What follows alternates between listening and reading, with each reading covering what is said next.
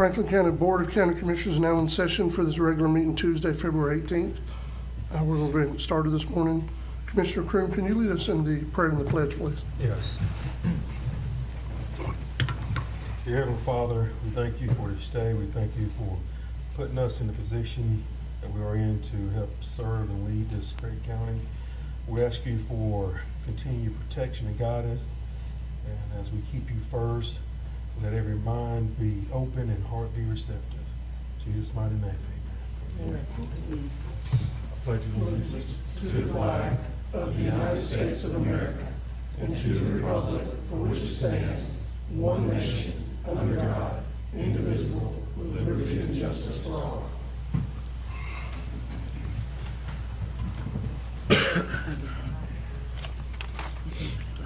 All right, so first on the agenda is payment of county bills and approval of minutes from the January 21st, 2025 meeting.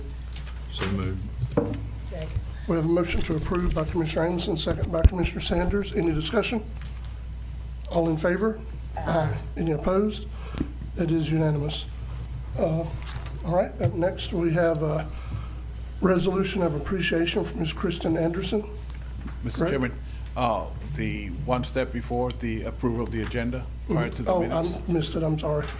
That's what I get for being late. Is there anything we need to add to this agenda, sir? No, there isn't, sir. Okay. No So- updates, no changes. Okay, nothing but we do unknown. need a motion to approve the agenda as it's been published.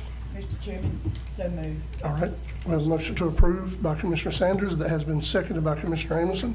Any discussion? All in favor? Aye. Any opposed? That is unanimous. Okay, now for Ms. Anderson, if you would, please come forward.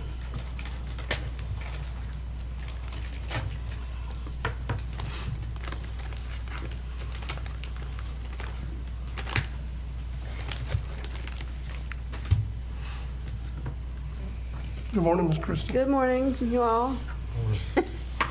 I want you to know that I am very grateful for having had the honor of serving on Weems Hospital Board. Our hospital is absolutely vital for residents and visitors. We are a long way from anywhere else. The hospital is also an important provider of steady employment in Franklin County. We need to stop kicking the can down the road and build the new hospital. Keep part of the old hospital for offices and build the new for serving the people. I bid you please do that soon, not kick it down the road anymore. Thank you. Thank you. Huh? Oh, I'm reading, what am I reading? I'll read this. I'm sorry, I'm not good at this stuff. All right. I've got the resolution here by the Franklin County Board of Commissioners. I'd like to read it. Resolution in recognition of outstanding service. Hold on just a minute. Could I get the other board members to come up? We got any other board members? Ms. Cheryl. Okay. Susie, come on up here. Okay. Whereas the Board of County Commissioners of Franklin County, Florida, having met in regular session on the 18th day of February 2025, and whereas Kristen Anderson has always been mindful of the interests of health care of Franklin County, Florida, and has worked tirelessly to advance health care in Franklin County, Florida. Whereas Kristen Anderson has provided outstanding guidance and service to the George Weems Memorial Governing Board. Whereas Kristen Anderson faithfully and with honor and integrity served as board member from 2018 to 2025, secretary to the board from 2018 to 2019, and vice chairman to the board from 2021 to 2023. Let it be therefore resolved by the Board of Commissioners of Franklin County, Florida. The said board formally acknowledges and extends its profound appreciation to Kristen Anderson for her many years of service to George Weems Memorial Hospital and the promotion of excellence in health care in Franklin County, Florida. And it says passed and adopted this 18th day of February 2025. Thank you, Mr. Duffy. Pleasure of the board. Would I have a motion? So moved. Okay. I have a motion to approve by Commissioner Croom, second by Commissioner Amison and Commissioner Sanders. Any discussion before we vote? Yes, Mr. Chair. Ms. Anderson, thank you for your service to our hospital board and our community and our county for 7 years. Thank you for honoring me with a job. Any other discussion before we vote? All in favor? Aye. Any opposed? That is unanimous, 5-0. Mr. Chairman, I just want to Yes. say too, thank you, Ms. Anderson, for your service. I know you've done a phenomenal job and you really care about the healthcare in this community, and for that, I'm greatly appreciative. So, I echo that, Ms. Christie. Yes. You've been there since 2018. I said you've been there, I can't talk too loud. You've been there since 2018, and we want to appreciate your time and your service on there. Thank you very much. Yeah. And Ms. Anderson, I echo everything the other commissioners said. What's fitting is today, here in a minute, we're going to also be recognizing National Volunteer Week that's coming up. Ms. Anderson has also served this whole time as a volunteer on that board. So we do thank you, Ms. Kristen. Can I just say? Yes. Yeah, we got this right here. Kristen, this is it's a Making a Difference awarded to Kristen Anderson in appreciation for your years of outstanding service and dedication. Thank you for truly making a difference, George Weems Memorial Hospital, from 2018 to 2025. So we'll give you this plaque, and we got some flowers for you as well. it's pretty How wicked. wonderful. Thank you. Look at the camera. And thank you, County Commission. We greatly appreciate it. Thank you. Thank you. Michael, why don't you come up here and we can at least stand behind him and take a picture? One thing, real quick, Mr. Chairman, Ms. Anderson, you was kind of getting a photo op just then, but I just wanted to tell you thank you. You know, a lot of people, especially you being from this side of the river, so to speak, my district, I see you in other atmospheres rather than the hospital as well. I've seen you at Oyster Cook-Off during the art stuff. I pay attention, and I want to appreciate you for everything that you do in the Thank you very community. much for saying that. Yes, ma'am. I'll just say something on a personal level, as knowing Kristen all this time. We're losing a fine person, but Kristen, you're leaving the hospital at a very good time. You've been through some challenging times, but your work and dedication is paying off. Thank you. Okay.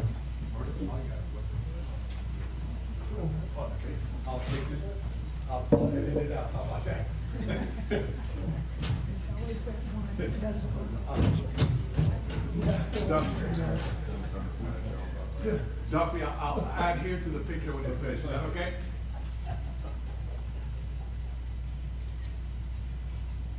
Good. I got it. Thank you.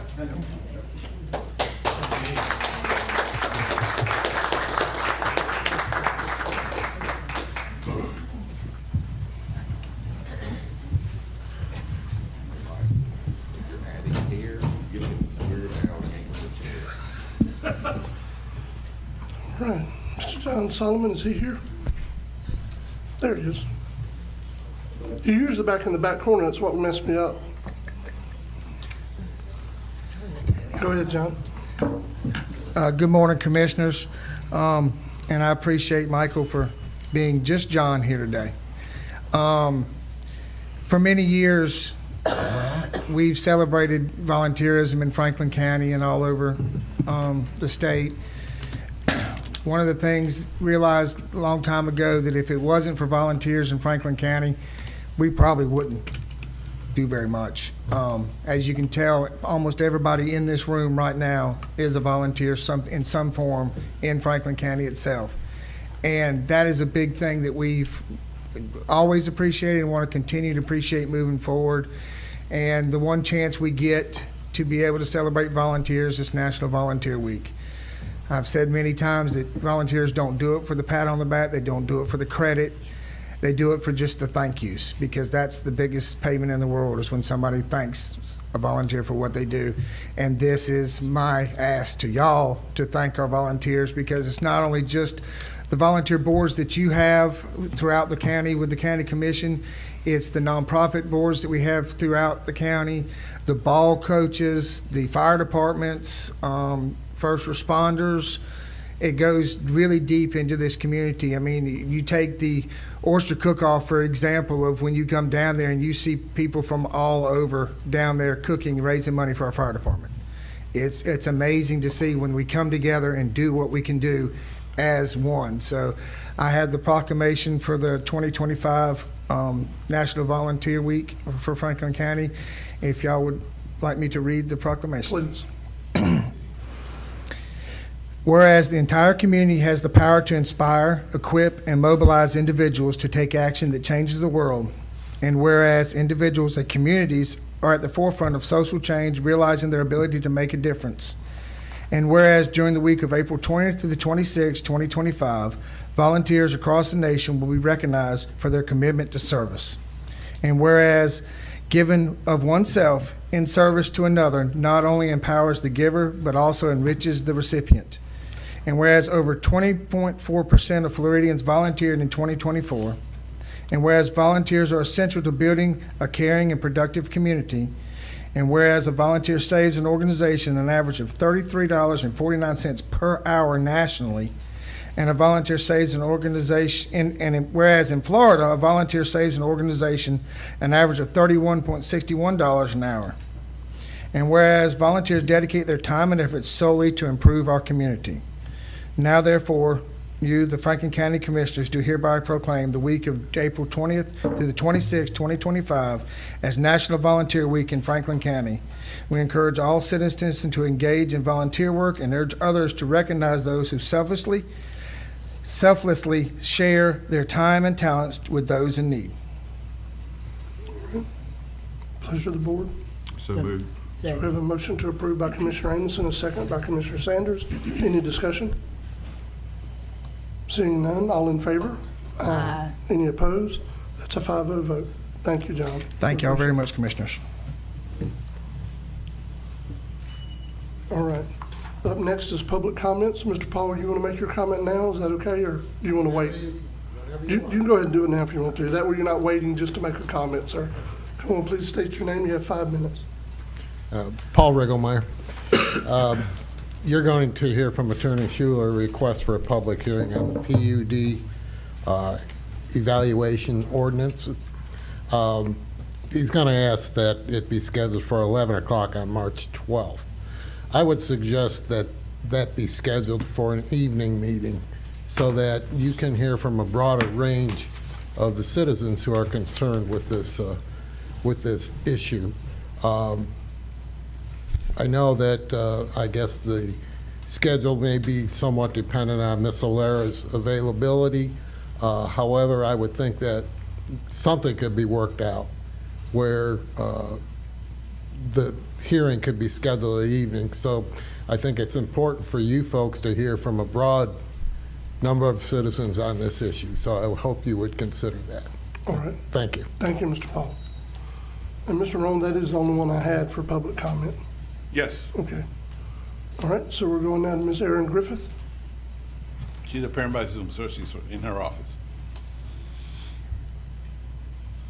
3, Did we get there too quick? 2, 1. She might be still on her phone, maybe. Oh, there we go. There you go. Good morning. Erin, you're muted. You're muted. Tap the little mic button. Okay, sorry. It's okay, it's just Zoom.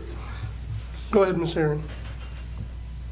Commissioners, first action item, you have my report before you. I don't have any changes. However, for the first action item number 1, I know John Collins is in the audience today. And I'm going to go ahead and let him actually present the notice of intent to award for the FBO roof project. Okay, thank you. Go ahead, Mr. John. Good morning, Commissioners. Thank you, Aaron. As you saw in your packet, we advertised it's a roof replacement project for the big FBO complex, hangar complex at the airport. For years, really over the office section of the hangar, it's had leaks for a long time.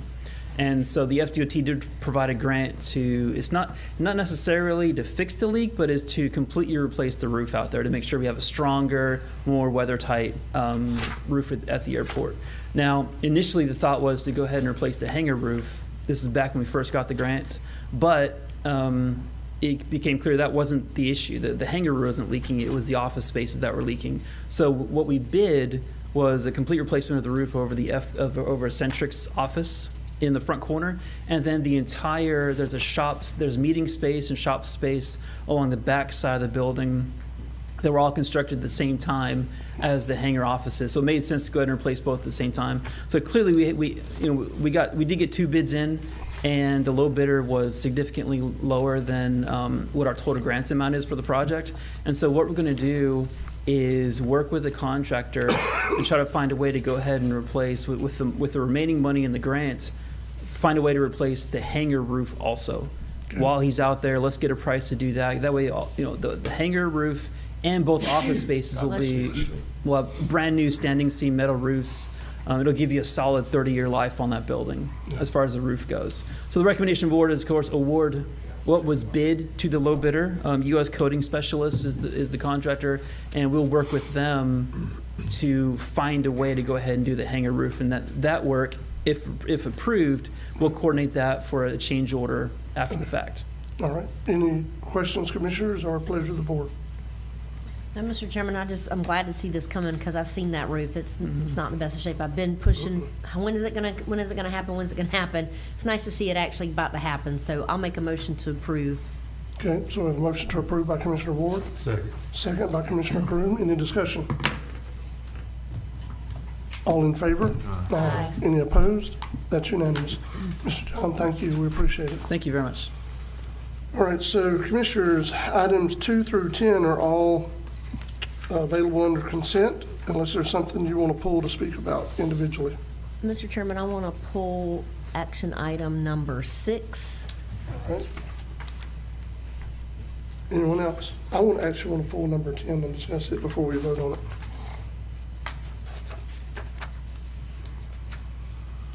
Seeing no one else, I would entertain a motion to approve items 2, 3, I'm sorry. 4. Mr. Chairman, I'm sorry. Well, I guess this will go under the capital improvement plan update. I need something to add to the capital improvement. Oh, yeah, that would be under that. All right. Yeah. Separate public hearing, Okay. yes, ma'am. Yep. Yeah. So 2, 3, 4, 5, 7, 8, and 9. So moved. All right, we have a motion to approve by Commissioner Croom, Second. second by Commissioner Amison. These are the items that we have under consent. Restore countywide dune restoration vegetation project, notice of intent of award. 6th Street West dune walkover, notice of intent of award. Health Department siding repair replacement project bid specifications proposal. Consolidated solid waste grant amendment agreement. TDC museum grant contract renewals. HGMP generators grant time extension amendment. And DR 1260 FEMA C30 Gulf Avenue washouts project. Any more discussion before we vote? All in favor? Aye. Any opposed? That is unanimous. Ms. Aaron, let's go to number 6. Okay, Commissioners, number 6, on Tuesday, Commissioner Sanders met with county staff on site at Kendrick Sports Arena. County has received notification that Kendrick Park was chosen as the host site for the 2025 Dixie Youth Baseball Tournament in June. It is important for the county to support our local young athletes and have adequate facilities for the TDC to be able to successfully market the area as an attractive host destination for sports tourism events, competitions and tournaments. The women's and men's restrooms are in poor condition, and electrical upgrades are also needed in the concession area around the building's perimeter. Board action to approve and authorize the chairman to sign the attached funding request to be sent to the TDC for funding up to $85,000 for the sports arena improvement. All right. So moved. So a motion to approve by Commissioner Anderson. Second. Was that a second? Did I hear a second or no? Commissioner Croom. Oh, sorry, I barely heard you, Commissioner. I thought I heard it, but I wasn't 100%. Commissioner Croom has seconded it. And I will let this board know, this is on our TDC agenda for tomorrow. We had to move our meeting from last week to tomorrow, but it is on their agenda as well.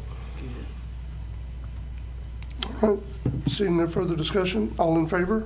Aye. Any opposed?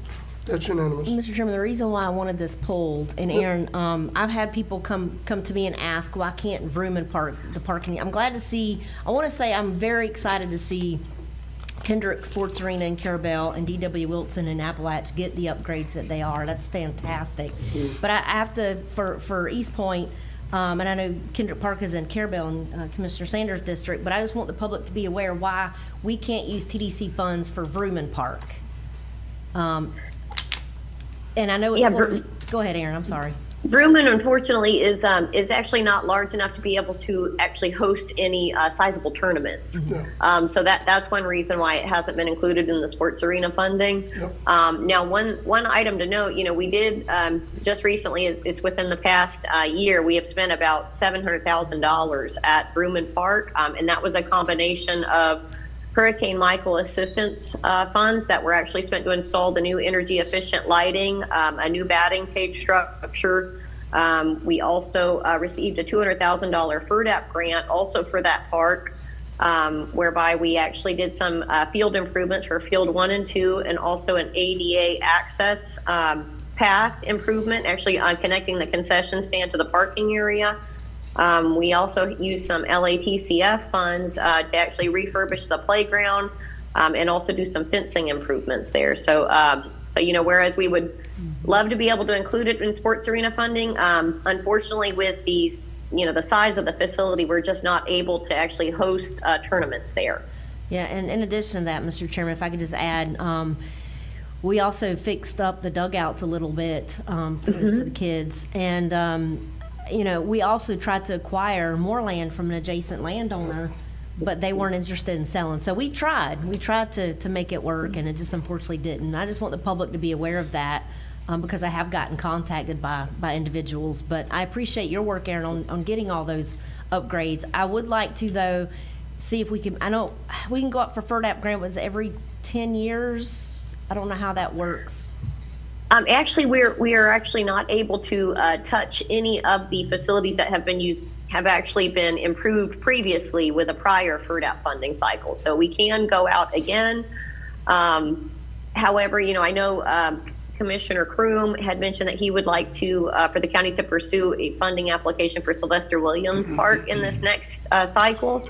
But we are allowed 2 per year. So we can definitely ask again if there's some other elements that need to be addressed again. But however, we just have to be careful that, it's nothing that we've received FERDAP funding in the past for. Okay. Well, I'm going to be coming to you about maybe trying to get the walk path redone, resurfaced. But okay. I don't want to take Gotcha. away from Sylvester Williams because I know we're working on that too. So that's something that I would like to do maybe in the future. Okay. So we'll talk about that later. Okay.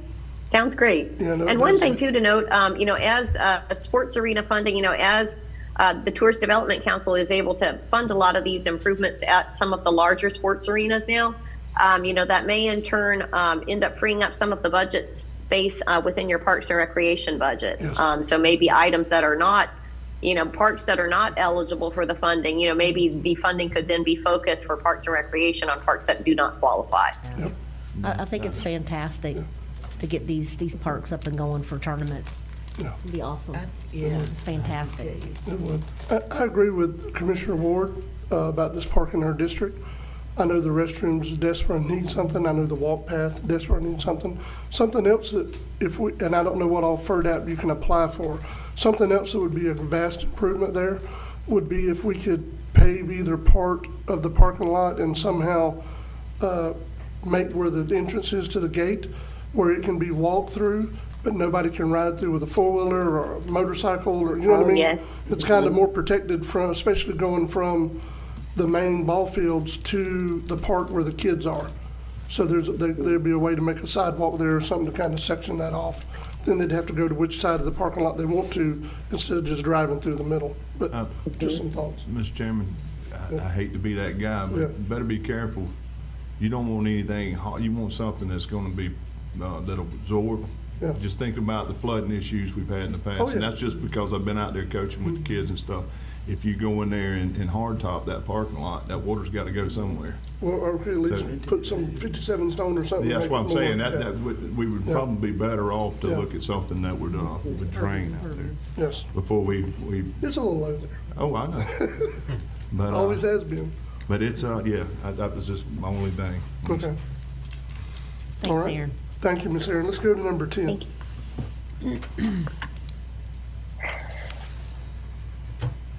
Go ahead, Ms. Aaron. Action item number 10, at the October 16th, 2024 meeting, Ken Jones of the River Keepers made a presentation to the board regarding the East Bay sediment removal project. Since then, the group has been working to ready a pre-application for submission to Triumph Gulf Coast for funding assistance. The River Keepers would like to include letters of support from governmental organizations for the project in their submission to Triumph Gulf Coast. The Franklin County Schools already provided their letter of support for the project, as the data collection element will provide educational and training opportunities for Franklin County students. Board action to approve issuing a letter of support to go along with the River Keepers pre-application to Triumph Gulf Coast. All right, thank you, Ms. Aaron. Mr. Chairman, I got a question. Yes. Aaron? Yes. Is this the project that we met about the head of the bay up there, where they're trying to figure out what sediment, or what type of sediment that is, identifying that? Is that? Yes, sir. Okay, just making sure.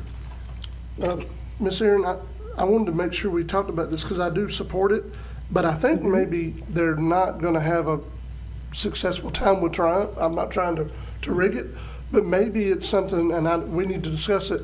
Maybe they would find more success through consortium or some other means, because it's more ecological in the impact. I know that they're talking about training opportunities. That's really just meaning they're actually going to help them work to get the job done. It's not going to be something that's ongoing, so it's not really a training opportunity. So being it's more environmental, I mean, I support this now, but just know I'm fine with the conversation. If we want to look toward consortium, if there are funds there, I think it'd be a better fit. I just want to make that known. Mr. Chairman, Sorry, Commissioner. No, go ahead, Aaron. Go ahead. Well, the only hazard to consortium pot 3 is that the applicant would have to be the county for that. And that is the case for Restore Pot 1 and also Consortium Pot 3 is both of those are limited where the applicant can only be the county for those two programs. Whereas Triumph, the applicants can actually be a local government agency or nonprofit, as well as government entities. So, Triumph is the most flexible as far as who the applicant can actually be. Okay. Well, I know they hit us a lot of times when we've talked to them about the creation of jobs. And not just for the time of the project, but creation of jobs, period. That's the only reason I mentioned it. Commissioner, go ahead. I was just going to say, Mr. Chairman, last week I had lunch with some folks from Opportunity Florida, where I sit on that board, and the discussion was of Triumph. And I think from what I've got wind of, I think the legislator is about to come down hard on Triumph because of all the complaints and all the concerns and all the people trying to get money, and they're saying no. And that's BP oil money. That's our money. We deserve that. They shouldn't dictate what we can and can't use with that. If we're going to try to help our community build back from that oil spill, then they need to recognize that. And I think that everybody else recognizes that. And that's just the word that I got on the street was the legislators are either going to pull this money and put it somewhere else, but Triumph's they're about to come down hard. So I don't know if that's going to help in this situation. Is it going to happen? I'm not sure, but I heard it's going to happen. So, and I hope it does. But I don't think a letter's going to hurt anything, just to see. But anyway, that's what I was going to say. No. Well, hopefully before they go that far, they'll consider us giving us our money as a block grant and make us turn in what we do with it, so they can show what's been done with it. Go ahead. But to reinforce what Commissioner Ward was saying, I've also heard that legislators are getting upset because Gulf, Franklin, and Wakulla in particular has not been getting anything from Triumph, and the bigger counties, further to the west has been absorbing quite a bit.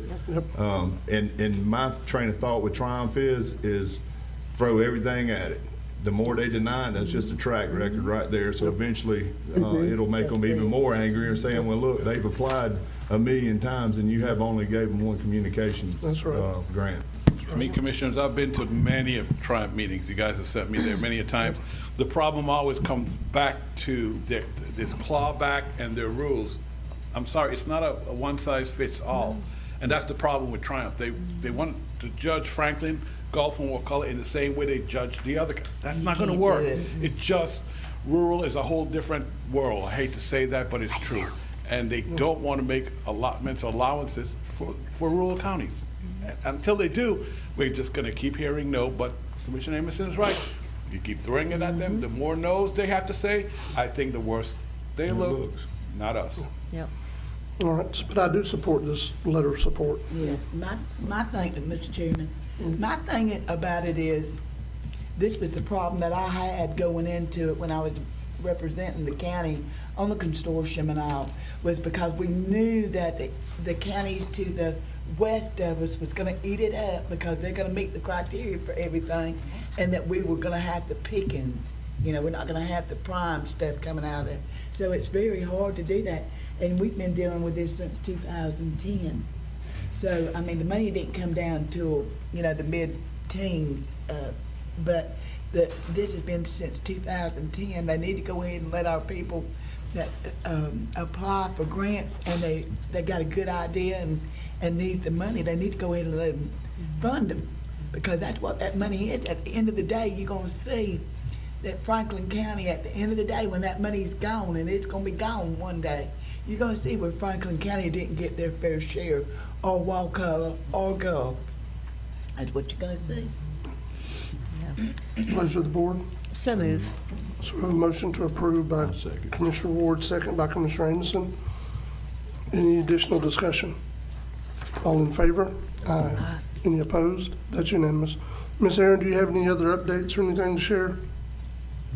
No, sir, that's it. Okay. We did have a pre-construction meeting actually out at Lanark EMS, also on Tuesday, and that went well. The contractor is actually experiencing some delays with some of the materials, but you know, they say once they actually get their shipping straightened out on that, that once they start, they will not stop until it's finished. So we're looking at likely a notice to proceed date of early May at the latest on that, and that's just due to the delay in the construction materials. But once they start, you know, they hope to have it wrapped up really by the fall. Okay. And that was a great meeting. Thank you, Ms. Aaron. And I see from these photos that the batting cages have been put up at Kendrick and at D.W. Wilson. Yes, and they look great. Yeah, it does. It looks good. That's good. Good stuff. Yep. Anyone else have anything for Ms. Aaron? Mr. Chairman, I do. I just wanted to thank you for what you've done. I've been riding by, I've seen the fences, the batting cages, like Chairman Jones said, and I hate to rain on our lovely parade here, but somebody destroyed the bathrooms out there at Donnie Wilson Park. I hadn't had the opportunity to talk to Fonda. I talked to Michael yesterday. Aaron, I apologize I didn't get to you on that. I think Michael may have reached out to you. Yesterday was a bad day. But I just wanted to thank you for the work you put in, you know, with everything out there. It looks great. I've had a lot of people talking about it, and they're excited. Just hate that bad apples come in and do what happens at times around here. But anyway, we'll figure out a way to deal with that. Actually, we need to find some funding for some cameras out there, Aaron. Get to work. Find me some money. I need some cameras. Well, Because if I can catch whoever's doing it, we'll let Attorney Schuler deal with them. Commissioners, it's sad, and Commissioner Ward and I we've discussed this over and over again. We have to spend tax money that could be used to improve the parks on camera security systems. Those things aren't cheap, you know, and to keep them running, they're not cheap, you know, and that's, to me, I don't want to say it's a terrible use. Yes, it's a bad use of the money. That's not how we should be spending the money. It should be improving the parks, simply put, not protecting the parks, you know, anyway. Mr. Chairman, Michael, to be honest with you, I was at the gas station Sunday night at about 9 o'clock, and I had somebody that coaches come out there, and he said, man, he said, I don't know if anybody's reached out to you yet, but the bathrooms was you know, vandalized out at Donnie Wilson Park. And I said, you gotta be kidding. He said, yeah, man, but he said, he said, we're so excited about that batting cage. Because I'm gonna tell you, it's been a struggle over here with that batting cage. That thing was like playing Russian roulette. When you go in there, you don't know what you're gonna catch. But and he, you know, and me and him he said, well, don't y'all have cameras? I said, no, we don't. He said, why? I said, because we're buying, you know, we're paying for batting cages, we're paying for fence improvements. I said, but honestly, what I'm gonna have to do is reel it back. Instead of getting something that we can actually utilize and the kids can enjoy, we're gonna have to put in some camera systems and spend that money there, because we can't seem to act right. You know, I'm talking collectively, but But anyway, I'm gonna get off of that. I've got a long day ahead of us. I'm going to go ahead and just work with Fonda to get the camera system put in. Mr. Chairman, I've got one thing, just an update while Erin's on here. I enjoyed her coming over there, and we went and looked at the parks and different things like this, and one of the things, and the EMS, that is gonna be such a good area when we get through with that for the county. But the other thing was the pickleball court for Lanark. I went out there and we had a chance to have the engineer, the county engineer out there, and he's gonna get a plan made up for that pickleball court out there at Lanark, and he'll get it to us within the next couple of weeks, I imagine. But just to let everybody know, we got things rolling, but it takes a while to get it. It does. I'm just so tickled about everything that this board has been able to accomplish, and that's such a good thing. And that is one of our main goals. You know, I always say you have essential services and non-essential services, but that quality of life services that we provide in this county, can't put no measure of money on it because it helps the people. It enlightens them and stuff, and I really appreciate all the support that the board has given each other on the different projects that they've come forward with to try to help the quality of life in Franklin County. Thank you, Commissioner. Anyone else have anything for Ms. Griffith? And we are coming back for a public hearing at 10 o'clock, correct? That's correct. All right. All right, thank you. We'll be back to you in just a minute. Mr. Okay, all right. Let's Thanks, go ahead and Commissioners. Yes, ma'am, thank you. Mr. Brown, let's handle a couple of your items before the 10 o'clock hour. Yes, sir. So item number one, I have no items for consent. That's a lot of discussion items. Funny how it works out, huh? At the last meeting, the chairman updated the board on a meeting he had with Mr. Mark O'Brien from TMH. We have since received, well, the chairman has since received an email or letter from Mr. O'Brien saying that, yes, he would like to sit with us and talk about, you know, what, how we could move forward and what model, you know, they can work, if we can work with that model. So basically, I'm looking for, after you guys discuss it, some action on authorizing the chairman and myself to meet with Mr. O'Brien and his staff to discuss a possible model moving forward for Franklin County for healthcare. If I didn't say that already. Mr. Chairman? Yes. I'm just going to throw this out there, and I'm probably going to get flack for it, but this is my thoughts. I agree with Ms. Anderson this morning. Looking at the research that I've done and knowing what I know in the healthcare field, I feel like personally that if we went with, and I know we still got the audit out there, I know we're waiting for Mr. Riley, Mr. James Riley to come back to this board. But we obviously, there's no way we cannot do without Weems. There's no way. We have to have an emergency area. Time is critical when you're having a life-threatening emergency. It is imperative that we have Weems and we have that availability.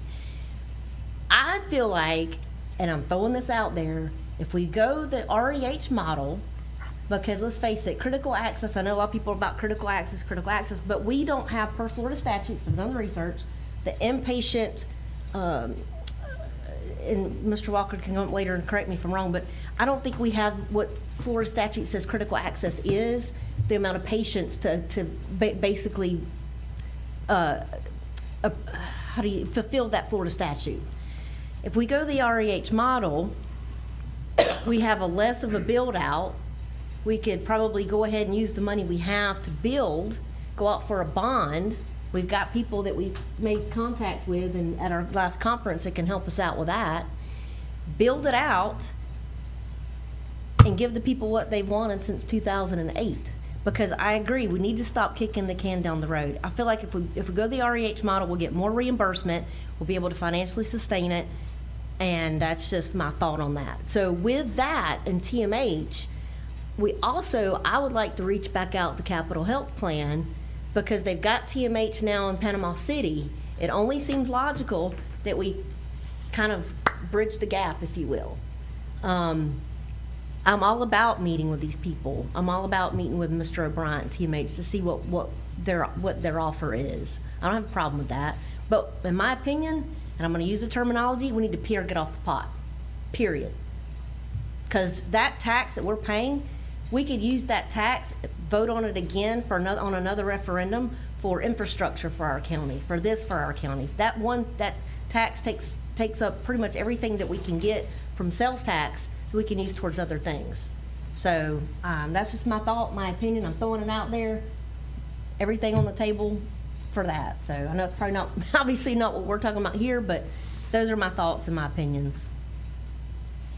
Anyone else? So back to what Michael had brought up. I did have a chance to sit down with Mr. Mark O'Brien in Tallahassee. We had a pretty lengthy discussion. He's wanting to obviously still continue to have more discussions about it. And I'll be honest with you, my pitch to him was, before this board starts to make a decision about critical access or rural emergency health care, maybe you guys would be better apt to make that decision than us, because that's what they do every day. This board does not do that every day. So those are some of the things we need to talk about. I will assure you, in all the discussions we're planning on having with Mr. O'Brien would be the same as anyone else. It's not just what we can give, it's what they can give as well. So those are the kind of discussions we need to have. Mr. Chair, I got one question. Yes. You know, on one of the bullets, it said the possibility of TMH increasing its healthcare role. What was the reason? I went on the board then, and a couple other. What was the reason that the role of TMH decreased with our county? All the politics involved, having to deal with the board. I mean, I don't know the way to tell you. That's every bit of it. Having to deal with the Board of County Commissioners, and instead of just being on the hospital board and doing health care that they do every day, there was an added step of dealing with the Board of County Commissioners that had more say-so, and sometimes made sure everybody knew that they had more say-so. That's the only thing I can tell you. Well, just look at it like this. If you own the company, would you want your company's viability to revolve around 5 county commissioners? Yeah. I wouldn't. Yeah, that's part of it. I mean, that's just the bottom line. Yeah. They've been hesitant about getting in the game because this has been too involved. I've said it in the past, in medical decisions or medical, you know, and that's not the role of the county commission. County commission shouldn't be running a hospital. No. I think that's the whole item. I know back when I was first on board and Mr. Mark O'Brien came in as CEO of TMH, he called me and wanted to meet, because I was chairman at that time, and he called me and wanted to meet with me and Miss Marie Marshall and Miss Anita Grove. And he said he wanted to come in here and help Franklin County because we needed health care bad in Franklin County. And every time that TMH come there to propose something, the board never could come together on what they wanted to do. And I mean, it's like Chairman said, it's political.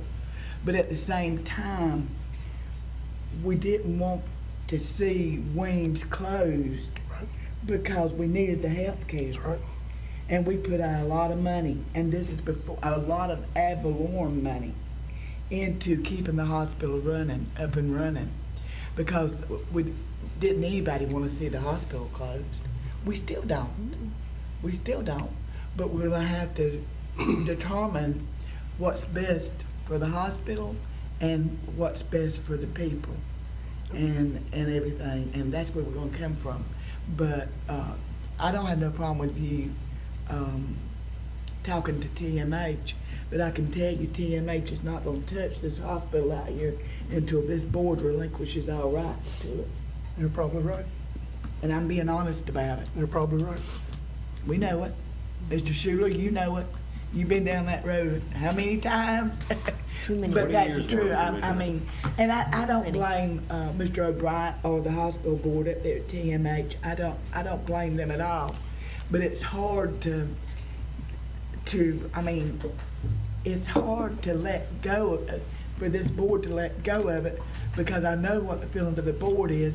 They're scared somebody comes in, just like you had a doctor not too long ago come in. But I didn't even know where he come from. But anyway, the thing about it is the stories, I mean, the proposals are real good, but I'm the type of person, put your money where your mouth is. Yep. You know, put your money where your mouth is and show me what you're gonna do, you know? And, but that's what it come down to. It come down to the political pressure Yes. of that, because they didn't want to see a hospital closed. And I think you'd be asking every one of them that's still living, they'd tell you that. We didn't want to see the hospital closed, That's right. and we were scared of it. So that's my take on it. So this would be giving us an opportunity, commissioners, to discuss this with Mr. O'Brien and to bring back some kind of proposal to this board of what they think they might could do. And it's truly up to the board. You know what I mean? It's not a done deal, it's just a discussion. Yes, and commissioners, be prepared, because once this meeting is viewed, you're going to get other people that are interested in doing the same thing. Yep. So it's not a one and done situation. Know that, because I've already gotten a couple calls from people who are interested, and I said, not until after we hear from Baker Tilly, which, That's my main thing. by the way, Baker, James said that he should have a draft report by the end of this month, so you'll see the draft, discuss it with him at the first meeting in March, and either by the last meeting or the first meeting in the following month, you'll have your final report. So, yeah, they're just about ready to We're go. gonna move forward. That's right. April, we'll have the final report. Yeah, but you'll have a draft of the, they just want to make sure you're comfortable with the language, or if you need any explanation. So you'll have a draft hopefully by the first meeting in March. Our line contract was extended to April though, right? Yes, and we'll discuss that at the next meeting, at the first meeting in March. Do you have something, Attorney Sherman? No, sir. Oh, you look like you were ready to say something. Mr. Chairman, do you need a motion Yes, sir. on this? Yes. So moved. Second. Okay, we have a motion to approve by Commissioner Amison, second by Commissioner Sanders. Any more discussion? Thank you, Commissioners. We'll see what we can do, because I do agree with Commissioner Ward. It's time to move on. All in favor? Aye. Any opposed? That's unanimous. I I'm will sorry. also say before we leave this, so last time we were here 4 or 5 years ago, we had a couple of entities wanting to deal with us, but every one of them wanted the county to pay 100% for everything to do with the building. And one of the entities only wanted to give us a 5-year agreement. We wouldn't have the building half built in 5 years. So that's where those dissolved. I just want to make sure, because we do have newer commissioners, I want to make sure everybody knows that. So we've been here before. But if they wanted to put the onus completely on the county and the county residents, Yeah. then what are you really bringing for us? Right, that's right. So these are the kind of discussions that we want to have with Mr. O'Brien. That commission, that, Mr. Chairman, and also some other entities, they don't want the board involved, but they want all of your sales tax Yeah, all the to money. keep the operation Right. going. And we're like, Right. you can't have it both ways here, you know? If you're going to, is it going to be a lease, a long-term lease, then you got to put some skin in the game. Yes. You got to risk your money and not, tell the county, we don't want you involved, but we want your money. Yeah, that don't work. That doesn't work either. No. So, Mr. Chairman, if I may, item number 2, that same meeting, Chairman Jones and Mr. Mark O'Brien discussed that outstanding balance, $565,415, which has been owed to TMH by Weems for years. It basically was, back in the day, TMH paid for the salaries of some of your CEOs.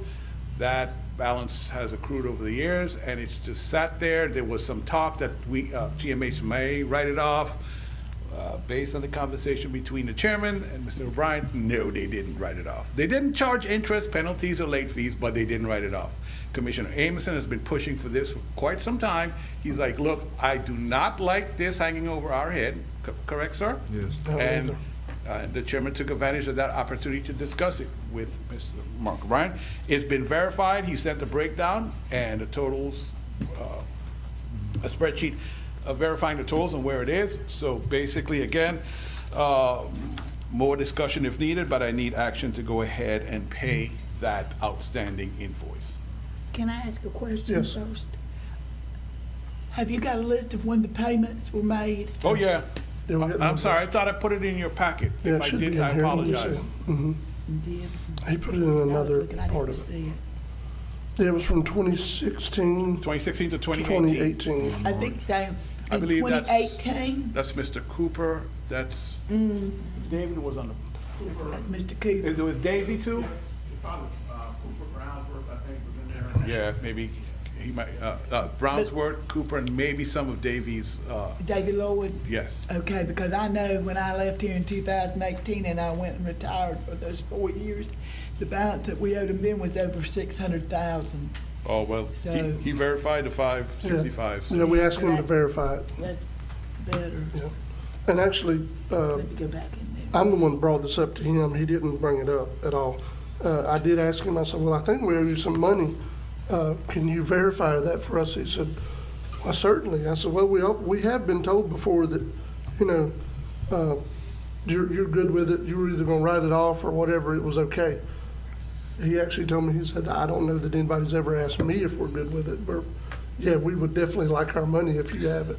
I think we So- need to pay it. So I think it's a good first step in negotiation. Yeah. So moved. Motion to approve by Commissioner Ward, second by Commissioner Sanders. Any discussion? All in favor? Aye. Any opposed? That's unanimous. Commissioners, item number 3, attached, I hope I did, is the draft request for proposal for the airport manager. That's something you requested at the last meeting. Though I got to add, one thing I did not add is a scoring criteria, so I'll have to add that to the end. You know, how we break down the points, you know, it's basically, you know, your qualifications, how much experience you have in airport management or similar field, how much experience you have in economic development, because that's what you're asking for. You're not just asking for airport manager. If I'm wrong, you guys tell me, but I thought you were asking for someone that can be the airport's / operations manager and do economic development for the airport. That's how I understood the position you guys wanted advertised, and that's how it's written up. So if you don't have any, the only thing I need is the board did not pick a salary the last time, and the contract, is it going to be 1 year, 2 years, 3 years? How long do you want the contract? Because I think it's important when we're advertising all the, so somebody from Orlando who is expecting a 5-year, $100,000 a year contract, they know that this ain't it, you know? Right. It's not happening here. Another So, thing that I don't see here either is we always advertise in-house first, and you do have a county employee out there at that airport, so you need to do it in-house. okay, so that, yes, so And then the board yeah. have to decide, are we contracting or bringing it as a You see where I'm county coming- employee? Yes, you see where ma'am. I'm If it's a coming county employee, yes, your policy states we have to advertise it in-house, see if anybody's interested, but if it's contract, that's up to the board, if they want to treat it as such. But I was doing it as a contract commissioner, so if I'm wrong, just, I mean, it's not if I'm wrong, if I misunderstood, let me know.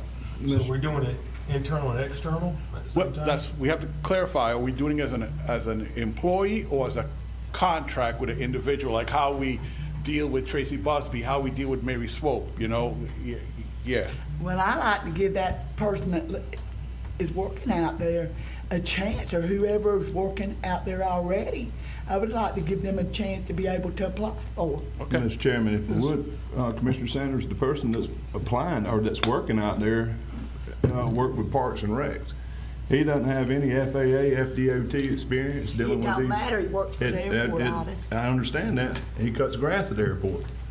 There's a big difference between managing the airport and maintaining the grounds. What we need at that airport managing is somebody that has FAA, FDOT experience, that can have that discussion, that can sit in on these meetings and understand what's going on there. We need experience out there. We don't need to have somebody that has experience from Parks and Recs. I'm sorry, but that's not what we're looking for in a managerial position. That's just my take on it. Well, we need to make sure it's done in-house to follow what our protocol has been in the past, and that's all I'm saying. But this is not a county employee. This is a contract. That's what we need to figure out. Do Yeah, we want first. to contract somebody, or do we want to make a county employee? And I'm going to tell you, there's nobody in the county employment that has any experience with FAA or FDOT. Well, None Mr. of them. If this is a county employee, we have to do, we have to kind of change everything up because they're going to be up to benefits and all that, whereas a contracted employee don't get True. benefits. Yes, so yes, so then if it's a. FRS. You're right, then you have to, because that plays into the salary. So usually, the salaries are lower if you're making a county employee because of the benefits. That's, yes. Yeah, well, definitely in what's on the agenda today and what's proposed has nothing to do with the county office. This is an RF, request for proposal, which we normally do for vendors. So if we're wanting to do something different, we have to decide now, not later. But I can tell you, I mean, I do agree with Commissioner Anderson. I don't know that we have anybody that meets any of the responsibilities and duties that's going to be required to be the director of the airport that works for the county. I mean, I don't, and these are very minimal requirements. There could be more if we were looking at paying a big top salary like Michael was talking about. Then you could have somebody that has, you know, a certification or a degree in those things to do with airport management. But, you know, because I don't think we're at a place financially to offer somebody a $70,000 or $100,000 a year, then we're coming up with a minimum set of requirements that still has things to do with the airport, still has things to do with economic development.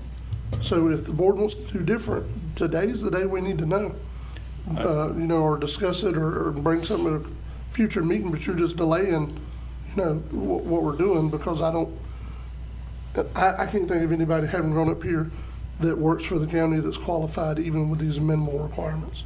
Well, Mr. Chairman, also, another thing, I don't think we need to make this a county job. No. I think we need to just have it as somebody that's contracted. That way, if the shoe don't fit, we can make a change. But if we go out there and make this a county job with benefits, all that, now you know as well as I do, you just created a job that you can't go and take off the board. And in addition to that, Mr. Chairman, if it is a county employee, let's say hypothetically that person does apply and gets it, if we're not budgeted, because let's face it, we have to contractually have money to pay this salary. And if for some reason we run out of money, then that's a county employee that we're having to get rid of because we don't have money to pay them. I mean, I think that's why the contracted employee is a better idea, because if we don't have money for the funding for next year, say, then we have to renegotiate that salary. Yes. Or just eliminate the position altogether. Yeah, and if the way I worded it was slightly confusing, I can explain why. I took this from Taylor County, who is an employee that gets paid $38,000 or $39,000 for what they do, plus benefits. So yeah, Commissioner, so yes. And Commissioner Sanders, I get what she's saying, because, you know, that is your policy. That's the way you do things if it's a county employee. But most of the requirements, and the chairman is right, I also reduced, because they were looking, their employee, again, I think it's 39 they make, their employee, one of the requirements is a bachelor's degree in avionics or airport related field. So that's what they do at Taylor County. But they also have in their job description that they're also responsible for code enforcement. They're also responsible for economic development too. So that's in their listing. So Michael, where's this funding coming from? it will come from the airport fund, yes. And the only funding source we have right now, and I see you're following Commissioner Ward's lead in that, is from the Jingoli contract, which is through Duke Energy, as I see Mr. Mixon out there sitting down. So yes, so that's the only revenue source that we have right now at the airport. That's a very important thing too, because if you hire somebody out there and you don't get the money coming in from the airport fund, it's gonna have to go off on the Avalon tax base. So that's another thing. There's a lot of questions in here. You know, that's what I didn't think we had answered and really talked it all out at the last meeting, because that's when Mr. Kirstenbaum come up here and said that he wanted to go from interim into full time, and then we asked Michael to do whatever he felt like was best as far as requests for proposals, requests for qualifications, or whatever. Mr. Chairman, on that, Michael, question for you, or Erin, if she's still in there. How many years we got left on the Jingoli contract? She might, I can't see that. Ask her to unmute. She was on the phone. That's the background noise that you heard. And I don't, and see that. God, this is might not be the opportune time to introduce Mr. Mixon, but that's a new Danny Collins, for those of you that don't know, with Duke Energy. Mixon. But he's going to stand up here a little bit and talk, so. What I was getting at is that gives us the flexibility. If there's 2 years left on that contract, we can either make this 1-year contract or a 2-year contract, and then we're not obligated. It's not budgeted. I think it just needs to be a contracted type of employment, to where we don't have to sit there and be tied down to a position if it doesn't fit and it doesn't work. Now, later on, if it's something that we want to consider making a full-time county employee out of or something, that we got that option. I just would. If you find a revenue, I hear you. Exactly. But that, as far as the, the fear of losing Jingoli, that's easy. Just make sure that we extend this contract, or that we have this contract where it would lapse about the same time that lease would, and then if Jingoli doesn't renew, we're not in a position. We can go back and say, hey, excuse me, I'm sorry, but we got no funding. But I'm hoping that by the time we get this going, that airport's bringing in enough revenue with other sources where we're not just sitting there solely dependent on Jingoli. And that's the whole goal of getting getting stuff going at that airport. That is a blank slate out there. And if we sit here and try to do what we've been doing in the past with it, it's going to continue to be a blank slate, and it's not going to be an asset for this community. That's right. So, Michael, do you have any idea how long that contract is? No, but I can find out. And well, let's do this. Let's pause this discussion because we're at past 10 o'clock anyway. okay. We'll take like a 5-minute recess, and then we can get that answer, and then we can have that when we come back, because we have to do the public hearing from this area. Okay. So let's take a 5-minute break.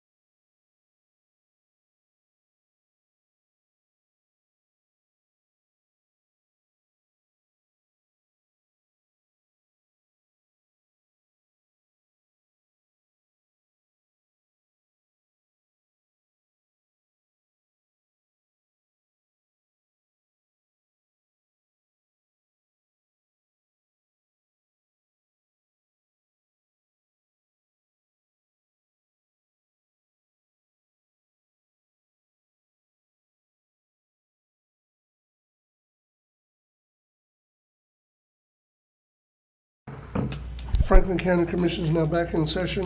We're going back to Ms. Griffith's report to our public hearing on the capital improvement plan update. Ms. Aaron? Okay, Aaron, go ahead and unmute. Kind of lost her for a second. Hope it's not an internet problem. No, I switched her device so that we didn't experience, there she is.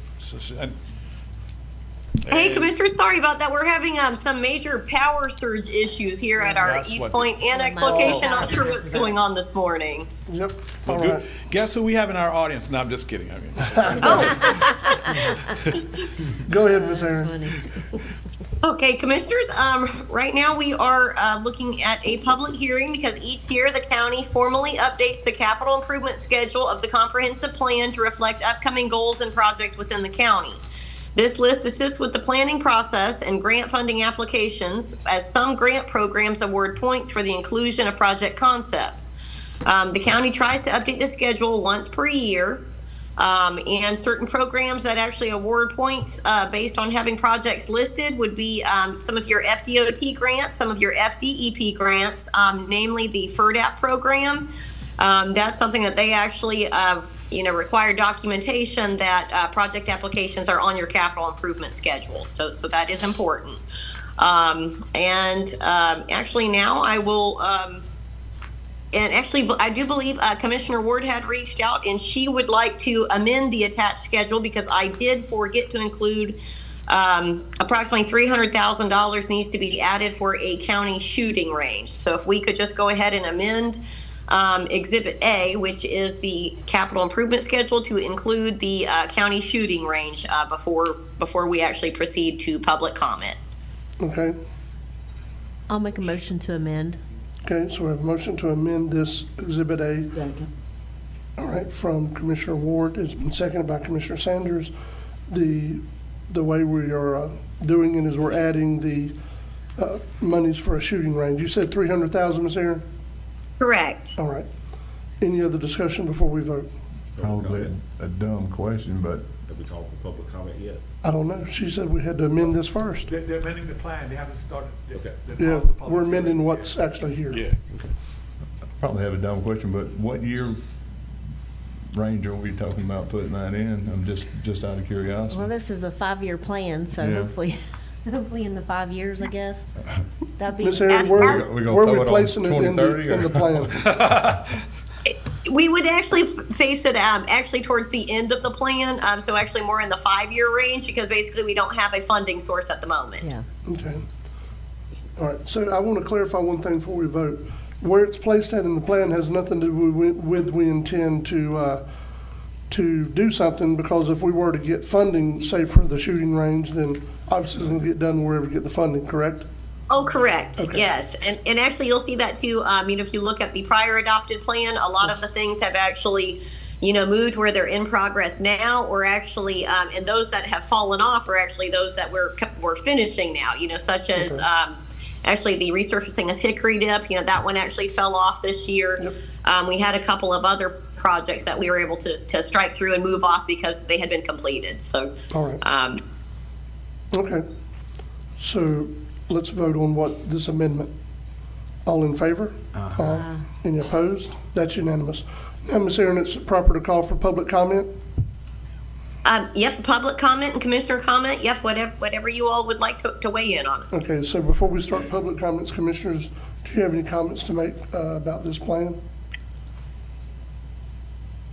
All right, seeing none, I would call for public comment. Is there anyone in the room that wishes to comment on this very important part of our strategic plan that we're trying to put together? That's our capital improvement schedule. Anyone in the room? Mr. Brown, what about via Zoom?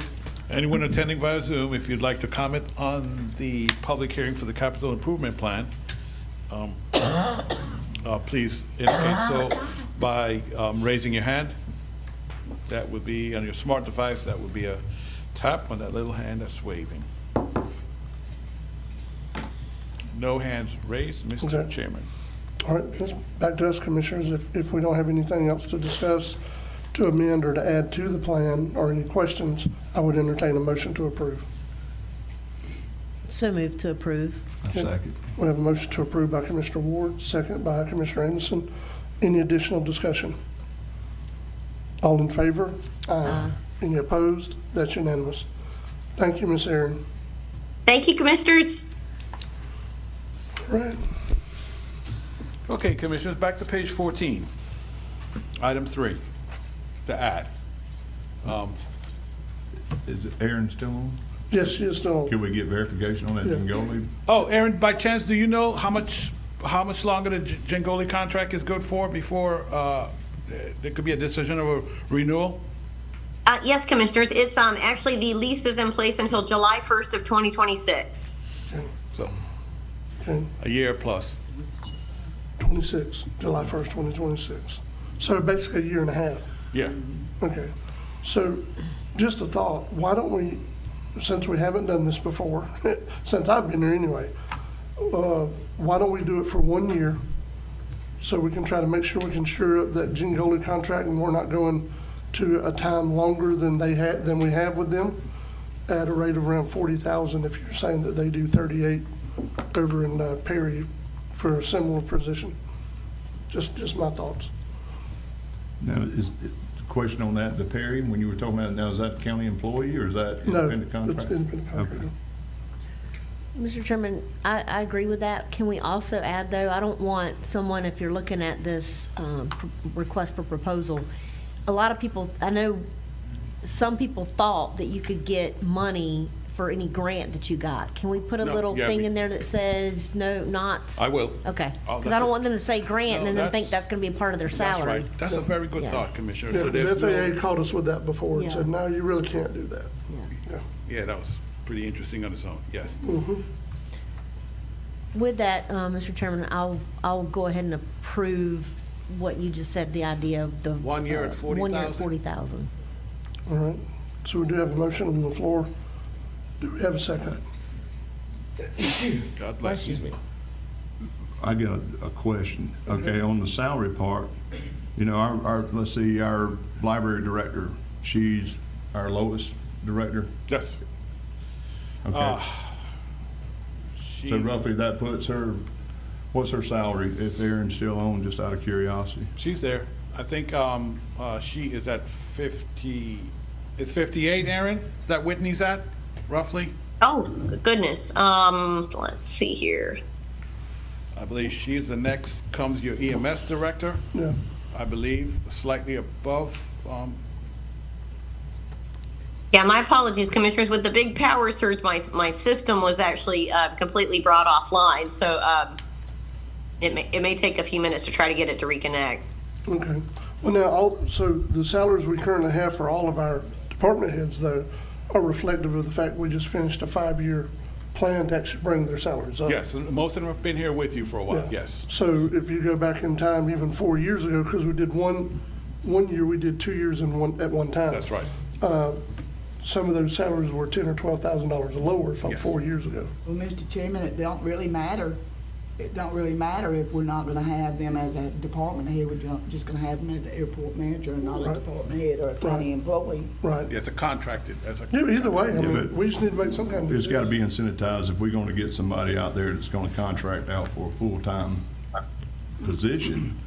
I mean, the salary has to reflect it. So I would actually recommend that we at least have it set up where it compensates at our lowest department head right now, which would be 58. So Michael, sorry, Go ahead. we talked about the funding coming from the Jingoli contract. Yes. What is the amount of the Jingoli contract? The balance right now? No, that, Yes. yeah. I hate to, that I don't Those know. might not be things we can do on the fly with the problems Ms. Aaron's having with Yeah. the computer.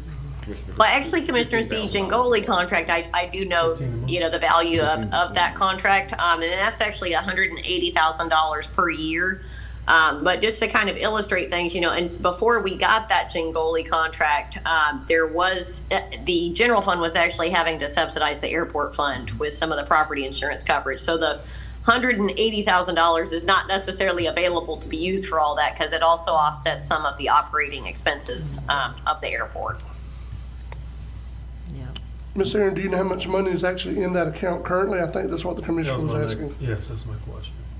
Oh, as far as, right now, I can tell you that, I need to reconcile everything because we just paid for the airport tractor purchase, and we've also done some other equipment upgrades at the airport. But as far as, the available amount, it's still not flush with cash, just to be frank with you. And keep in mind, Scott's salary and his benefits are paid out of that same account too. That's correct. I can actually run down it real quick for you. So the airport revenues, excluding the grants, the total airport revenues is about $416,465. Of course, with county, fund accounting, revenues and expenses do match. So $416,465. You have roughly about just over $50,000 going to support Scott. You also have the existing airport manager contract. You also have non-grant engineering and economic development consultant, Mary Swope, and this would also be any activities that you use AvCon for that are not necessarily covered by grant funding. So that's budgeted $11,000. You also regurgitate the property management fee for the T hangars back to Centric at $50,400 per year. You've got some small utilities and communications expense. You also have about $125,000 in property insurance because those buildings are actually, there's a lot of high dollar structures out there at the airport. So we do have to provide property insurance coverage for all of those locations. General repair and maintenance of the runways for $90,000 a year. We roughly have, roughly $25,000 a year budgeted in operating supplies. And then the capital outlay, more than $5,000, you're going to have typical replacements, around $20,000 per year for just, small things like mowers and various pieces of equipment. Now, granted, we also have, the amounts that we have used to actually purchase some of the equipment recently have included, like the airport tractor. That's actually been kind of a residual that has built up over time. But I would caution against going,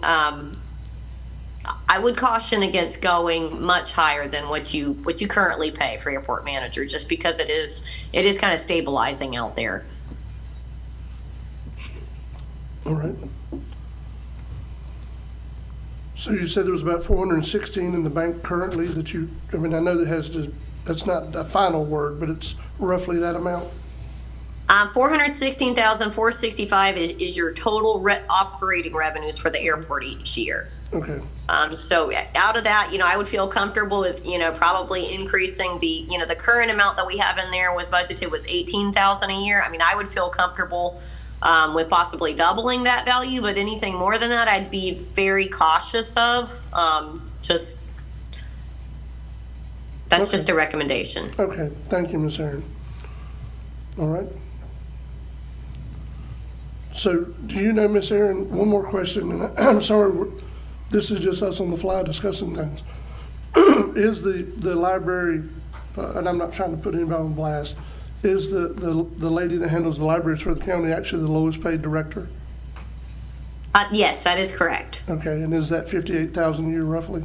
That is correct. Okay. I will say she was quite a bit under that back, yes, 4 years ago before we started the implementation of the pay plan. Right. Okay.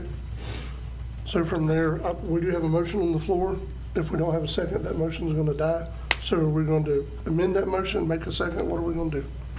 Well, just one more comment. With the qualifications that we're asking for, you're not going to find anybody that's going to come in there for $38,000 a year. It's just not going to happen. Yeah. Now, either we want to pay for a product or we don't. There's not even no sense in having an airport manager if we're not going to take this serious and pay somebody an adequate pay, because you're not going to get someone with the qualifications that we're asking for to come in and do this job. At the end of the day, it's just not going to happen. Yeah, that's just fine. That's the way it is. Okay. Well, so if you want to make a second, you can ask the commissioner who made the motion to amend the motion. I would at least, Commissioner Ward, I think, made the motion. Yeah, I would ask that you would amend the salary portion of it to at least reflect close to what our lowest department head's making, or we're not going to get anybody with any merit to apply for this job, we're gonna wind up doing the same thing we've been doing for years, but. What figure would that be, sir? No, at least between 55 and 58. I mean, you gotta get in the ballpark at least. Okay, so would you want to, I'm just trying to clarify, would you want to put in the ad 50, starting between 50 to 58, depending on their years of experience or those kind of things? Yeah, that would be perfect. That way it fluctuates? Mr. Chairman, and I hate to keep putting Aaron on the spot. Aaron, your recommendation, and you're the finance person, I don't want to put a number out there that we're not going to be able to afford or dwindle the airport budget down to where it's nothing and can't pay for an emergent.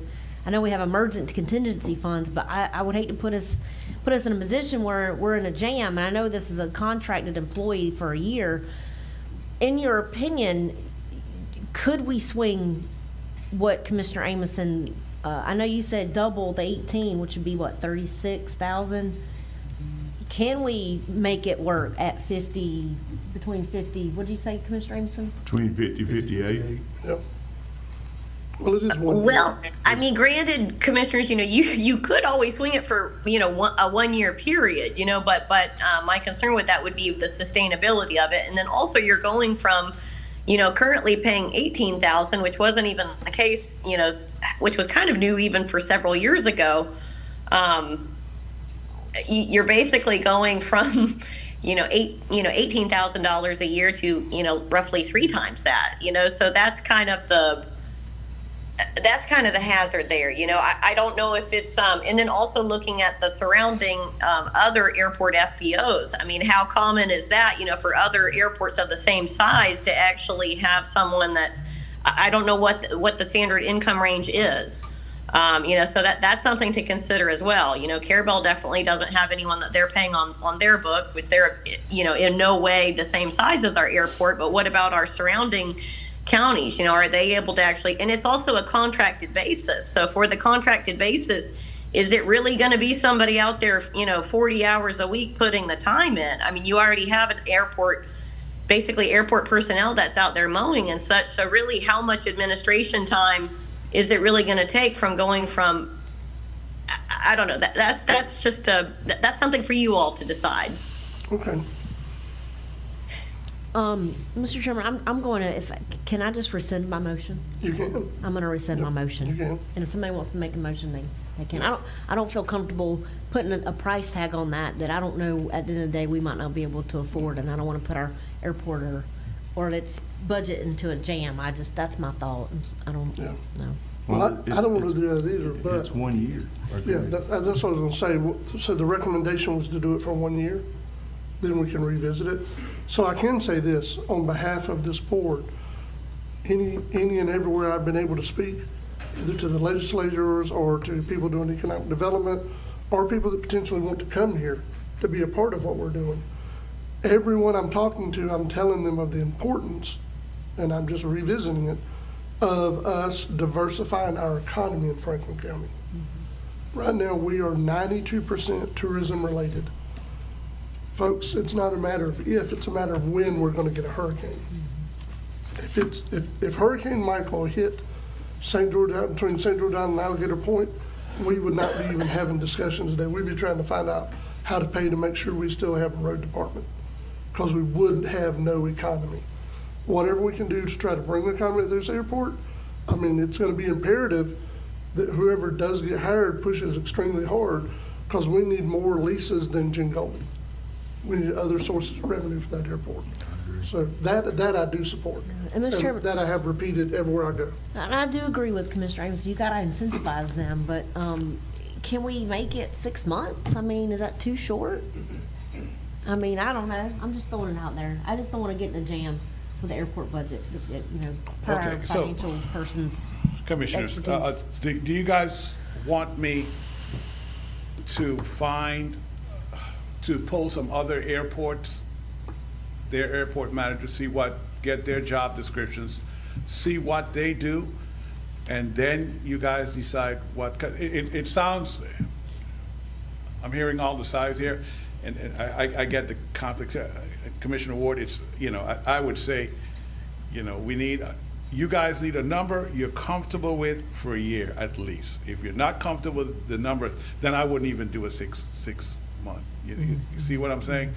But it sounds like you guys may want a little bit more information, is what it sounds like to me. I'm out here listening. It's, you know. What you're gonna have, Michael, you're gonna have a hard time getting anybody that has an airport just like ours. Yes. We're the only 3-runway airport that I know of in Florida. Here's why I think it's not even the size of the airport. Yeah. I think it's what you're asking for. So you're not, it sounds more to me, especially with what Commissioner Amerson is saying and what you just said, Mr. Chairman, it sounds like you're asking more for economic development and less about airport management. That's what it sounds like to me. You want somebody that can go out there, It's a good bring 50-50. companies and be able to talk to FAA, FDOT and say, hey, we're trying to get this company, here's our roadblocks, how can you help us, basically? That's what it sounds like.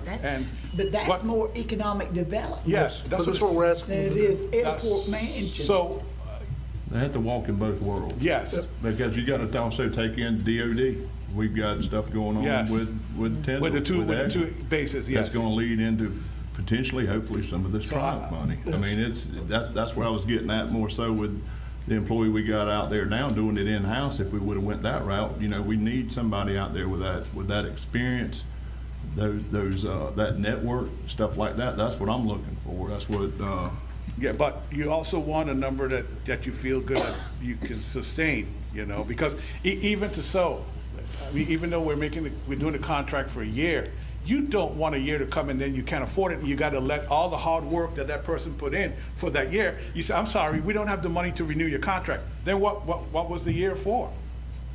What was the point of the year, you know? That's life. Yeah, this is what. hey, no, Yeah, that's life. That's the way it works. Yeah, but, I mean, if we're really trying to diversify, I think we need a longer-term plan. I'm not saying a longer-term contract, just a longer-term plan that includes funding. That's all I'm saying. Are you guys willing to go back to subsidizing the airport with ad valorem taxes if it runs short? That's a decision you guys have to make. Again, I think it's more than just this airport manager is what we're looking at. We're looking at a plan that you guys want to put together for long-term. And commissioners as well, too. I do want to say, you know, I do apologize for always seeming like a wet blanket per se. But, you know, with the airport funds as well, you know, another thing that just recently happened, you know, this is the first year that we've actually had a full-time employee out there actually doing the maintenance at the airport, you know, so we've kind of come a long way very quickly as far as the county's support of the airport, you know, so that's something that, you know, you all are supporting it in ways that you never have before, you know, so I just kind of want to, I do apologize for not feeling more confident about the airport fund, but it just hasn't, we haven't clocked along long enough to really see that, you know, is it going to be truly sustainable? That's just my only concern. So, again, I don't intend to always sound like a wet blanket with you all. Oh, it's all good. So I will say, just one other thing to consider, since we're here and we can talk about it. If we're, and I don't diminish anybody's job, I never have, never will. But if we're paying the guy that's keeping the grounds $50,000 a year, yeah, you kind of, I don't think you'll ever get an airport manager for 40. That's true too. Is that his salary, or that's just with benefits, Aaron? No, that's actually salary with benefits. That's what no, the the base. benefits, okay. Yeah, But she I said the believe number, not me. his full-time Yeah, no, full-time salary is about 38,000. It's So 38. either way, it's the same as what we're talking about for the manager, though. Yes. Yeah, there's a problem with that. It's 38. I agree with Commissioner Anderson, there's a problem with It's that. 38 with the salaries, which brings it up to 50. So, Yeah. it's, Commissioners, it's a commitment. I don't want it to be said that, you know, okay, so we're just looking at this for 1 year. No, Commissioners, if you're gonna do this, I'm with Commissioner Amerson, let's do it. We either do it or you don't. I think that's his message. I'm not saying it has to be done today. If you guys need time to think, I get that. You know, if you want more information, I get that.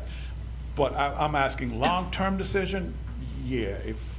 But the thing is that there's too many unknowns, what you're saying, Michael.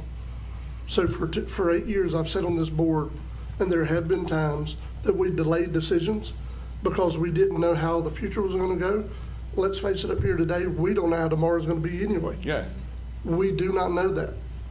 So we cannot paralyze ourselves by analyzing things so much that we never make any decisions. Yes. That's not good government. Kind of like Yeah, that's not a good job. Don't think it's the wrong way.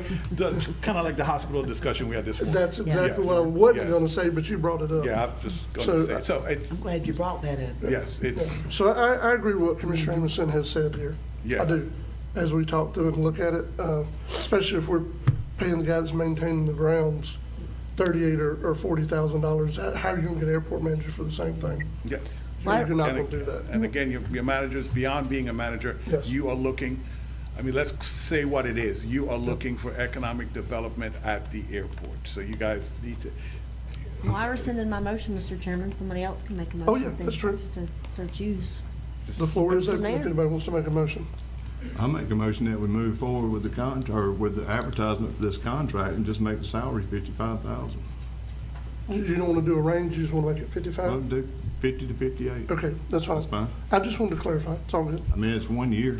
Yeah, I have no problem telling somebody, hey, I can't afford your services. Not at all. all right, so we do have a motion on the floor from Commissioner Amison with the salary range being from 50 to 58,000, depending on experience and other criteria that Mr. Roan might put in the RFP. Do we have a second?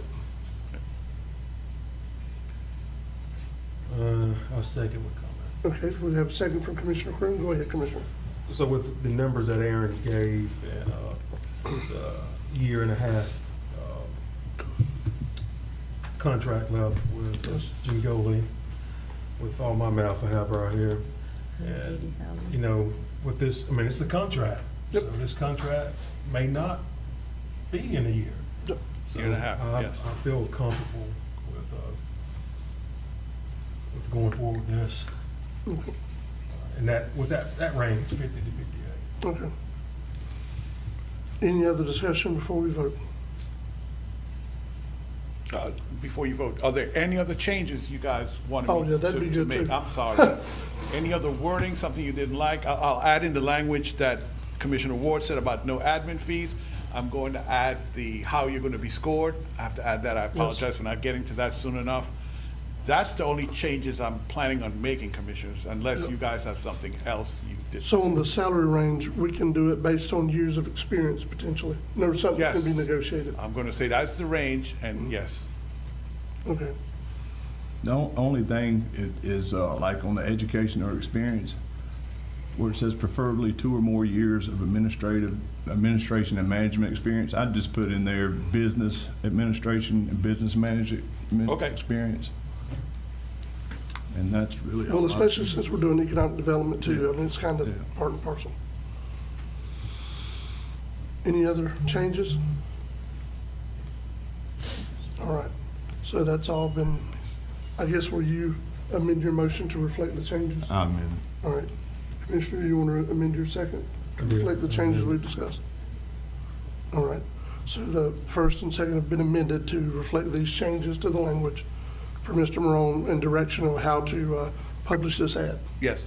All right, And just me being an overthinker, I'll send the ad to you before I actually run That's it all to the good. newspaper. yeah. Any other discussion before we vote? All in favor? Any opposed? I oppose. Let it reflect that it was a 4-1 vote. Commissioner Sanders opposed. All right, Mr. Morone? Item 4, Commissioners, at your last meeting, there was discussion regarding the transfer of management septic system permitting from DOH to DEP. I'm trying to get somebody from DEP here, Commissioners, to explain that to the board. We'll do that, and hopefully that'll be upcoming. This transfer, however, has created a possible opportunity to strengthen our compliance code enforcement department. You all know, hopefully everybody knows Ms. Sissy Smith, currently a DOH employee. She responds with Ms. Courtney Baxton when we receive violation reports. Ms. Smith investigates for health, safety, and nuisance violations, which is under DOH's authority, and Courtney does it, I'm sorry, Mrs. Baxton does it under zoning violations. Then these reports are forwarded to the Sheriff's Department for possible enforcement. And from there, it goes on to the magistrate, et cetera, et cetera. Mrs. Smith is working towards a code enforcement officer certification and will be available to investigate all county violations except for building code violations, which those are done by your building official sitting here off to my right as a code enforcement officer. is the board interested in a cost share agreement with DOH for Ms. Smith's salary? And to let you all know, they reached out to us. We've had a couple of meetings actually with them. So they're open to this. They're open to letting her serve in this capacity. We just have to work out the details, but I did not want to move on to get ahead of the board until the board tells me, well, you guys like this or you don't like this, you know, what would you like to see, that type of thing. I'm not necessarily looking for action today, but more so a sense from the board of, would you like me to go and get a proposal, bring that back? You guys discuss it some more, just kind of want some direction. Mr. Chairman, I'll start out. I've been out in the field with Courtney and Sissy together, and they work well together, number one. Number two, I've always been an advocate about having an active code enforcement officer to be proactive, not reactive. We've had some things recently come up that I felt like if we had a proactive code enforcement officer, we would have gotten some things caught. But in addition to that, I feel like we already have what's budgeted in the code. We have, but I talked to Erin about this too, and hopefully she's still on. We keep putting her on the spot. But we have a budget for a code enforcement officer. Mm-hmm. So I don't know what the health department's mentality is in terms of what their the split cost is going to be. But I feel like this is a win-win situation. Like I told you on the phone the other day, I feel like this would be a win-win situation. Miss Sissy Smith's well known. She has a good camaraderie with people in the community, both old resident, and when I say old residents, I mean residents been here for years versus ones that are recently moved in. And the other day we were on the phone, and she said, you know, we're having all these people are actually complying now with our request for them to clean up or do what they need to do. And I said, that's because how you guys handle it. You don't go out and you say, you have to do this, you have to do that. It's all about tact and how you handle the situation. And like I said, I've been in the field with them. I've seen them speak to the people.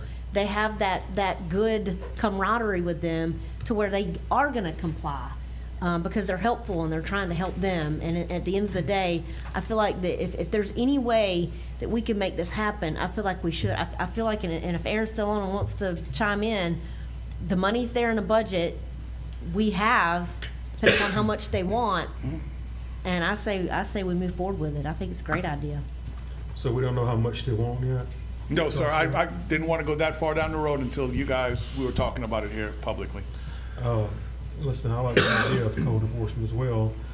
So with this position, will we still be using the sheriff's office as well? I think there, if it escalates that far, you will. Yeah, I think there is instances. It's one thing, like Commissioner Ward said, where you have a willing violator.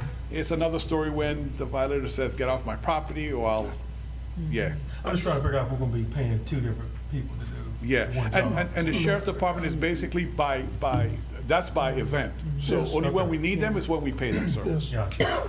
They get paid when they actually respond to something. Yes. And is Mr. Chairman, is Erin still on? Have we been utilizing them a bunch? The sheriff's office? Not a whole lot yet. No, because they've with been the way, compliant. Mr. Chairman, with Courtney and Sissy going out, the way they're approaching these people and the situations, the people are saying, okay, we'll help.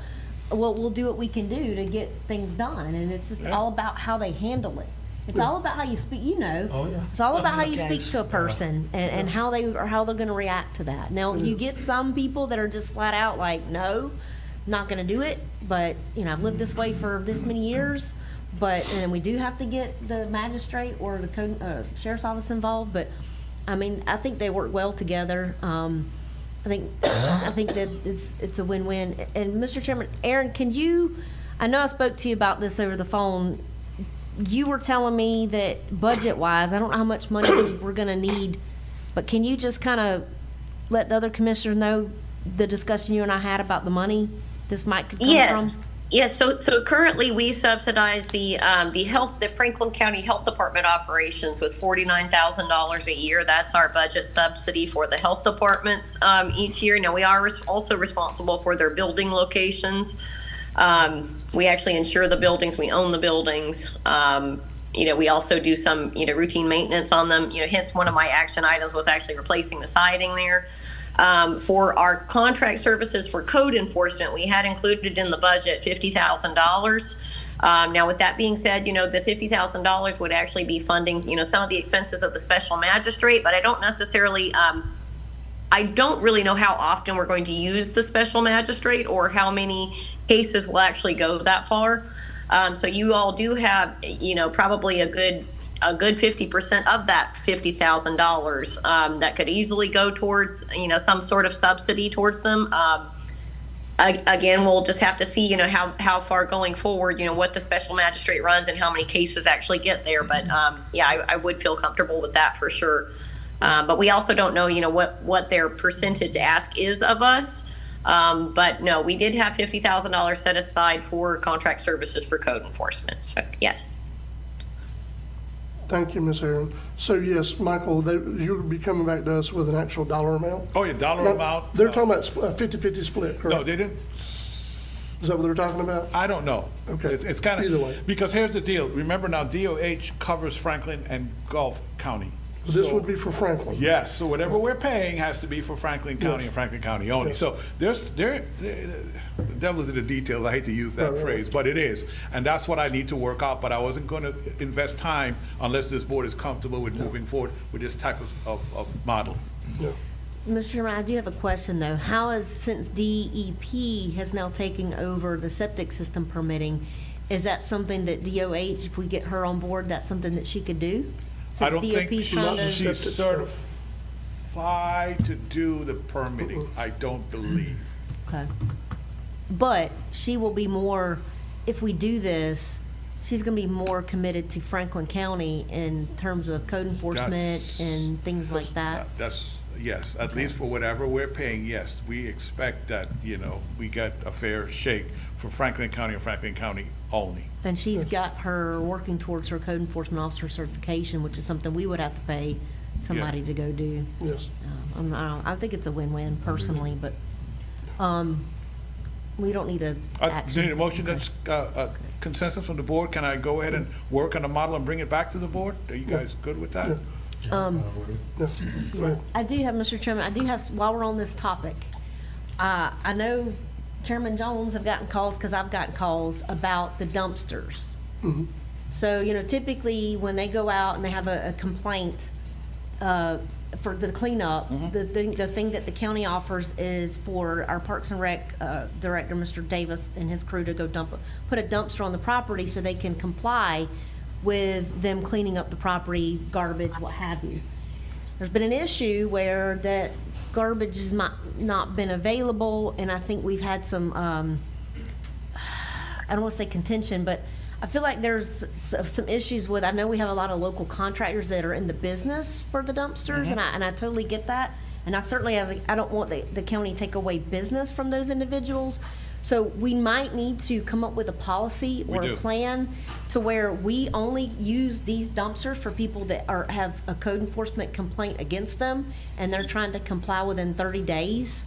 And we need to just maybe, and I'm just throwing this out there, restrict those dumpsters just for those types of people. Yes. And that way they're available. We need to maybe have a specific amount specifically for that purpose, so that when they go out and they're saying you have 30 days to comply, we'll get you a dumpster, they go dump that dumpster and not have to wait, oh, well, we don't have one available right now, or we don't have one for another couple weeks, and then that delays the whole process. That puts a burden on Ms. Smith and Ms. Bankston, and they're doing their job.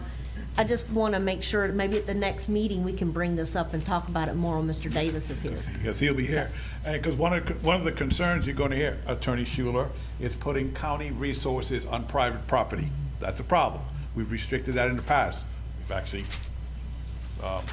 people got in trouble for that in the past. So we need a policy that basically covers that also. We've had these dumpsters for how long? Before we started doing code enforcement? These dumpsters have been put on public property for how many years? I don't know. Okay. But if we're going to bring it up publicly and start, if we're going to buy dumpsters for that specifically, and we're getting into a specific, I would like our end covered, you know, by this situation. Sounds good. You know, this is going, we're probably going to be talking about this in our next meeting too. We talked about the landfill transfer station, but Mr. Davis came before us, what, a meeting ago, about those wheels or something on this tractor out there. Yeah. So, Yes, because we discussed, what's the name of them? I think we're waiting for a quote, aren't we, Aaron, for what Fonda talked about a couple of meetings ago? That piece of equipment he wanted to either repair or purchase new, correct? We are still waiting on the quote for that. All the stuff. Compactor? Compactor. that's- Was it a compactor? Yeah, It was, yep. Yeah. Yeah. I feel like, and obviously these people that they're going to can't afford a roll-off dumpster Yes. service for the people in the community have a business. That's the whole purpose. They can't afford stuff like that. So I don't know. That's just something that was brought to my attention. I feel like we need to bring up, Yeah. and moving forward, we need to have something in place. Yeah, I'll tell Fonda to make sure he has that in his report, so we can kind of start to hammer out a policy that we could move forward. And he's aware, because he and I have spoken about it too. We haven't really come up with ways, but we have come up with ways and ideas. Okay. But I think we need to incorporate all their ideas and input on it, so we know we're moving in the right direction. Yes, ma'am. I believe those dumpsters was originally established for hardship cases within the county. Fires, yes, sir. Yeah, and deaths. I mean, I know a lot of times when there's been a death or whatnot, and people were financially strained, that the dumpsters have been utilized for that as well. Yep. So I will say, just to make sure the board is aware, from my understanding, Michael, please clarify with them before we have this for Ms. Smith coming up. From my understanding, in talking with the Department of Health, by Ms. Smith still being under this hybrid system where she's still employed by them but also employed under us or working for us, she actually would have more abilities than a county Yeah. code enforcement In officer. other words, she has more stripes on her shoulder, more Yes. bars on her collar. Yes. She can do things that even a code enforcement officer, Steve, you can jump in anytime you want, that the county as a code enforcement officer, just a county officer cannot Yeah. do. Yes, you were right. And I will share with you something that she's repeated to me several times, Miss Sissy, just so you'll know the kind of conversation she's having. She said she usually leads the conversations off with, how much government do you want in your life? Because you're about to have a whole lot of it, unless we can get you to help us out here. So that's the way she approaches. She's just having a discussion with the people. Yeah. Saying, look, this is what it is, but we got to do something. Yeah. So what can you do to help us? And they've done a great job so far. Yes. So we good with that, everybody? Okay. Mr. Rowe. Okay, so everything else is information, but pop quiz. When is our next meeting? Wednesday. It's on Wednesday. Wednesday, March 12th. Wednesday the 12th. I didn't hear at 9 a.m. It's a Saturday. Commissioner Somebody talk Emerson, about different you got that times. pen in the air. No, I just, there is one thing, item number 5. Ms. Harper was here earlier. Oh. And I think we got long-winded. Yeah, we got long-winded. She bailed on us, but I'd just like to at least recognize Jennifer for the work she's done Yes. for the community and all. She's took that new position in Tallahassee, and we were going to get introduced to Ms. Kim Miller, who's going to be the new manager at the NERR. But I'd just like to publicly thank Ms. Yeah. Harper for everything she's done for the community. Actually, Ms. Commissioner, Jenna, Megan, Jenna, and Kim, they're going to tell me when I can put them officially on the agenda so that we can have them on early so they can come before you guys. Yeah. Have it early so they're not having to spend their whole day. Yeah, I know. Yeah. Is Megan taking the position that was currently held by Jonathan Brucker, the Aquatic Preserve? I can't log into Courtney, but yeah, because Courtney's been working with Megan, but I'll double check that. So, and by the way, not to put her on the spot, but Jenna said this morning, since she's DEP, she's going to try and help me get somebody from DEP here to talk about the permitting, the We septic need tank to, permitting. because that's becoming untenable really fast. Yeah, your billing official will tell you they are getting complaints from contractors everywhere, and there's not much we can do about that right now. Well, there's stuff we can do about it. Anyone else have Why not anything for Mr. have Morone? approach? So I'm sorry to be the talker this morning. It's usually Aaron, so. It's all good. Anything else for Mr. Morone before we proceed? Just one item, Mr. Chairman. Yes.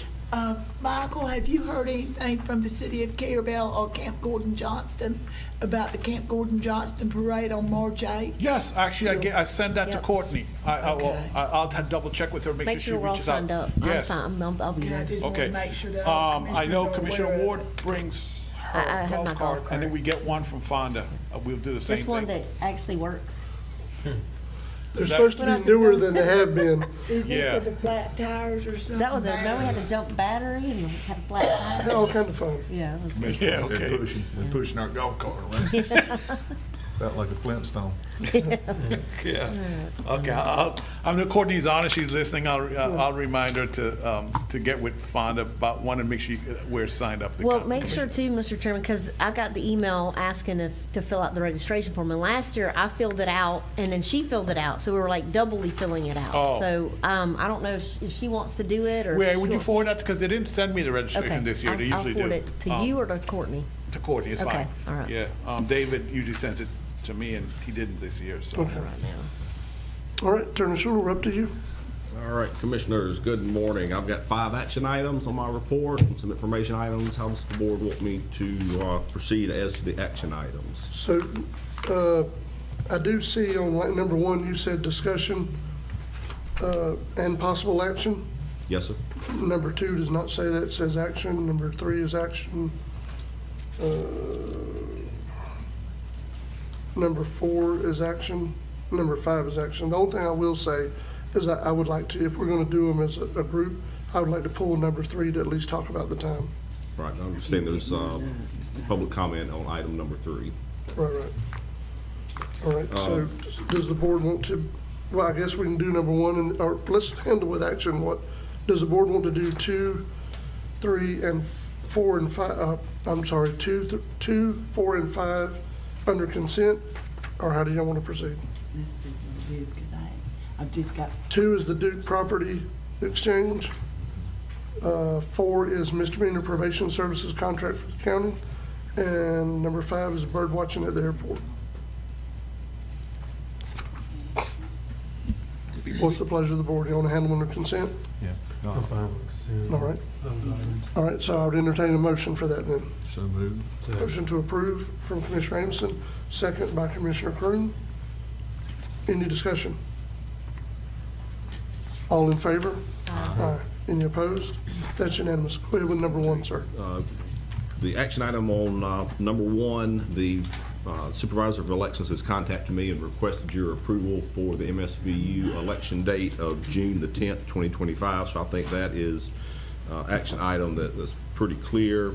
I took that as an opportunity to bring up for discussion other items that the board is going to have to consider making a decision on for that election. For example, we'll have to determine the amount of the MSBU increase that's being considered, approved ballot rules, and I've attached the last set of ballot rules that I drafted for the board in 2013, which was the last time you had an MSBU ballot for an increase on St. George Island and Alligator Point. As I recall, they went from $50 annual assessment for residential to $95 annually for the residential assessment, and all the other assessments were the same as the rate card that I've also attached to this report. I don't know that you necessarily have to make decisions about the ballot rules and the rates and things of that nature, because as I understand it, some of the departments have sent in writing the justification for their request, and some have not. So they're all going to need an opportunity to send in that request and the amount and the factual basis to support that. But I just really want to get those items on the table for discussion. So I think the decision point is to authorize the election for June the 10th, and then maybe set for a future board meeting, say in March, a discussion about these other remaining items. But just want to on your radar the other things that need to be done. The most important of which, the departments have got to send in writing the amount of the increase they're requesting and the factual basis for that. I mean, it's been since 2009, so there's probably plenty of facts out there, but it's still a necessary step in the process. Okay. Yeah, and it was my understanding that East Point also wanted to be included. I don't think they've turned that in yet. So. Right. I don't know if they have or not. Yeah, I think every department on Yes. the unincorporated Yes. county wants to be included. Mr. Chairman, how do we approach, obviously they've asked, is there a way that we can officially, I mean, do I need to contact the chief? No, or? I will, if Attorney Schuler would do a small script of what he needs, I will send it to each fire chief. Okay, all right. Say, in order for you to get on the ballot, here's what we need. Okay. So the board action today could be, though, approving the election for June the 10th of 2025. Yes, sir. And that's for any and all the fire Yes. departments that want it? Okay. Yes. All right. I'll make that motion. All right. We have a motion to approve by Commissioner Ward, second by Commissioner Amison. Any discussion? All in favor? Aye. Any opposed? That is unanimous. All right, and then for the other thing, as far as the ballot rules, the language, all these things, is that something we really need to schedule a workshop for? Or what do we need to do? I would say the first thing that needs to be done is let's make sure all the departments that want the increase have Yes. sent in that request in writing with their factual basis to support the amount they're requesting. Okay. And then when that's presented to the board, because I'm not expecting the ballot rules to change. I mean, I've got all the statutory citations in there.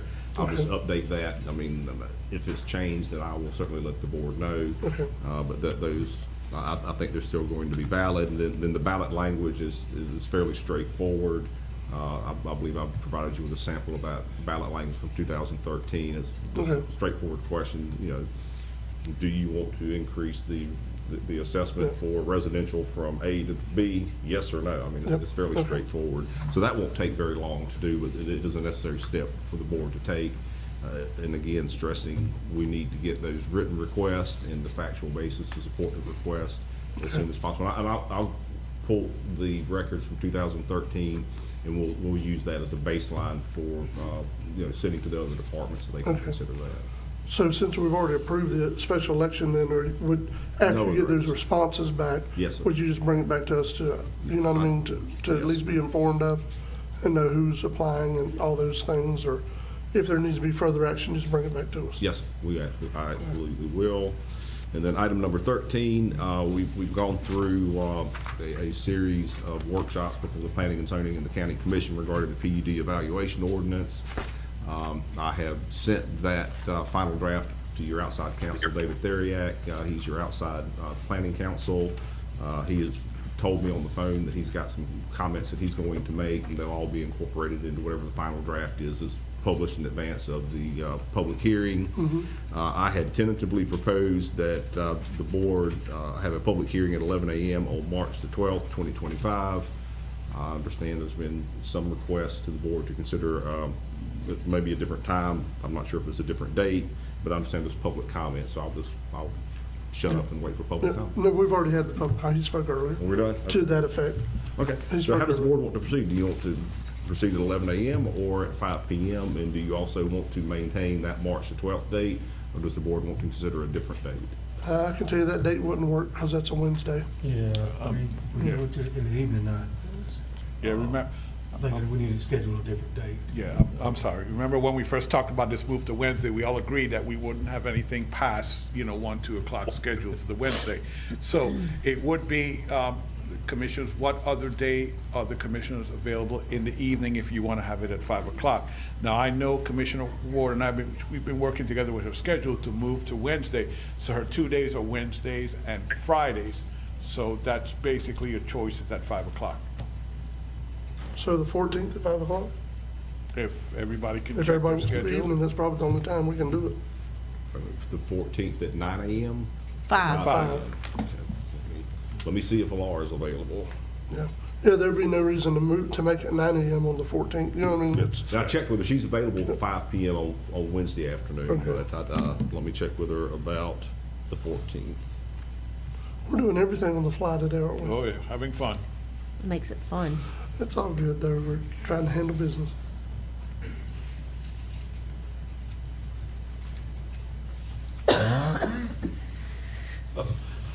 I'll say, while he's checking one thing is for sure, no one can blame you guys for talking about this amongst yourselves, that's for sure, so, yeah. I mean, they can tell, this is the first time we've addressed many of things. Sir, this is government in the sunshine. It is as transparent as it's going to get. It is. While, if I may, while Attorney Schuler is checking, can I introduce Mr. Mixon to the Yes. board? He is the new Danny Collins, if I could say that. Robert, don't get mad if I say that, but Danny might be offended by that. And please, call me Scott. If I get called Robert, I think I'm in trouble. I'm sorry. So, Yes.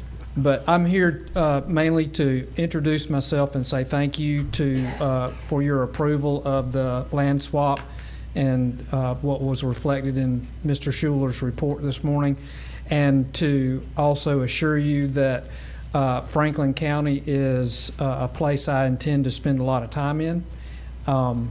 Every time I come here, I feel welcome, and I appreciate that very much. And I look forward to meeting and talking with each one of you personally. I'll answer any questions if you happen to have any. Anyone have any questions? Mr. Chairman, just thanks for being here. Thanks for sitting it out for the past couple hours. But I'm looking forward to working with you.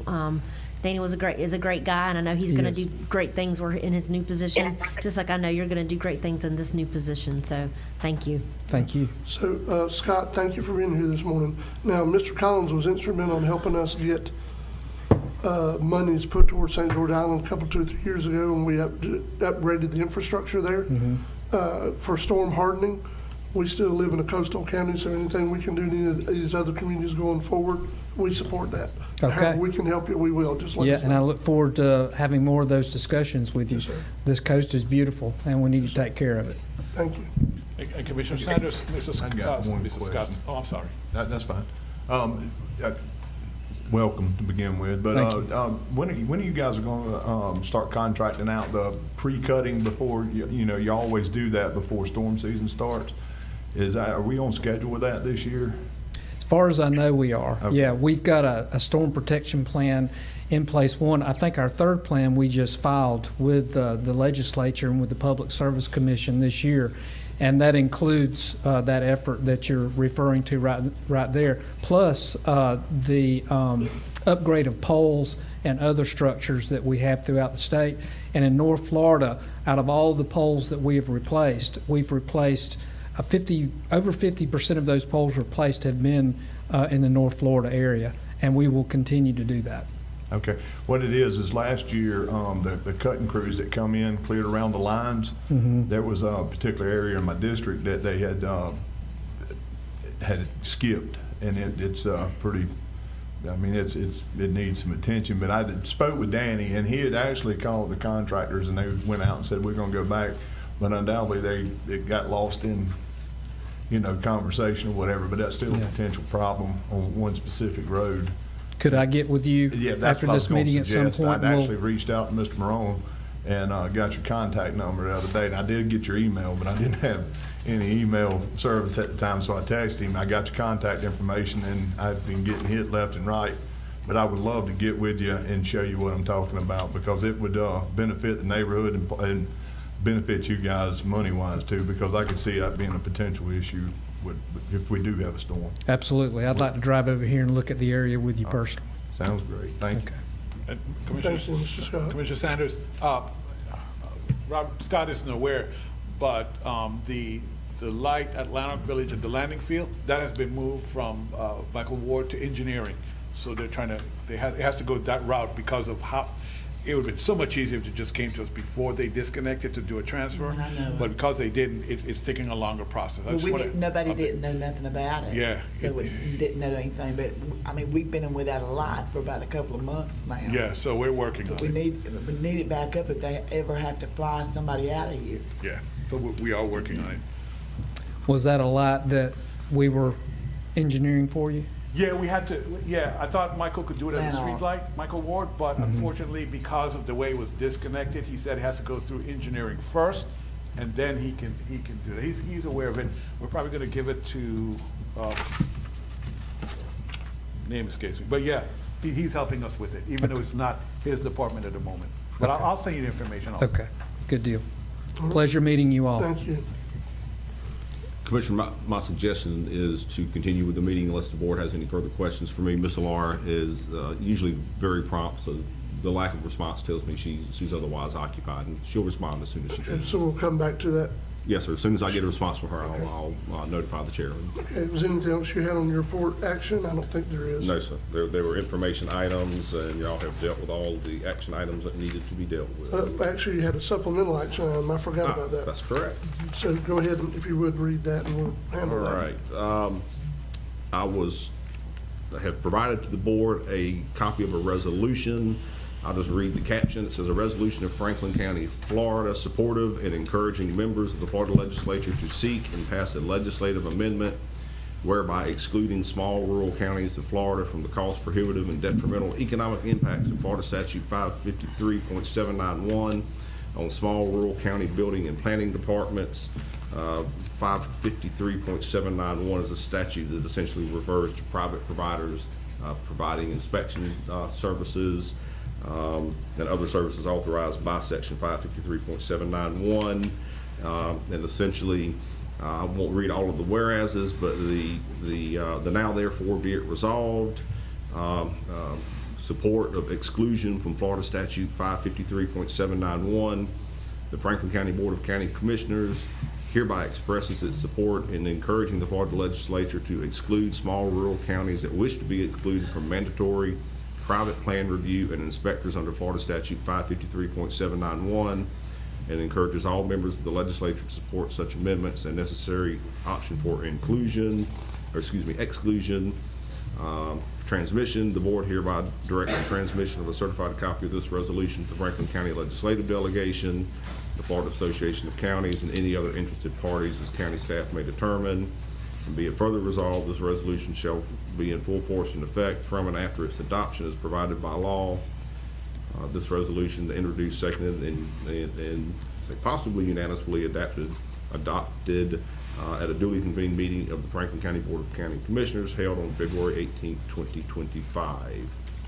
And also, we're not the only county doing this. I was going to say, this comes out of Gulf County. I made a few changes to it, very minor. For example, their resolution did not include the fact that we are an area of critical economic state concern, and I think that is an important criteria for the legislature to consider. But I do know that your building staff and your building department have expressed to me over the last couple of years lots of concerns about private providers and the burdens that it is imposing on their office and also the economic costs to the county.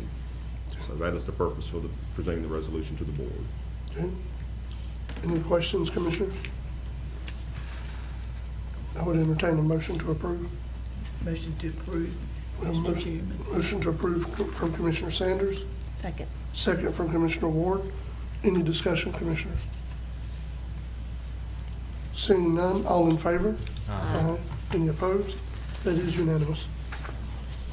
Hopefully we can get some changes because that is causing us some problems. Yeah. Some real problems. Anyone have anything else for Attorney Schuler? We will come back if Ms. Laura answers, but anything else for him at this time? All right, Mr. Steve, I'll let you go ahead with the Planning, Zoning, and Adjustment Board report, please. Okay. To start with, I wanted to bring up kind of what happened in Lanark. On Georgia Street, we had a realtor contacted the office on February 13th, wanting to get a copy of the CO for a house that they had under contract. Erica answered the phone. She said, told them there's no house there. They said, oh yeah, there's a house there. And I rode by, there's two houses there. 143 and 163 Georgia Street was two houses built without permits. They used a private provider who is also does permitting, has a permitting company to do the applications for permits. So once the realtor was told there was no permit on it, the contractor then submitted an application for a permit within, an hour? The application came in first and they called the same day. Okay, they came, the application came in and then they called for the CO. So that's, and I rode by, they had meters in them. They had already been hooked up by Duke. So I contacted Dwayne Butler and, told him what was going on. And he said, he looked it up. He said, yeah, I can see where they've been hooked up. And I said, well, we got to pull the meters. Yes. So how were they hooked up without, anyway, there's no sense in No, that's not. Well, I will say this, though. Is that being followed up with DBPR? Yes. So we sent everything. We sent a packet to DBPR on this situation. because this was Southern Construction and Rocky Wild was Coastal Code Solutions. So we sent everything to DBPR on Friday. DBPR, Dennis Kelly from DBPR called me yesterday and told me they had opened an investigation. They were opening the investigation on it. And so we've got more. We have a history with Coastal Code Solutions and some other builders that he's dealt with that non-compliance. Yes. And Mr. Schuler's dealt with it. We had to get involved with it. And so we've got that packet. We're getting that all together to send to them also to add to it. So I don't know legally how we can include any of that information, but there's a letter that we're sending to support the legislature to change that for these counties, including us. Some of that information needs to be provided from whatever's legal.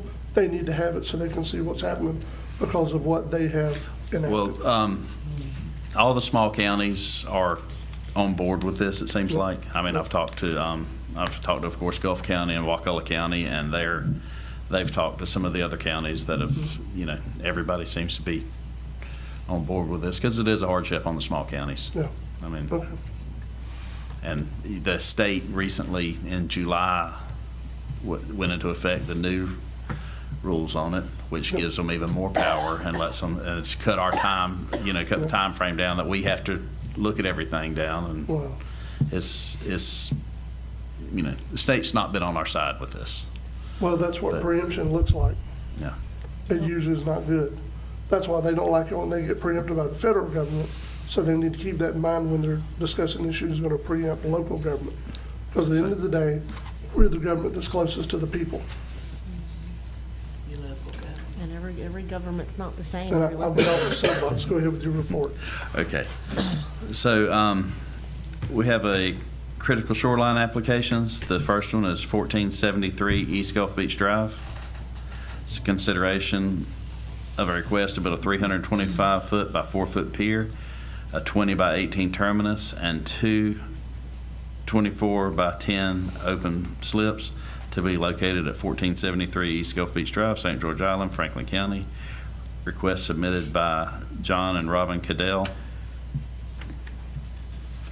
And I believe they're here. Okay. I'm supportive of this. I think it's met all the criteria.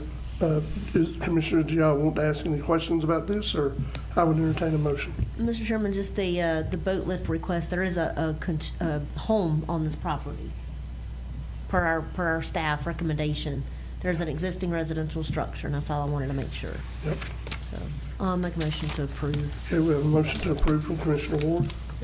Second from Commissioner Amison and Commissioner Sanders. Any additional discussion? All in favor? Aye. Any opposed? That's unanimous. Okay. And sir, before you start, Commissioners, we have 3 variance requests we're going to look at. Since our variance request, we're going to act on them on an individual basis and not try to do them on consent. I just wanted to clarify. Go ahead, sir. Okay. So the first one is 2232 Highway 98 West. Consideration of a request to construct a 330-foot of riprap to prevent further shoreline erosion on the property located at 2232 Highway 98 West, Carabel, Franklin County.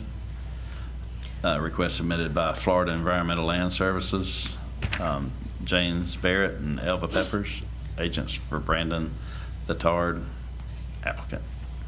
Mr. Chairman, I'll make a motion to approve with comment. Okay, so we have a motion to approve. I'll second.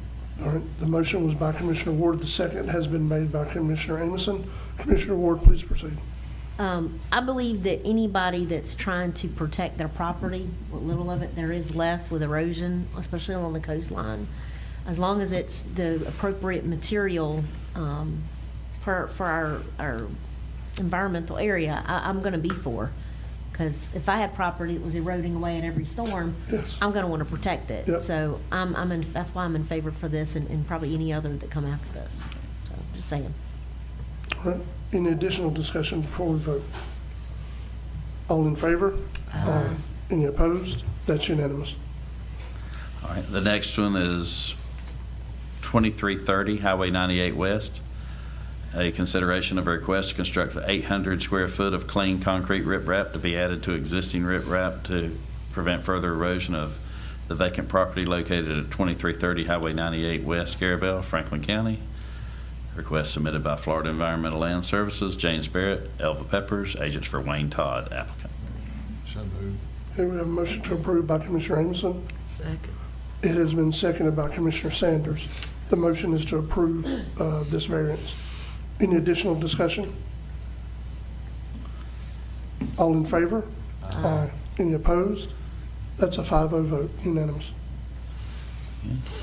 The next one is 287 Magnolia Bay Drive, a consideration of a request to replace lime rock riprap along the shoreline to prevent further erosion at 287 Magnolia Bay Drive, East Point, Franklin County, Florida, where a new single-family home is currently being constructed. Request submitted by Florida Environmental Land and Services Incorporated, James Barrett, Elva Peppers, agents for Jeffrey Crumpler. Mr. Chairman, Yes. so move with comment. Okay, we have a motion to approve this variance from Commissioner Ward. Second with question. Second by Commissioner Croom. Commissioner Ward, go ahead with your question. I just want to say that all these things that we're voting on, staff recommended approval in addition to our P&Z VOA board also recommended approval, correct? Yes. All right, that's it. Commissioner? So just clarification on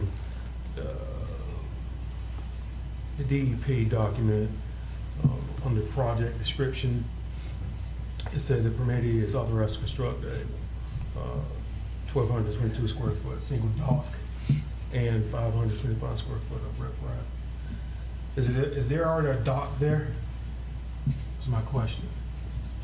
Commissioners, this is Justin Steele. After your previous meeting, you approved the dock. Because this was a variance, they had to be separated in this situation. That's not always the case, but under these requirements, you did have to separate the dock and the variance. Okay. That's it. Because Elva also raised her hand in case there was additional questions. Okay. Does anyone have any additional questions under discussion? All in favor? Aye. Any opposed? That's unanimous. Go ahead, Steve. All right, the next one is a commercial site plan and variance application for 160 West Pine Avenue. It's a consideration of a variance and commercial site plan request to construct a 2,400 square foot mixed-use building located at 160 West Pine, St. George Island, Franklin County, Florida. The proposed building would be used for a med spa on the first floor and an apartment on the second floor. Request submitted by Joel Ulrich, agent for St. George Island Med Spa and Wellness Holding Company, applicant. The only question I have about this, and I don't know if it come up in the when they were in front of the PZ&A board, was since it is where it's at, and they're doing mixed use, do they have adequate parking? Justin, is that something that was addressed? Did not come up. Oh, that question did not come up in the PZ&A board. That question did come up under our review based on the square footage and only having one residential unit. They do meet the requirements of the parking standards. Okay, and I do understand that the PZ&A board voted unanimous to approve it. What was the extent of the variance, Steve? How many feet are they asking for? Joel was 5? there. He's the, I think he's Okay. 5. Okay, all right. I support that. What's the pleasure of the board? Mr. Chairman, I got a quick question. It Yep. said the variance was originally applied for and approved by the Franklin County Board of Commissioners on January 2022. Yes. Why is this being brought up again? Are they? Different owner, different same piece Okay, of okay, property. okay. No. Gotcha. We approved it last time, correct? Yeah. We did. I make a motion we approve. Okay, motion to approve by Commissioner Anderson, Second. second by Commissioner Ward. Any discussion, Commissioners? All in favor? Aye. Any opposed? That's unanimous. Yes. I'm sorry, so before you close, I had lowered Elva's hand because I thought she had finished because all her items are done, but she raised it again. Do Okay. you want me to unmute? Yeah, you can. See? I'm sorry, were there any more items? No, that was it. Okay. Elva, I'm going to allow you to talk, so please unmute and address the board. Hi, thanks for bringing me in. Can you hear me? Yes. Okay. My question is kind of on procedure, which Justin kind of asked about or commented on. So, like, Brandon Thedard just got his variance for the wall, or for the riprap, but he also has a dock application. So, would it be acceptable to bring both things to the board, maybe in just 2 applications? That way he can get it done at the same time, but if one fails, the other one might go through. That might be possible. We can get Mr. Steele to weigh in on that. Sure. So if it's an accessory use, then you'd have to have a primary use before you apply for the variance, which is what the dock or riprap situation would be. However, if it's a primary use that needs the variance, then you could apply for the variance at the same time as the primary use is being considered. Because without the variance, you couldn't consider the primary use. Well, in this case, which was the case for Crumpler and now Thedard, we separated it, and then it took 4 months to get through this process, versus if we'd have brought both of them to the board separately, it would have taken 2 months. So I don't know what you're saying, primary versus secondary. Well, I think he's talking about a residence, but it sounds like a conversation we could have offline to try to clarify going forward. Because while we do, and you're good, I'm not trying to cut you off. I'm just saying it's a conversation that needs to be had with the planner, because he's the one that's reviewing these plans and moving it forward to the PZNA board for them to even consider before it ever comes to the county. So it's really a discussion needs to be had there. All right. Sounds good. Thank you. Thank you so much. All right. Anything else? Did you hear back yet, Attorney Shore? I did. Okay. Are we all ready for a report? Yes. Okay, we're done with him. That was the last one. Okay. March 14th at 5 o'clock is not available. Okay. She is leaving early the next week for the remainder of March for conference and travel. Okay. Does she have any Fridays in March available? Let's find that out and go forward, I guess. I did not ask her Because about Wednesdays March are not the- going to work. I did not ask her about March the 7th. Yeah. Let's do that and find out. And we'll have plenty of time, trust me. Well, I'm not sure we can get it to the paper in time, because right now, today is the 18th. We could not get it published until the 27th. So you bring up something very important that we need to discuss while we're here. And it's not something for action, because it's action we've already taken. I think I was misunderstood, so I want to clarify for the record and for the public. When we talked at our last meeting about moving to having the ability as a board to notice things electronically, it was never an intent to bypass putting it in the paper. But if for some reason the paper is holding us up on a time frame, or they forget to publish it, we're still covered, we can still move forward. So that was the whole discussion I was trying to have, and I think it was misunderstood about the way things are noticed. The only thing that did come up that Ms. Aaron said, some things that are federal, that involve federal dollars, have to be in the paper, but we can put them in the Panama paper or the Tallahassee paper. Doesn't have to be the local paper. So it was an or, when it came to Either advertising, or, it's an yeah, or, not, yes. okay. Not to switch it all electronic. That's not what I was asking for, what I understood. You know what the statute allows? I will need to check it. All the authorization I understood I had was to begin the process of looking at it officially and then coming back to the board. Right, but I wanted to clarify, because I think some people think that we're trying to just not have notice. We are the most transparent board in Northwest Florida. So I want to make sure people understand we're doing either or, so we're covered and we can handle the people's business as it comes to us and not delayed because of a paper not running an ad. But go ahead. Well, we're not set up at this point to do any official online advertising, so we have to go to the paper. Today's the 18th. The soonest it could be published for the first time is the 27th. There's insufficient time available between now and March the 7th to meet your publication requirements, so March the 7th is a no-go. We could make March the 12th work, but the board has indicated you want to go to the 14th, and Alara is not available the 14th. Okay. And she's also not available for the remainder of the month of March. Okay. So in lieu of having her on the phone, looking at her calendar, telling me what she's available with in April, I told her I would talk to the board, I'd get some instructions from you on potential dates, and I would clear one of those April dates on her calendar. Okay. So I think I would respectfully suggest the board decide when in April that you want me to check with Alara for a 5 p.m. Public hearing on the PUD evaluation. Okay, if we take this up at our next meeting, which is the 12th of March, is that going to delay us from any dates in April, potentially? It should not, because if you make a decision on March the 12th, it's too late to get it into the paper the 20th, but we could get it in for March the 27th, which means possibly you could not do it the first Friday in April, that's the 4th, but the second Friday in April is the 11th. That gives you the necessary 10-day time period. Do you want me to shoot for Friday, April 11th?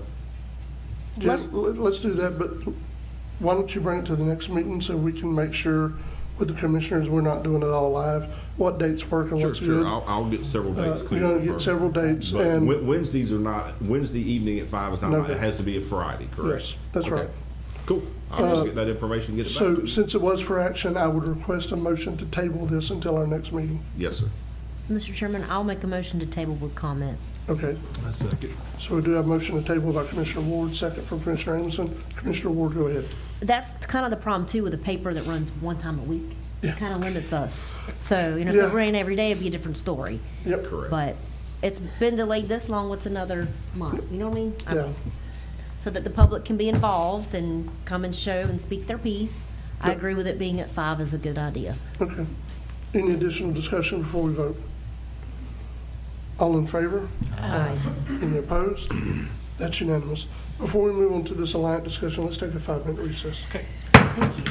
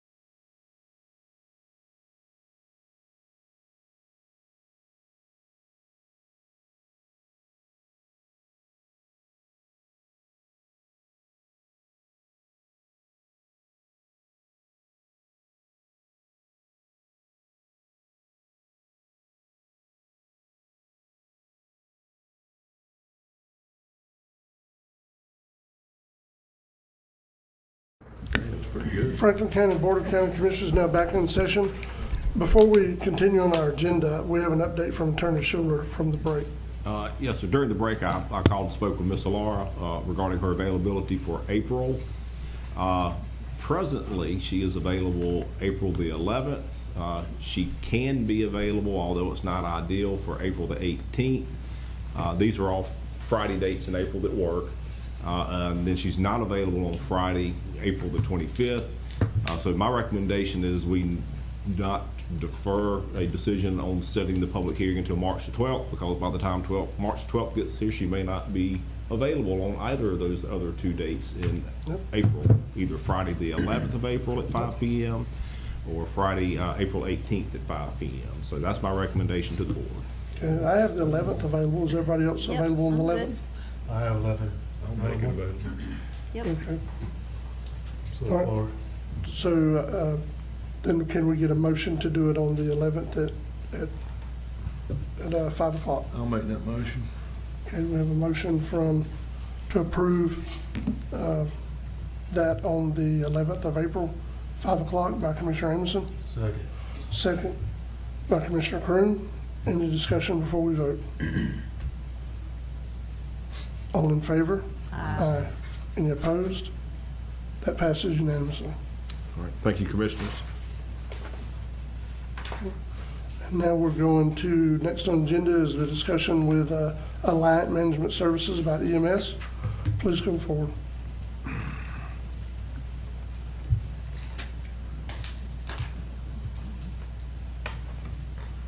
Good morning, Commissioners. Again, I'm David Walker, CEO with Williams Memorial Hospital. I have with me James Osteen, our EMS Director, and David Bowling. He's the Chief Operations Officer for Alliant, but he also provides Chief Financial Services for our hospital. So we're here to talk about the EMS salary variance, and I'll bring David up to talk about some numbers with that.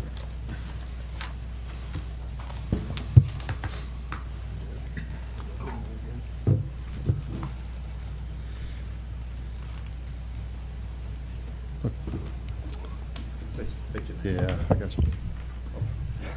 Hey, Commissioners, as David Walker mentioned, I'm David Bowling, the Chief Operating Officer with Alliant. Appreciate the opportunity to come before everybody today to hopefully bring some clarification around the discussion that was held at the last meeting in regards to the EMS and EMS expenditures that exceeded their budget. So thought we'd go ahead and dive into that, and please, obviously ask any questions or anything that we can provide a little more clarity around. Again, just to start with, and we certainly want to certainly improve the communication and improve the sharing of any information that can be beneficial and certainly beneficial to the commissioners and the residents of Franklin County. Just to put some context around the discussion that was held at the last meeting in regards to the variance between what was budgeted for fiscal year 24 versus what was spent ultimately for the salaries and wages for the EMS department or EMS division alone. I think it was addressed, and I'm going to round these numbers, so please ask me questions for any additional detail or clarity. But the budget that was presented and shared for the EMS salaries for fiscal year 24 was approximately $1.3 million. And that was the fiscal year 24 budget that was ultimately approved by the county. And, certainly was the salary budget that the hospital was operating the EMS with. The EMS department did finish the year at approximately $1.7 million. And that's the fiscal year 24 in actual salaries. So about a $400,000 variance in excess of what was budgeted. And I think that was what was, as I mentioned earlier, what was brought up at the last meeting. To break that down and discuss, what is included in that $400,000 variance between what was budgeted versus what the hospital or the EMS department did finish. When you categorize that $400,000, again, breaking it down, about $360,000 of that is what we would say is productive pay. You got productive, non-productive. Non-productive is sick pay, vacation pay, holiday pay, and so forth. So about 360 of it relates to productive, 40,000 or so, give or take, relates to vacation, sick, holiday type pay. So breaking that 360 down a little bit further too, to kind of, again, just put some context around this. About 200,000, roughly about 220,000 of that is regular pay, and about 120,000 of that is overtime related pay.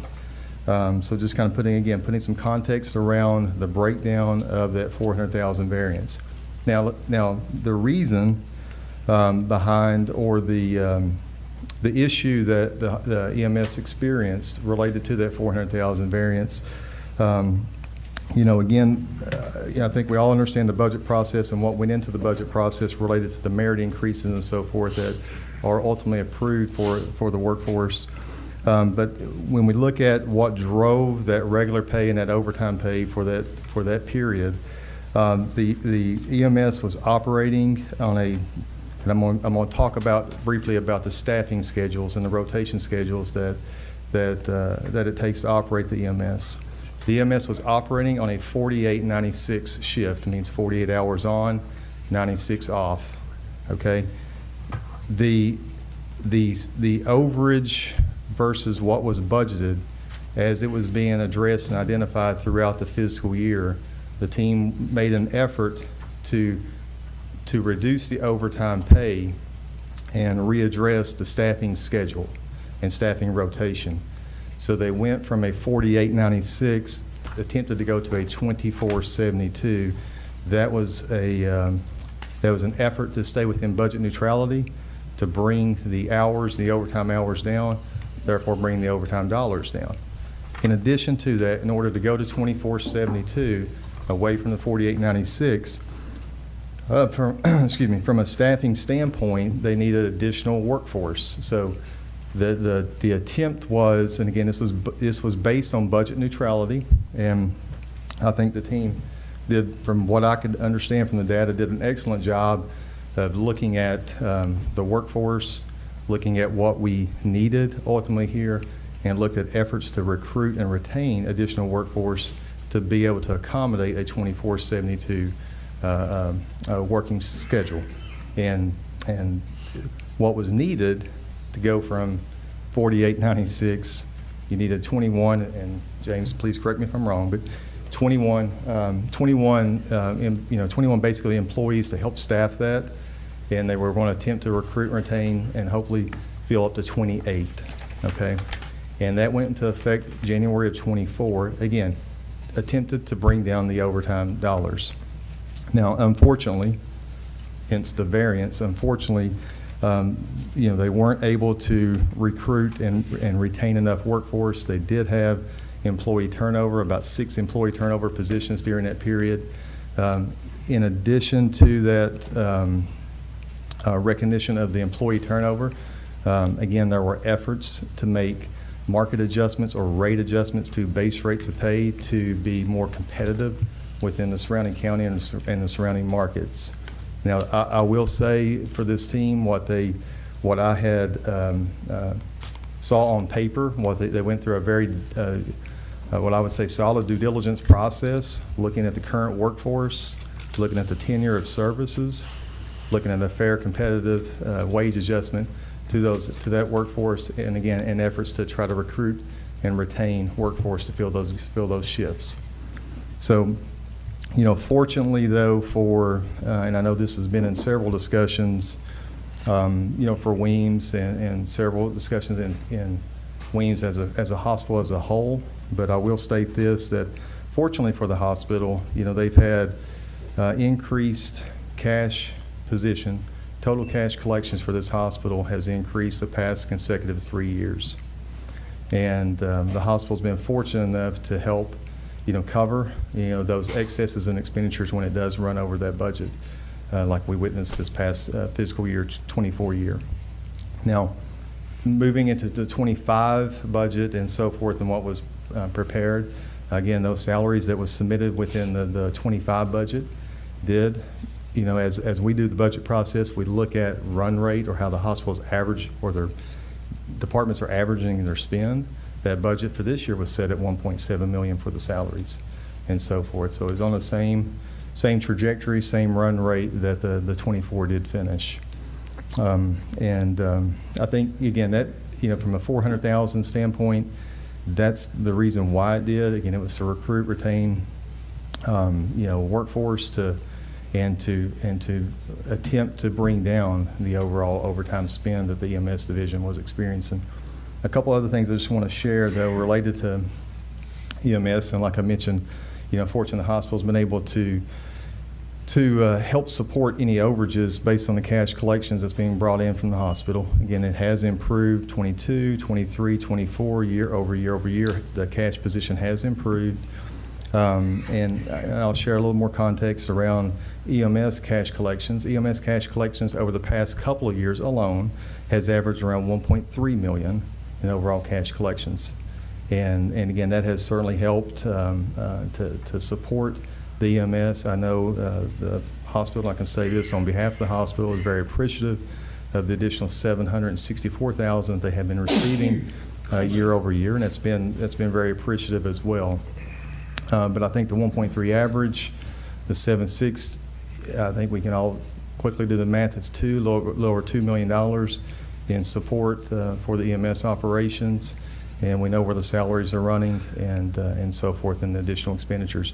The overall budget that was established for the EMS, including salaries plus additional related costs, benefits and et cetera, is running around $2.3 million. I think overall, when I look at the average over the past 2 years, 2.1 in 23-24, 2.4 in 24-25, so about a 2.3 average in average overall EMS expenditures. So again, 1.3 in cash collections, 764.2, running 2.2.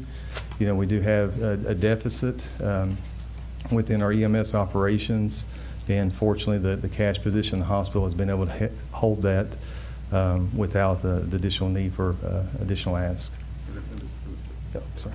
Yeah, thank you, David. One of the things also, as we look through the process of EMS, EMS has what we call built-in overtime, meaning that after 40 hours, we have to pay overtime. So what we call, when they do the budget, they do what they call a built-in overtime for that particular department, per se, saying David Walker gonna work 24 hours or, 72 hours.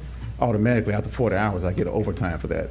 And we, since I've been here, we've been trying to keep, trucks on the road, meaning that when James, want to fill his schedule, of course, James was not the EMS director then, but EMS director want to fill his schedule, they may say, okay, James may call a part-time EMS person or EMT to work. If they can't work, somebody else will volunteer for that, So in order to keep the different trucks available on the road, you have different individuals that may volunteer a little bit more for the extra overtime than others. And we have kind of staffed the, our three areas, Apalachicola, East Point, and Carabel, has been staffed. And we also have what we call a quick response vehicle that we added to EMS as well, just to try to bring that coverage, because the county is a big county. And as a hospital CEO, anything happen with the hospital, good or bad, but the bad fall on me, the good go to the employees. But, when we look at that, we say, okay, they say, David, we got, Mr. Walker, we really need staff to work on the trucks here because we have an event, something coming up, they may need extra overtime. Okay, do that. Let's keep the trucks on the road for that. Knowing that the hospital will eat the costs, of the loss for EMS. And that's been traditionally, the hospital have always, taken care of EMS costs. When they lose, if they lose revenue. EMS not a revenue generating service because the people don't have to pay or not really, but EMS have to go out there and see that person, even if they get transported or not. If they make that call to Commissioner Croom's house, Commissioner Croom can say, hey, I don't want to go. EMS still have to go. Now, Commissioner Amundson, they go to his house, he may take the trip, and that's when we bill, for that service there. But the communication of it all, I take responsibility of that, not communicating, with the board, the challenges that we may have of EMS and going forth. We'll do this on a monthly basis. We have David Bowling break down, as well as for our hospital board, the cost of EMS, on a monthly basis, and then maybe, come to the county commission monthly or quarterly, however you want to do it, so you all can see, the breakdown of EMS costs, and then from what is happening in the field, from James, hey, here's how we're doing. We had to adjust our schedule here. EMS, as well as all of our hospital programs, normally we kind of adjust the schedule to try to make it work here. And so I think that, we fell into a situation here when we went to that 24/72 model. We hired some employees, but then we had some employees leave, move out of town, and that kind of put us in a hole, and we were still trying to work it, and then we changed that schedule back, to that 48/96 particular model there. And so that's some things that we'll continue to look at, as the EMS department, as myself, how can we better run EMS more efficiently, from a hospital point of view here. But I think, James has done a remarkable job since he's been the EMS director. I think he's hired, how many new people you've hired? Two new people already. We're maybe one medic short now from being fully staffed for EMS, and so that's going to bring down the cost as well here. And like I said, I know there's a lot of variables, but I kind of erred on the notion of just keeping the trucks available, and then we will eat the cost at the hospital. The hospital will pay for that cost. And that's maybe a fault of my own for that, but I think the communication part, is where I went wrong on that part. If I can, I just want to add to what David mentioned. We certainly want to share, be transparent about as much as the information as necessary to help with making decisions. One thing you mentioned there, what are we doing going forward? We're certainly looking at different ways. James just mentioned he is nearly fully staffed up. That's certainly going to help continue to bring down some overtime. We have looked at, do we revert back to a 24/72, keep the 48/96, and/or explore other ways to where, we can continue to operate EMS in a lesser of a deficit than what is being operated today, and continue to improve it. I mean, that's certainly the focus here with this hospital, and certainly with EMS. And again, any questions or anything we can do to help, please don't hesitate to reach out and ask us for it. I'll pause there for if there's any extra comments or questions I need to clarify. Commissioners, any questions? Mr. Chairman, I just got a couple questions, and James, if you can't answer this, that's fine. I do want to schedule a meeting, you and I, just to because I met with Louis when he was here, and with Randall when he was here. I know we met before, but I want to just sit down with you and talk. But I get it. I totally get it. EMS is not a money-making business. We all know that. It's you may go to 5 dry runs and waste that time. I get that. I think that, looking at some of when I was doing the math, my math wasn't originally math, and I got looking at it, I'm thinking, some individuals work up to 90 hours in the week, which I get that. If you don't have the staff, you have to make sure that the county's covered. And I don't want to put you on the spot. If you can answer, that's fine. Do y'all have ACLS trucks, BLS trucks? How many do you guys, you have 3 trucks that you try to man? We have 3 trucks currently, 3 shifts, 3 trucks on each shift. With as he was on the quick response vehicle also on one for each, one truck each captain on each shift utilizes when they come on duty. So they're all ALS trucks. We try to keep them all advanced life support. Mm-hmm. Currently we have 1 shift, which is B shift on the East Point truck. It's BLS right now. Mm-hmm.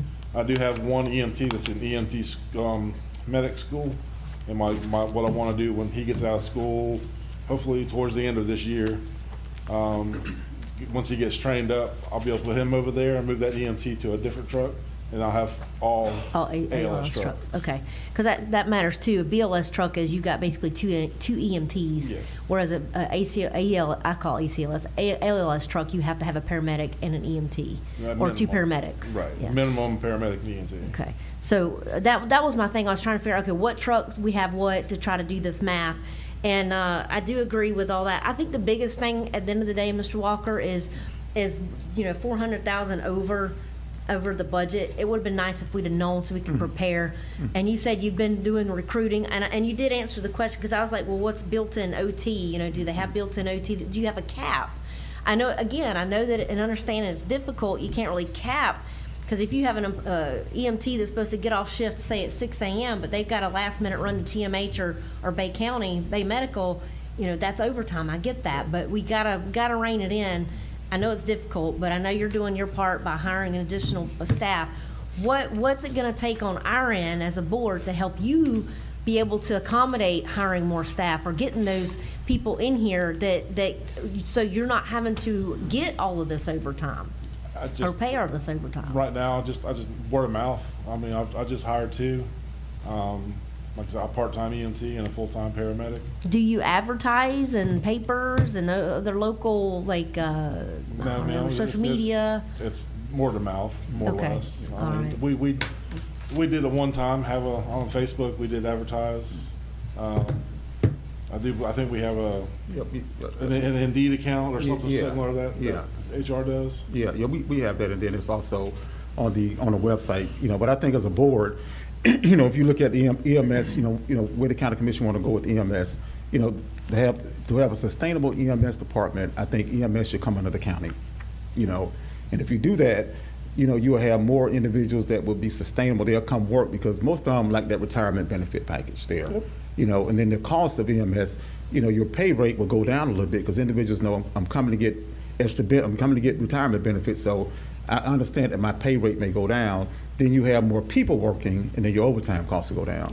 And then there's also something called, I don't know if we want to get into that yet, it's 7K, David can speak more about that, 7K exemption, which, you know, if you tie, you know, we got to see if our EMS employees are, if they become county's employees, if they will be qualified for what they call a 7K exemption. And what that means that instead of you capping the overtime at 40 hours, they can work 53 hours, I believe, David, is that right?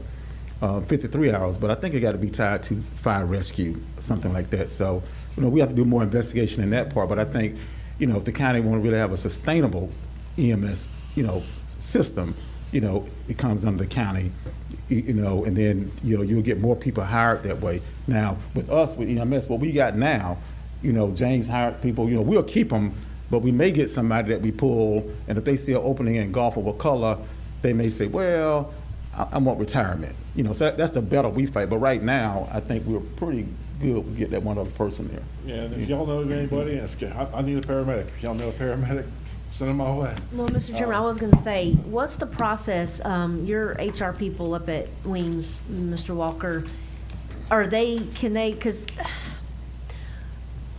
I'm not going to say. I'm just going to say that there's been times in the past where I know of EMTs that have applied, but the paperwork, there wasn't emails returned, there wasn't phone calls returned. Now, again, this was in the past. It's changed. But I just want to make sure that if we have people applying for these positions, we might need to expedite. I know we have to go through the paperwork, check their licensure, all that stuff, but I want to make sure that everybody's on board from the HR perspective to see these applicants, to get them as quickly as possible vetted and on board so that we're not having to deal with this $400,000 of an overage out of a budget that we currently know we have, and then all of a sudden we're getting told it's over budget and we're having to kind of make a plan. Yeah, you know? yeah. Right now, you know, the hiring process is, you know, we streamline a whole lot. You know, so if anybody send an application in, it goes right now to Melanie, you know, Shira, they send to James, and I, you know, sometimes I get a copy of it as well. And so, but we get them in the door as fast as possible. James just interviewed somebody. How long it took? I can tell you just from the last 2 I've done. By the time they put their application in online, I received it on my desk within 2 hours. Okay, good. Yeah. Good, because I think that was maybe before it wasn't as streamlined. Yeah. So we streamline that process because we don't want to. We want to take advantage of it in anybody we can, especially for these critical areas that we have need of right now. Mr. Chairman, can I? Yeah, I'm done. Thanks, guys. Would you present that that recruitment, not plan, but idea that you had when we talked about it the other day and comparing us to Wakulla structure and stuff, Yes, sir. where it's for the school, especially for recruitment for the school. That was an excellent way you presented that. Yeah, because, so we were able to meet the other day, and before we get started, I want to make sure we clarify, this commission in no way has any issues with our EMS, EMT, paramedics. We have to do what we can afford to do. That's why we're having this discussion. I appreciate your candor, Mr. Walker, I wish we would have had this discussion maybe a year and a half ago, saying that the hospital cannot continue to sustain the ambulance. I think it would have been smoother. But so the discussion we had the other day when we were talking was, so one of the ways that, and you can call it marketing, you can call it whatever you want to, one of the ways that Wakulla promotes theirs, of course, theirs is EMT and fire rescue. It's all in one. One of the ways they promote it is with the 4896 schedule, you're working 10 days a week and the overtime's built in, and you can know, so I think their starting salary they were doing last year when they advertised. A month, 10 days a month. Yeah, it was 10 days a month, I'm sorry. It's a week, so that's Oh, fine. dude, I'm That's sorry. getting everybody. Yeah, 10 days a month. It's 48.96, so it winds up being 10 days a month.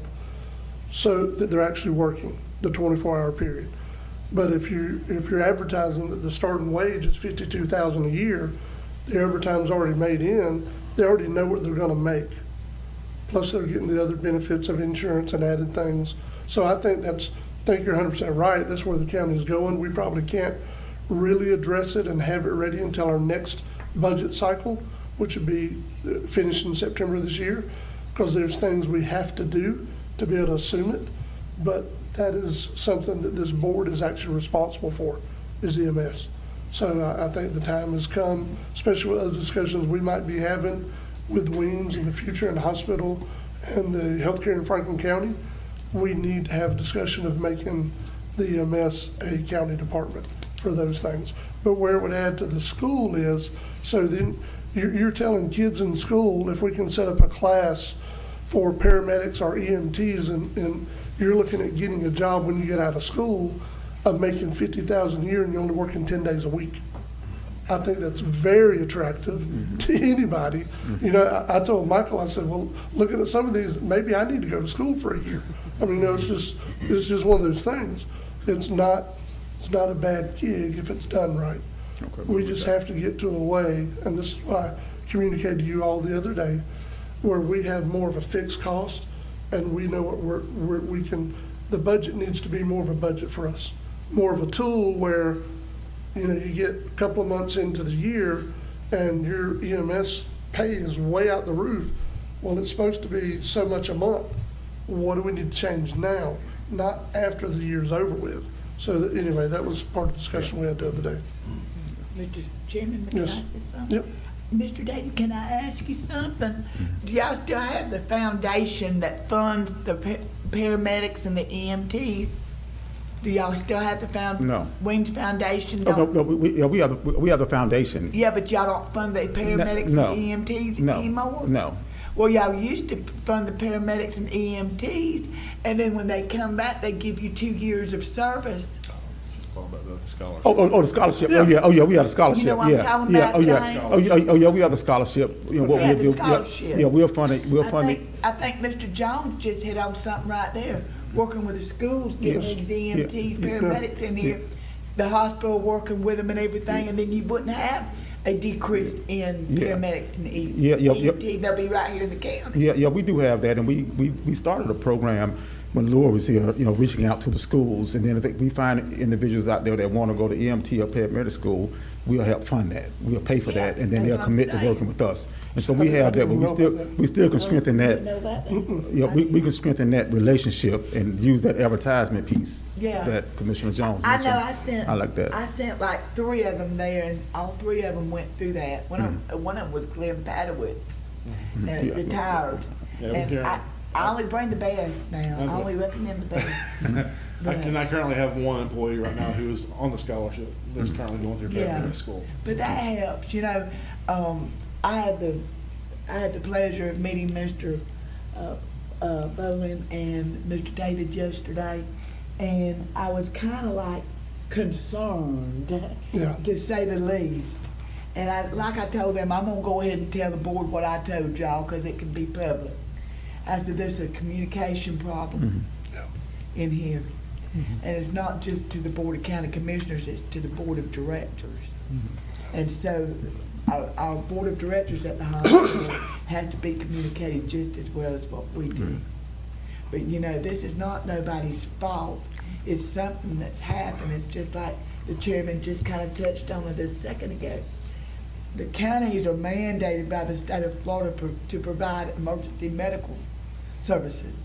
We're not mandated to do a hospital. I have told that time and time again.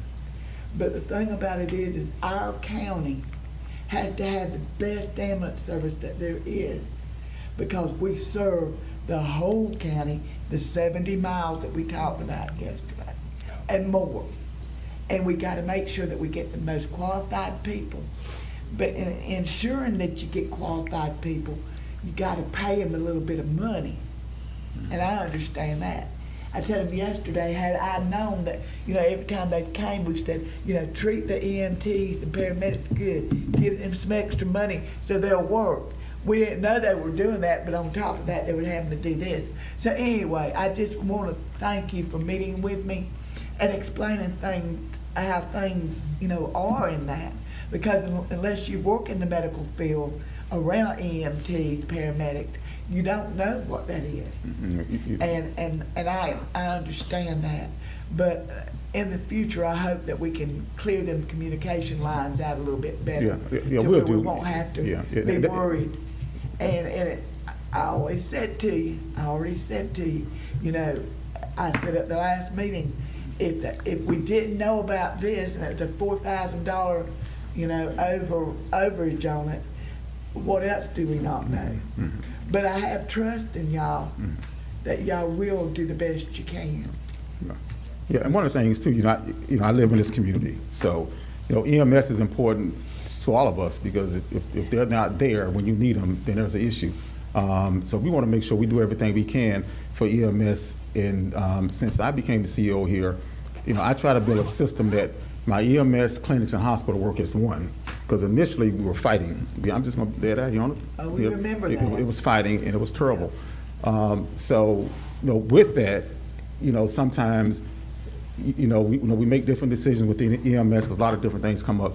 But communication is something that I take responsibility for, everything in the hospital. So going forward, we'll make sure we communicate with you all what is going on with EMS, because EMS is very important, and as well as our hospital board, and then we'll break down budget-wise so you all can begin to see that. So we're rowing the same direction. We're not going against each other, but we're going together, with EMS, because you all want the best for EMS, and it's a statutory mandated program for the county to provide for that. Also. One of the most important things, though, you have to say is when you pick up that phone and you need 911, and you pick up that phone and you dial 911, you're going to get somebody to respond. That's the most important thing. And quickly.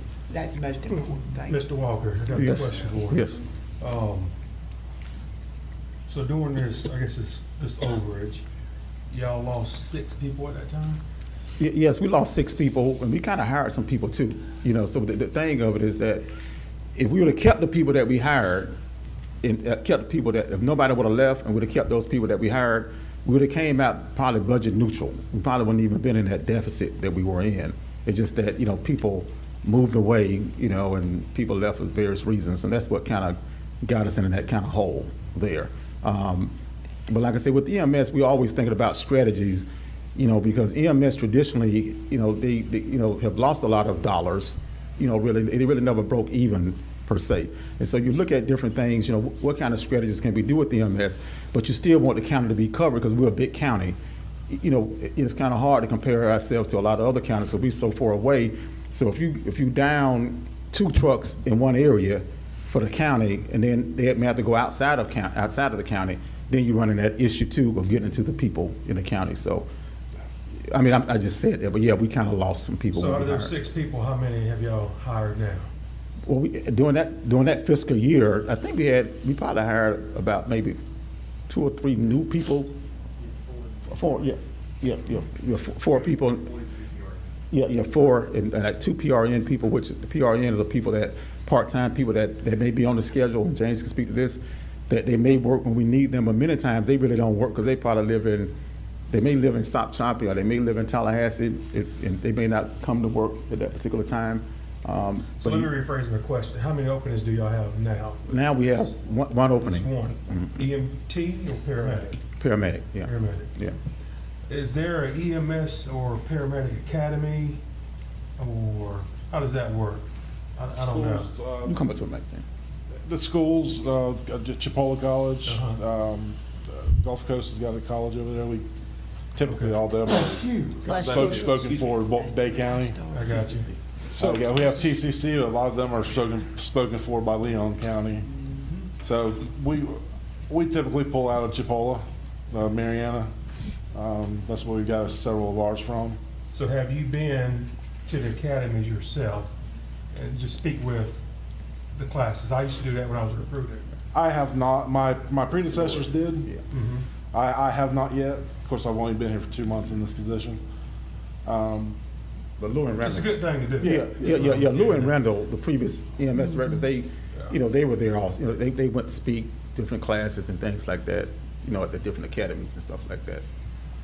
Yeah, but to go further, what the chairman was saying too, with the schools, he was talking about maybe if we could set up something locally, getting Career Source involved to help with the college and university at the county line, Gulf Franklin. Yes. Yes. Yeah, I know they changed their status recently. So that's what the chairman was talking about. We can help you guys with Career Source, getting Kim down here to tell us how can we set up a class, because I mean, it's the way that I didn't think about it, the way that the chairman presented it. You're working so many days a month and earning $50,000 a year. Hello. Yeah. And I reach out to Kim. I know Kim with Career Source, so that's a great idea. I like that idea. So I'd love the president. Yeah, I'll reach out to her as well and see what she can do for us. Yeah, we need to do something to change our future. I mean, yeah, we obviously have things to do now, but we need to get something in place to help us all going forward. Yeah. Like what you said about the airport diversifying, we were talking about earlier about economic development there. That's another branch right there, you see? Yeah, it is.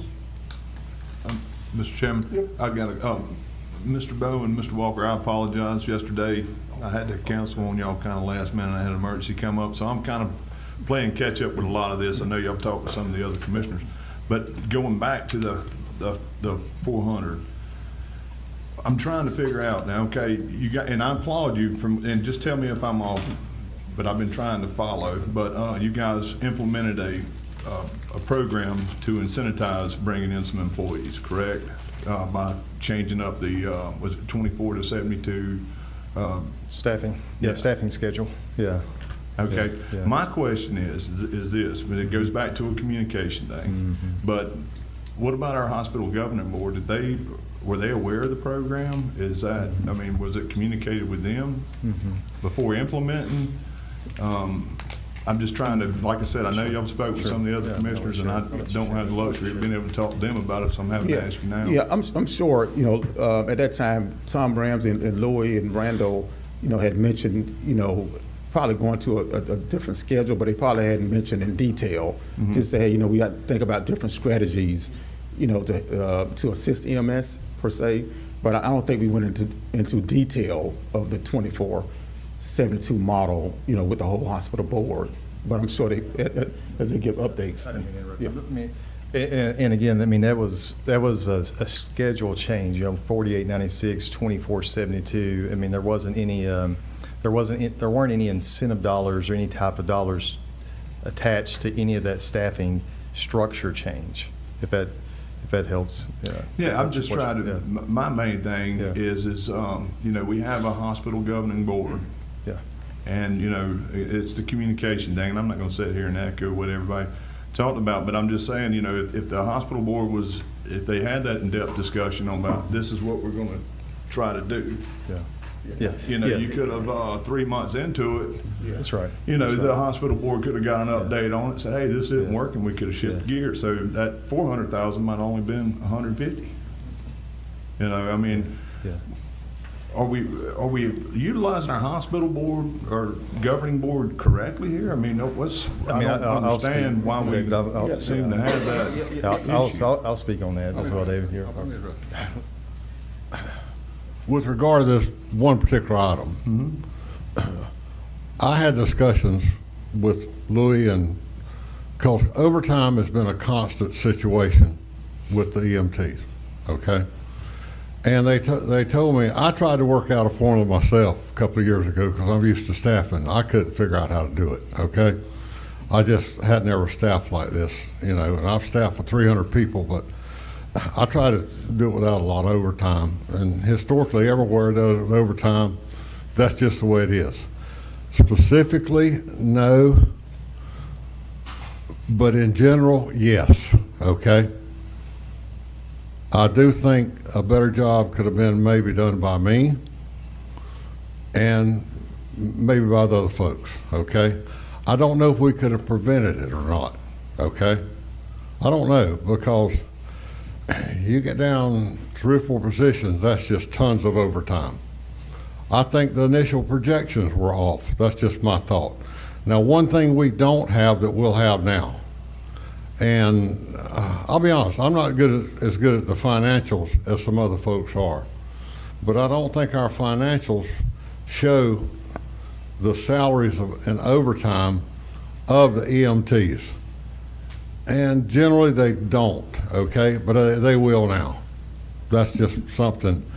I think everybody could have done a little better job communicating. I think we kind of said, well, everything's being done that can be done. And when you try something new, it was a good effort. And Louis was confident it would work, and it would have worked, but then bam, we lose 3 or 4 people, and that type of staffing relies on, from what I understand, more full staffing, or you get more overtime, okay? I don't know the exact dollar it would have amounted to. I do know, and yes, we could have done a better job of communicating. Could have done a better job. We probably would need to go in and do a budget update or something in there. Let everybody know, well, we didn't, you know. I mean, that's all I could say. It wasn't done. And if the board's not communicating good enough with you, we'll try to do a better job, you know. But very seldom people ever ask me any questions on the board. So, to be honest, I don't know if you want stuff or not, you know, sometimes. You know, I just wonder, you know. I try to communicate, and I'm open to anything, and the board is too, and we'll try to get you all the information you need. And I'm happy with the information. Nothing's being hid. If you think something's being hid, I don't think it is. I just don't think it is. Being what? I'm sorry. Hid. Nobody's hiding something on purpose. I don't think anybody's. No, I think it's a better. We can do a better job. The hospital board. And yeah, well, we can do a better job. I mean, to be fair, sure. How many vote members do you have on the hospital board? How many what? Voting members on the hospital? Voting members? What is 5? 6? We got 5 now. 5 now. It's basically the same makeup we got here. Okay. Yeah. Well, no. I think we got. We can have a total of 7, I believe. Chairman Jones isn't going and talking with somebody else and making decisions without discussing it with us. Well, I didn't make no decision. I didn't. Well, you made a recommendation. Do what now? Didn't you just say that you looked at it on your own or whatnot? Well, we were discussing it. I spend more. The chair tends to spend more. That's time understandable. What I'm saying is there wasn't any conversation with the hospital governing board, and that's the point I'm making. You know, we sit here and we looking at things after the fact. I mean, it comes to us a year into it, and it looks bad. You know, I mean, it looks bad in public, looks bad everywhere. And like I said, I'm not going to sit here and beat a dead horse. But what I'm getting at is our hospital governing board, and that's what the title is. Because I looked it up online. It's a governing board. That board's supposed to govern together, not, you know. And I'm not picking on you or anything, but you know, I mean, you've had some discussion in the past with some good discussion. But it goes back to that's why we have those 5 voting members, because you've got collectively 5 different approaches to it, and it's just not. It just from my standpoint may differ from some of the others. It doesn't seem to be that the hospital governing board is either not being utilized correctly or they're not doing their job. One of the two. I mean, that's what I'm getting at, and that's where your whole communication breakdown is. To be honest with you. I don't know. Here's another board member. That's fine. Maybe he can address the board member here. But, yes. Hi, I'm Bill Zester. I'm vice chair of the board.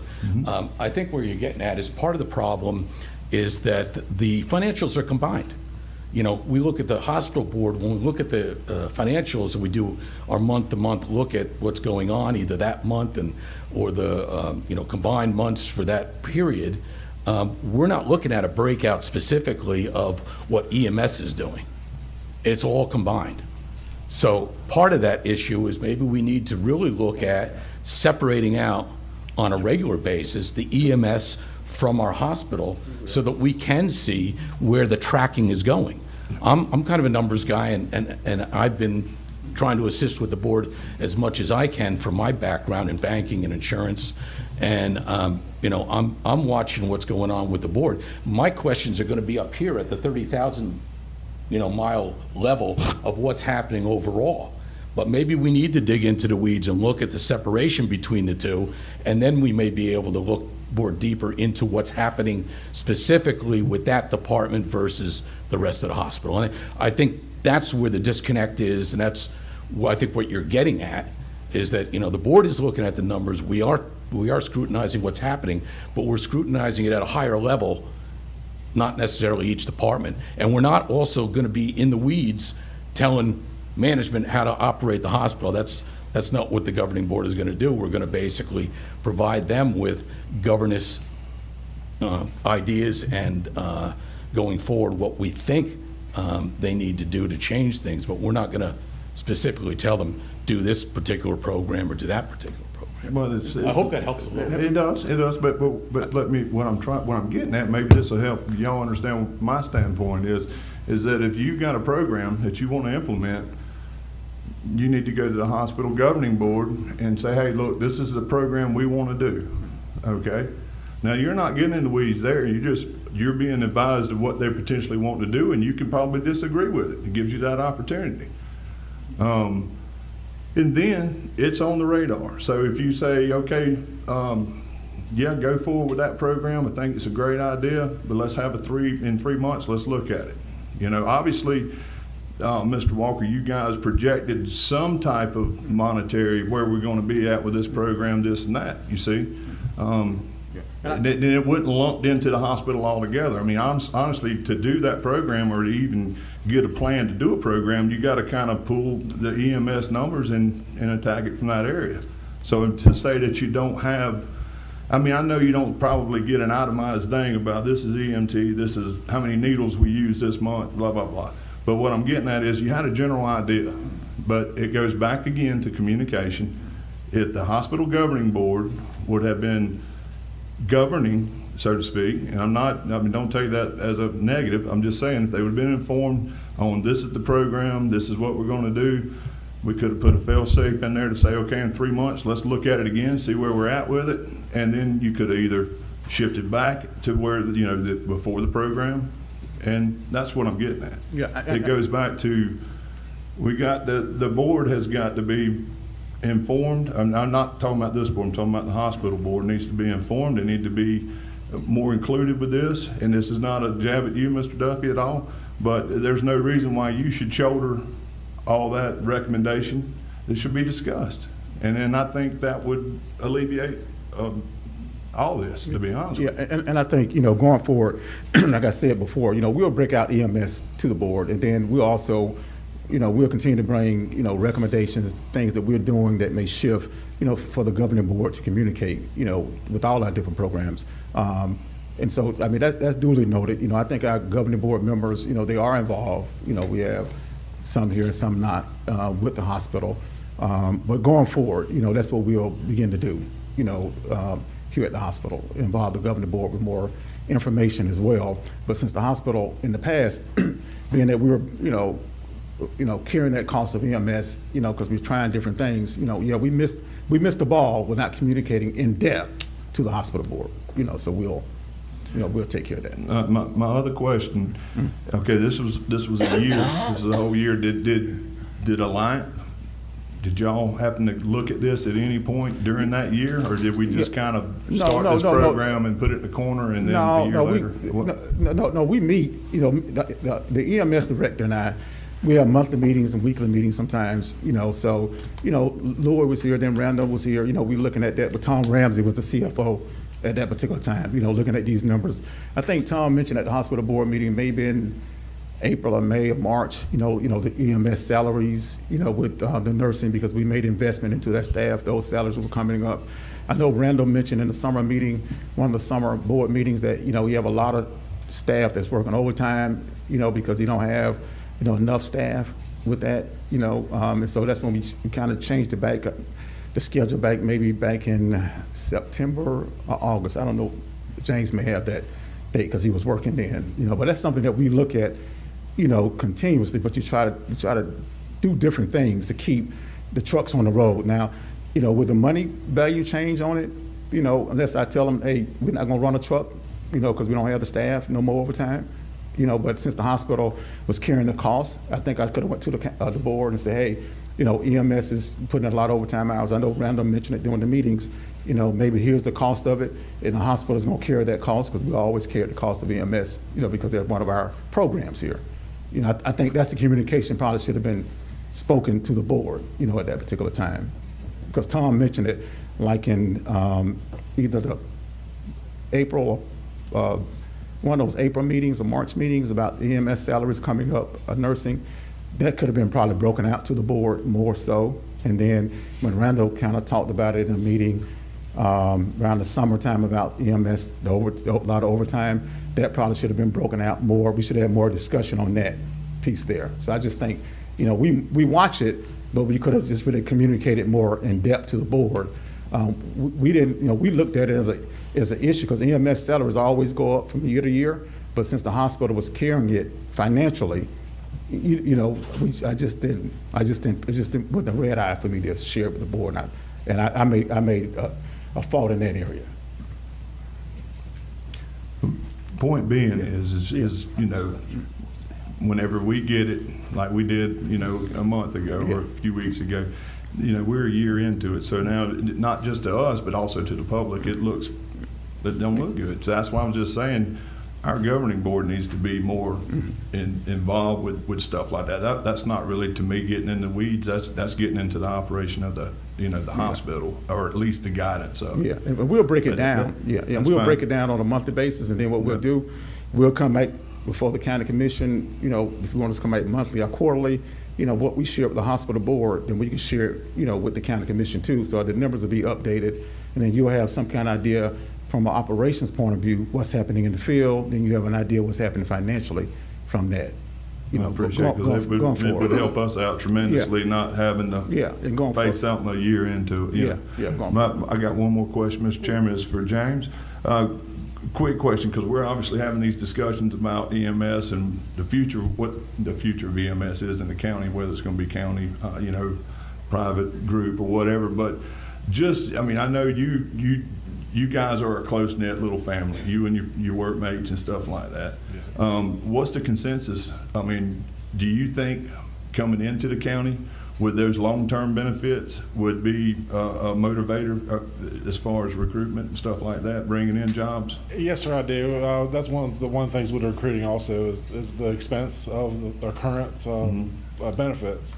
You know, we're looking at $1,800 a month for family health plan, you know, through current situation.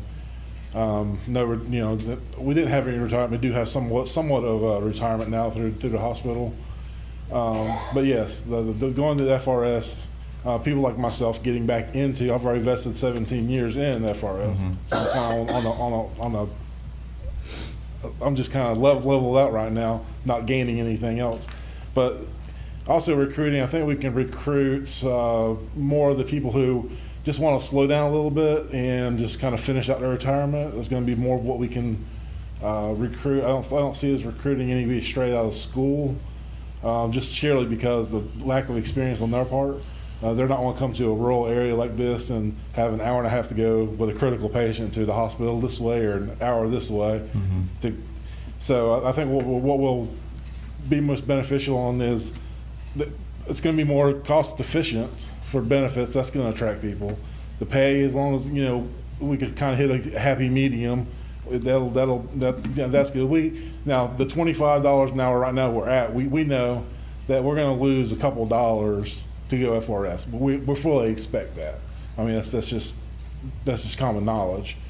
But that's what I was getting at, because how many of our EMS employees are actually Franklin County residents? We currently have 4. Myself. Out of 29?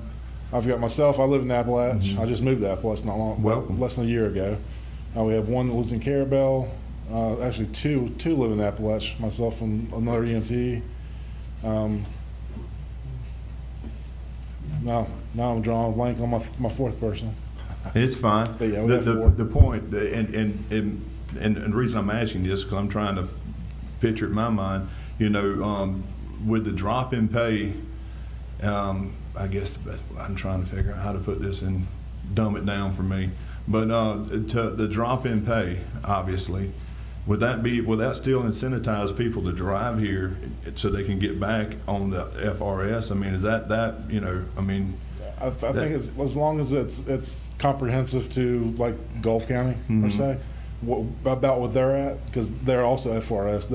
Their county. They have the same thing as what we're shooting for. So if we can get someplace comparable, you know, about what they're making, I think it'll be fine. Okay. But if we drop back down to, you know, $18 an hour for medics, I see that being detrimental to our service. Okay, and that's what I was just trying to wrap my head around. You know, if we all of a sudden, and just hypothetically make it a county position, and then we don't have anybody. You know, everybody's like, no, I'm not driving there an hour and a half. I think if we stay in the Gulf County range, I think we'll be fine. Okay. Anything lower though, we may lose some. If it gets too low, we may lose a lot. That's exactly what I needed to know, and I appreciate it. Yes, sir. And I just want y'all to know, I come into this position as not having any experience. You know, just a quick background on me. I got my EMT in January 1993. I worked several agencies through the years. Got my paramedic in August of 2008 to current. So, you know, I've already got 30 years experience in this field. So I do come in. I've seen a lot. I know a lot about what's going on. So I'm learning more as far as the financial this and financial that, and so looking forward to it. I got a lot to learn. I do now. So we appreciate what you're doing. Yeah, Mr. Hernandez, I appreciate you coming in this role as well, and like I said, I have full confidence. But I've got a question. Y'all said you did the 2472. What are you guys doing now? Because I'm gonna be honest with you, if I'm living out of the county and I'm having to drive in, I'm not going to come and drive in for 24 hours, you know, being 20. I'm going to make it more worth my while. And I'm saying that might deter people from coming in just from a perspective if I lived out of the county. You know what I mean? Yes, so, ma'am. Currently we're back on the 48 hours on and the 96 hours off. Okay. So we come in for 2 days, we go home for 4 days, and work other jobs or whatever they want to do. That's what I was going to say too. A lot of paramedics, you know, they may not. I know you can't make, because believe me, I've been here, done that. You can't make people come to work. You can't make. You can incentivize them and try to pay them more or whatever, or give them some kind of critical staffing pay or whatever. But I get that. But that's why we have to make that pool larger and bigger, which you have. And you're right, they do. They work other jobs, so they may not be able to come in at the drop of a hat if somebody calls in sick. You have people calling sick and having emergencies come up. So I appreciate it. I look forward to working with you. As the board stated, we got to rein it all in, but it sounds like you are. You've got one position left. If you want to forward me, and I'll share my Mr. Walker probably can share my contact info. Okay. I'll be happy to advertise on my social media that we need a paramedic. Just try to get the word out there, and you guys do your part, and hopefully get that last position filled so we can eliminate whatever overtime we have. Okay, and like you mentioned earlier, I do want to sit down with each one of y'all individually and get your take and work out any kinks that we may have, and go forth from there. Well, we appreciate everything you do. Thank you. Anyone else?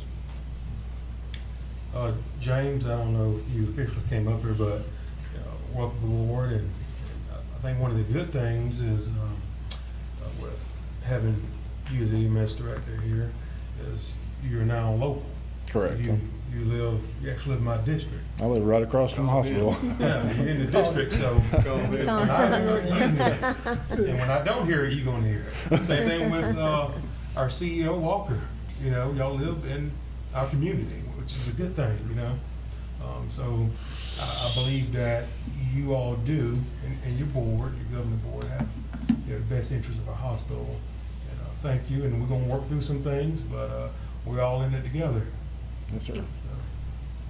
Thank you. If I can, I want to make a recommendation of something. So we've already talked here this afternoon about doing some changes to the way the reporting is going to be done. And I know we've made changes on the other entities I have the pleasure of serving on. Since you're going by a budget, so what we do at the East Point Water and Sewer District is we have a budget and then we have actual. And we have those running numbers. Because at the end of the day, and I explained this or expressed this the other day when I met with you guys, Mr. Walker, Mr. David. So if you know your budget for EMS employment is $1.3 million, if you're spending over $109,000 in a month, you're over budget. You're over budget, straightforward. Same thing with the hospital. If the cost of employing employees at the hospital is $3 million, that's $250,000 a month. If you get up to 300,000, something's got to be changed. So it gives you a way that you can see budget, what you have budgeted, and it gives you a reminder all year long. Then you have an actual about what we actually spent or what we actually took in. And some months are going to be better than others because you're going to have months that you actually receive more revenues than you had budgeted for. So that might just be a simple way, other than breaking it out, as Mr. Walker was talking about, that could be applied and be helpful to the hospital board, Mr. Duffy, because you guys are doing, or should be, doing the policies and procedures for the hospital. That's what you're there for. So that's what we're going to begin to break down. That's the budget, that's the actual budget for every month. Okay. And therefore you get to see it. What you were saying? Can you send copies of this to Michael so you can present it to the commissioners? Yep. This is a whole. Okay, that's fine. But give us an updated one and send it to Michael so you can send it to us. Just a recommendation, just a thought, we're gathering from what we're talking about here today. Duff, you had something else? Yeah, I got one more thing. I just want to assure the commission and our emergency response, our emergency team, something I look at specifically every month. This county spread out, and our EMTs are more important in this county than any other county, probably. So our trucks are equipped with the best equipment there is. That's it. You help purchase and stuff. I just want y'all to know, rest assured, we don't take any shortcuts there, and we watch the training real close. So it's just my contention that it's more important in this county than it probably is any other county, because it might take so long to get to the hospital. Yes. Simple. So that's just something I feel strongly about. Yeah. So you get on ambulance in Miami or Jacksonville, and we got better or as good or probably better equipment. And I don't think you can go too far there. Okay, let y'all know that. Mr. Duffy, let me reiterate something. I just want to make sure that is a priority. You know. Mm-hmm. So, yeah. No, we believe you. Yeah. I want to reiterate something while you're here, and I want to make sure that you understand the heart of what I'm trying to say. I think what Commissioner Amos, and I'm not trying to put words in his mouth, what he was trying to communicate earlier, we're not trying to put the onus on the hospital board, but the hospital board is the only avenue currently that this commission has to the hospital. Everyone else out there is employees of the management company. That's why any decisions for policies or procedures or changes needs to be brought to your board, and your board needs to make that decision. Because at the end of the day, the management company can't change everything and nobody knows what's going on. It needs to be brought to your board. I think that's what the commission was trying to communicate. That is, I appreciate it. Yeah. Okay. Thank you. Thank you all. Thank y'all. All right. Mr. Denny, you're up next, sir. Let's talk about housing.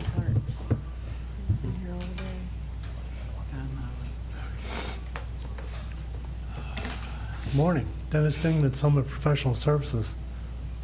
Half my audience is gone. It's great to see you all again. We usually outlast them, Mr. Denny. It's all good. Okay. It's great to see you all again. Today I'm here, at our last conversation at the last meeting, you all expressed an interest in seeking another grant with the Community Development Block Grant Program. And so this, the reason I'm here today is there are two agenda items that have to take place in order to prepare for that grant when the cycle opens up. And we don't know when that cycle is going to be.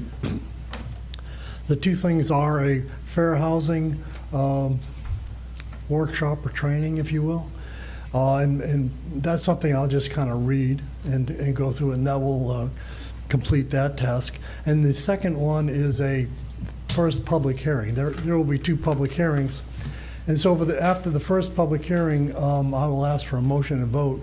And in the paperwork that you should have in front of you, there is a motion that we recommend to you. If you want to just adopt that motion and vote on that, that would be sufficient. So I'll just begin real quickly.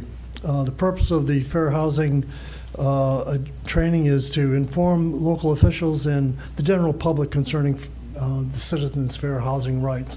As you're aware, the county has a fair housing law, the state has a fair housing law, and of course the federal government has fair housing law enacted as the Civil Rights Act of 1968.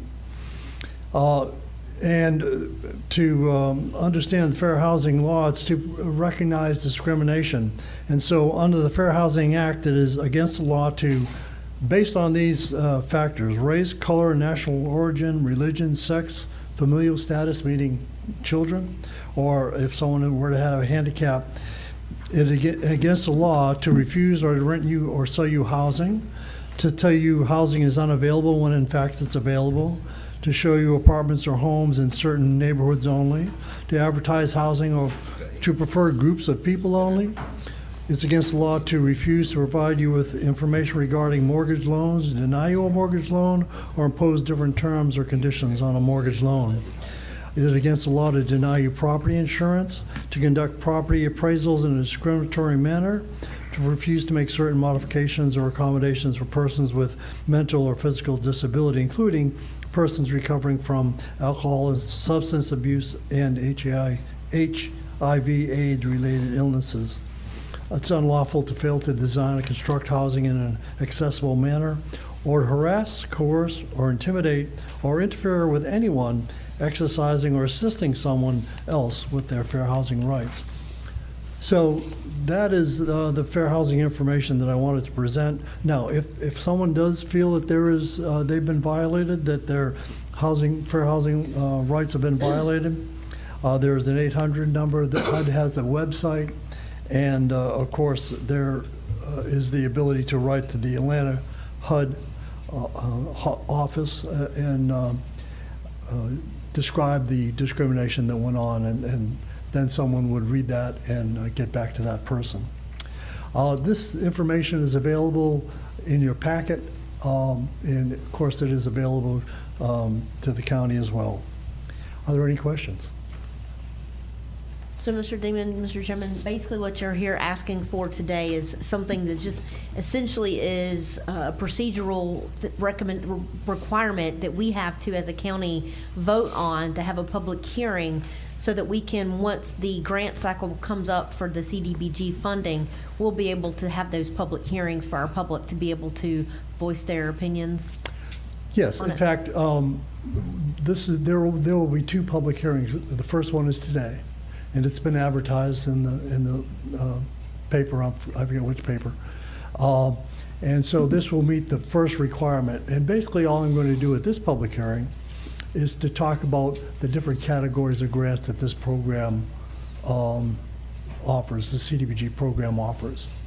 In the second public hearing, once we find out when the grant cycle date is, within that 45-day period of when they announce the start of the cycle to the end of the cycle, we will come back to you with an application.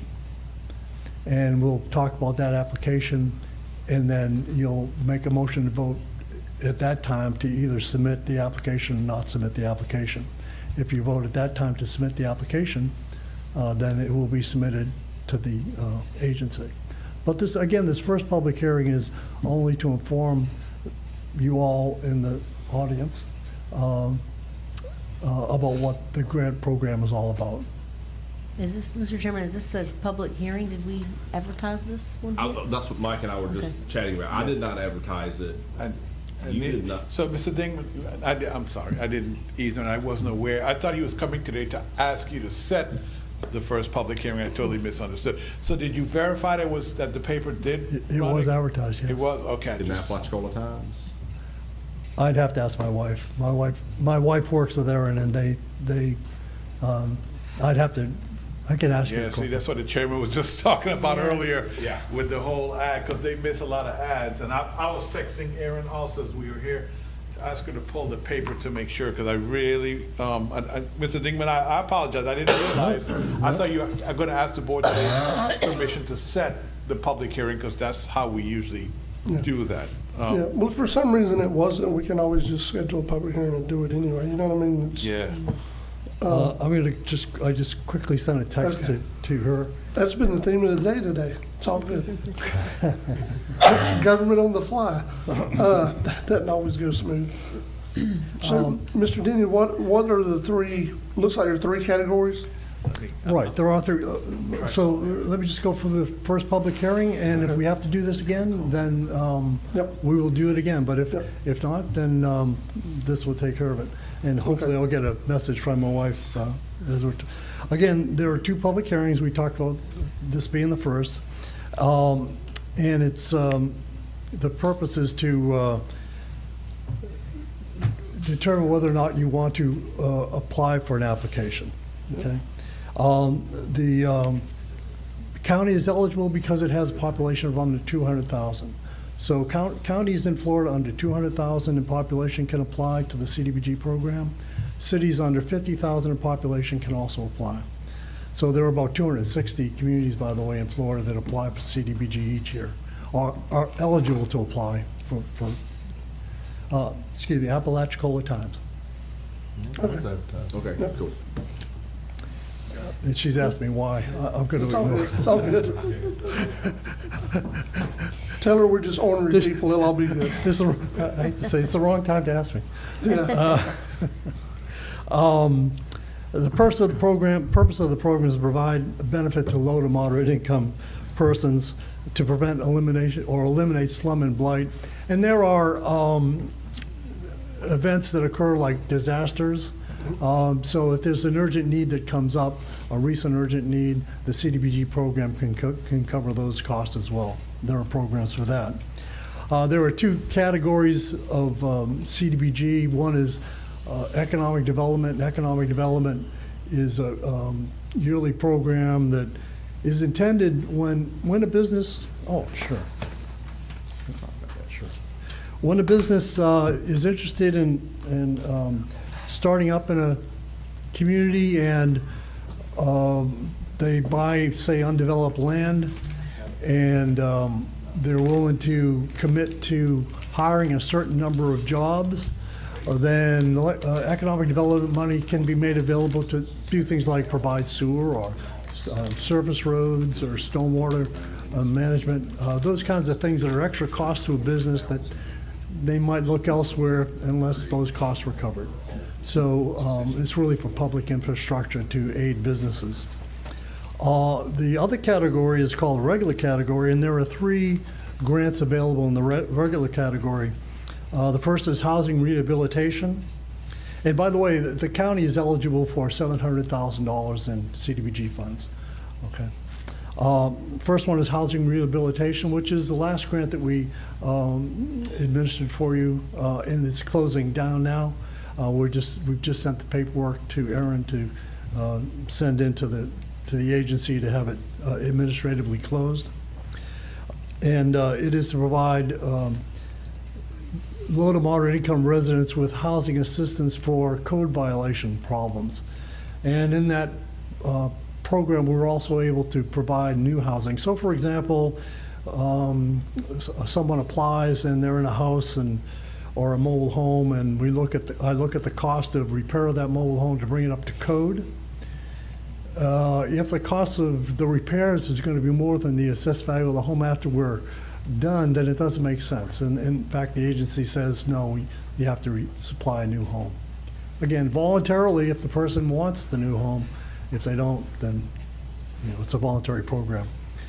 Neighborhood revitalization really has to do with infrastructure, public infrastructure, providing sewer and water, repairing roads, things like that. And the third is commercial revitalization. Commercial revitalization is really for downtowns, legacy downtowns. Apalachicola perhaps has applied for a commercial revitalization where a downtown has become, has slowed down because maybe traffic has moved away from it. And they need things like fixing up facades or sidewalks or street lights and things like that. That's not a highly used grant category. There may be 2 or 3 communities a year that apply for commercial revitalization. And so that's what the program is all about. Are there any questions? No, Mr. Demi, I just know that a lot of issues we had, I don't know if you can recall how many residents you guys helped last year. Do you have that number off the top of your head? Or 4. 4? I know one of the issues was the limit of income was capped. Like we were having people that were missing out by $500 to $1,000, and I know that's not y'all, that wasn't y'all's fault. I think we talked to our legislators about maybe changing that parameter, but I'm all about this. I feel like obviously it would be in our best interest to try to go out for this money and help people we have in the community. So I guess you need a motion to proceed with a CDBG. The motion you're asking for, we have to have another public hearing, but do we have to choose what category? No, in fact, we, per the rules of the agency, at this point, we don't choose what specific grant. You just, the motion that, in fact, we put down here, proceed with an FFY 2024 Community Development Block Grant in the regular category. So it could be housing, it could be neighborhood revitalization, or it could be commercial at this point. Okay. During the next period of time until they announce the grant category, I will talk to Aaron and talk to Michael, and I'm sure they will tell me what specific grant to do an application for. It's just, I don't know why the agency does it this way. In fact, after you make the motion, we could talk about which grant you want to apply for, but for the purpose of this particular hearing, the motion has to be kind of generic, regular category. Okay, and then we have to have a motion to have a public hearing, or does that come when you get the? No, this is the public hearing. You don't have to have a motion for the public hearing. Just the motion that to proceed with a FFY 2024 Community Development Block Grant in the regular category. Okay. And that motion will take us to the next steps. I'll make that motion, Chairman. Okay. So we do have a motion to proceed with the FFY 2024 Block Development Grant in the regular category by Commissioner Ward. I'll second. Second by Commissioner Amison. Any additional discussion, Commissioners? So I want to clarify something before we vote on this. So when the second public hearing is coming up, please make sure that Mr. Morone and or Mr. Schuler know, so we can duly, not that you're not advertising it, but that we can make sure we put it and make it some informal, you know what I mean? He can at least put his information on his agenda so people will know that it's coming up ahead of time. Okay, I thought it was on the agenda. When I pulled down the agenda, I thought. No, I'm talking about, well, I don't think we understood that today was a public hearing though. Oh, okay. So we want to make sure and let the public know ahead of time as much as we can when we start to do the second public hearing that is a public hearing, is all I'm saying. Yeah, correct, Yeah. Mr. Chair. So usually, I will put a specific time on the agenda when the public hearing is scheduled for. I see. You got to wait all day. And we also have a link on our website. We like to link all public hearings and workshops, so yes. Yeah, that way you won't have to wait all day, Mr. Denny. Yes. We can put you for a particular time. I enjoyed it. I'm glad. I'm glad somebody did. Any other discussion before we vote? All in favor? Aye. Any opposed? That's unanimous. Okay. Commissioners, do you want to discuss any of this now, or how do you want to proceed? I think we just, there's no sense in discussing it. We just. I do want to ask a question, Mr. Denny. Sure. That doesn't, I just want to know how the lay of the land is here. So I know in housing rehabilitation, it assists low and moderate income and low to moderate income, all those things. The neighborhood revitalization still has a requirement that 51% of the residents who benefit from these activities have to be low to moderate income. Is there any such restriction on the commercial revitalization? And this is just for personal knowledge. Okay. Commercial just one list. revitalization actually takes the whole community. So you have a downtown Apalachicola. Right. It will take, you have to do a survey unless you have a census tract information otherwise. It says it's automatically below or above 51%. If the census tract doesn't say that, then you have to actually do a random survey of the entire city to make sure that you meet that 51%, which you have That's to. hard to do. Yeah, it's a process. Okay. And the same thing with neighborhood revitalization. You have to identify the service area that you're going to be working in. Right. Identify every house. Do a random sample of that, and there's a process you have to go through for that. Right. And then you have to actually go to every house and survey. And sounds like a lot of work. It is a lot. It is a But lot. is it something that, say, for instance, in a community, if you're doing a downtown area, can you say you're doing a specific part of the downtown, or it has to be the whole downtown? Oh, you have to determine with an engineer what it is that you're going to be doing. Okay. But, so you have to have specifics as far as accomplishments. Yeah. But in terms of meeting the low to moderate income requirement, it includes the entire jurisdiction of the city. Okay. So, Just want to make sure. let's get to East Point.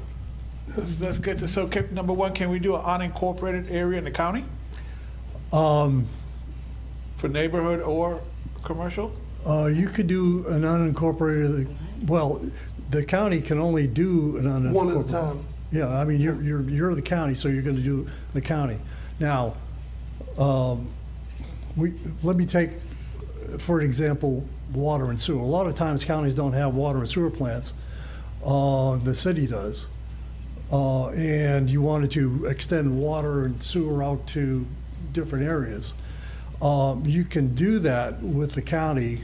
You can do a joint agreement, service agreement with the county. You still have to survey the area that you want to service out in the county and then do that 51%. Okay. Does that make sense? It does. Yeah. It does. But so if we were doing East Point, though, let me ask you this question. Since East Point does have a special district, that they could actually apply themselves and the county support it, correct? It would be the county that would. It would have to be the county. Okay, but you can only have one at the time. You can only have So one. we can't do something for housing houses, and yeah. water and sewer at the same time. You'd have to alternate. Yeah. I was thinking more. And I was talking to Aaron, I'll bring this up, because I understand that there is a park in Apalachicola that you all have, I don't know if it's in Apalachicola It is. Well, jurisdiction. It's in the city, yes. It's in the city, okay. And so she said, well, gee, could we do a park with CDBG? And we said, yeah, and so we looked into it a little bit. The issue with that is when you're taking over control of a park that's within another jurisdiction, you have to kind of come to a negotiation with the agency about what the service area that park is going to actually service. You know, and then you have to go through the same process of identifying, okay, now that we've identified how many people this park is going to service, we have to go out and we have to survey each one of those or do a random sample to make sure that they're all 51%. So CDBG is good for that too, but you get into a lot more detail. That surveying is not something you do. A neighborhood or commercial revitalization or the park is something you plan a year ahead of schedule, and it really is a lot of work. Yeah, so it's been a couple of years ago, but we had to do, or we needed to do a survey in East Point because we were applying for funds that required that, and that took a little while to get done. Yeah, you don't know how many pit bulls have chased me up on Aaron reminded me, I'm sorry, Aaron reminded me, Mr. Chairman, of the issues we had when we tried to do the East Point waterfront Yes. concept. Yeah, we did, yeah. We're not able to qualify, but it took a lot of work. Yes, like it you is, said, a yes. lot of work. Okay, I still think housing is probably gonna be our best way to go because it meets needs that people definitely have and a whole lot quicker. Well, there definitely is the need. We're not short of people that are in need. And one of the things that we do, of course, first is, because CDBG is such a comprehensive program in terms of being able to help do more for a homeowner than the CHIP program, is we get with Courtney, is it Courtney? And see what individuals can't be helped with SHIP. Yeah. And so we get, try to get that list, and those are the people that we talk to first about submitting an application. Yeah, no, that's good. One more question, Mr. Denny. So what you presented us and what we made a motion to approve today says it's the 2024 block grant. Right. So what about the 25? That's, Yeah, if this grant is finished before the 2025 cycle is announced, the reason 2024 is coming up is they just allocated the funds for FFY 2024, okay? From the federal government down to the state. I figured I was gonna get that kind of answer, but I wanted to be publicly known. Yeah, no, it's a matter of money being allocated Yes, from the sir. federal government down to the state. Okay. And making that available. And I did mention, I think on the phone, the reason why I thought it would be good for the county to apply is not all of the funds were used last cycle. Right. And so about 7 million will be added to this allocation, which is, I think, between 24 and 28 million. Yeah. So we could be looking at 32. Stand a better chance. Which makes your chances better. Yep. Yep. Thank you, Mr. Denny. Okay, thank you. It's great seeing you all. Thank you. All right, commissioners, commissioner comments? You guys want a bay? What? About the bay. I Oh, know yes, next please. week we got yes. the FWC Commission meeting, and I believe we're going to be on for before lunch on Wednesday, correct, Miss Betty? I'm gonna lean on Miss Betty in the crowd. That's why I asked her to be here, because she keeps me straight. Now Wednesday we had a communications committee group meeting where we discussed, recommendations that we're going to make to the partnership tomorrow. We have a partnership meeting. That's going to be just just general recommendations that FWC is requesting right now from the partnership. The big thing about next week is, both Commissioner Jones and Commissioner Sanders was here during the legislative delegation, where Representative Sho said that we need to be a united community, and we need a united voice. And when I took the podium, I told them, I said, we have that united voice. It's called the partnership. I mean, we've got stakeholders. And again, I think I had to lean on Ms. Betty, but how many stakeholders do we have again? I mean, We have a total of 15 board members, and 10 of those are local past harvesters, seafood processing companies, and one aquaculture person. Hold on just a second. Ms. Betty, go ahead and come up to the microphone, please. We want to make sure what you're saying is recorded, is all I want, you know what I mean? I can do that. So our partnership has a total of 15 board members. 10 of those are past local harvesters. Okay. We have one aquaculture person, and the other 5 are people that are very interested in the whole base system itself. Okay. Now, with that being said, now going back, and I know Commissioner Jones, you sat on the APSI cab at I one did for a time. little while, yes. Yeah. 7, I 9, believe I was you're there the for a only, while. me and you are the only two that's currently on this. Yes. Whenever I got there, there was Mr. Rash and Mr. Barber were the only 2 stakeholders that were left that were left. Everything else in the room was universities, state departments. So that means, for a good portion of that APSI cab, there wasn't any stakeholders there. Now, whenever we came in and formed this is what they called a successor group, the partnership. That was our focus, was to get as many of our local folks back in there and get them involved. Because we knew in the recommendation process that local input was gonna be vital. So that's why, really, to be honest with you, we recruited Miss Betty, because Miss Betty walks in so many worlds with everybody, and she can go sweet talk everybody and get them all back to the table. Because to be fair, they felt, they just, you know, in the past with Absy Cab, they just felt disenfranchised with it because they wasn't really listening. It was really more of a science focus, and it drove all of our local oystermen away from it. So there was no input there. Let me add to that very quickly. We had our first meeting in March of last year, so we're a year into this, and we still have everyone coming back. Yeah. So which can really say a lot about the enthusiasm of this group. They're very dedicated. So we have the point I'm trying to get at, and I'm not going to keep y'all here all day with it, but just really, you know, I understand what Representative Shove's getting at, especially when we go to Tallahassee. We need to be united, we do. But the county commission, and like I told the committee group, you know, the Board of County Commissioners has really put it at a real bad disadvantage, because we can't all show up at the partnership, and really I wish we could.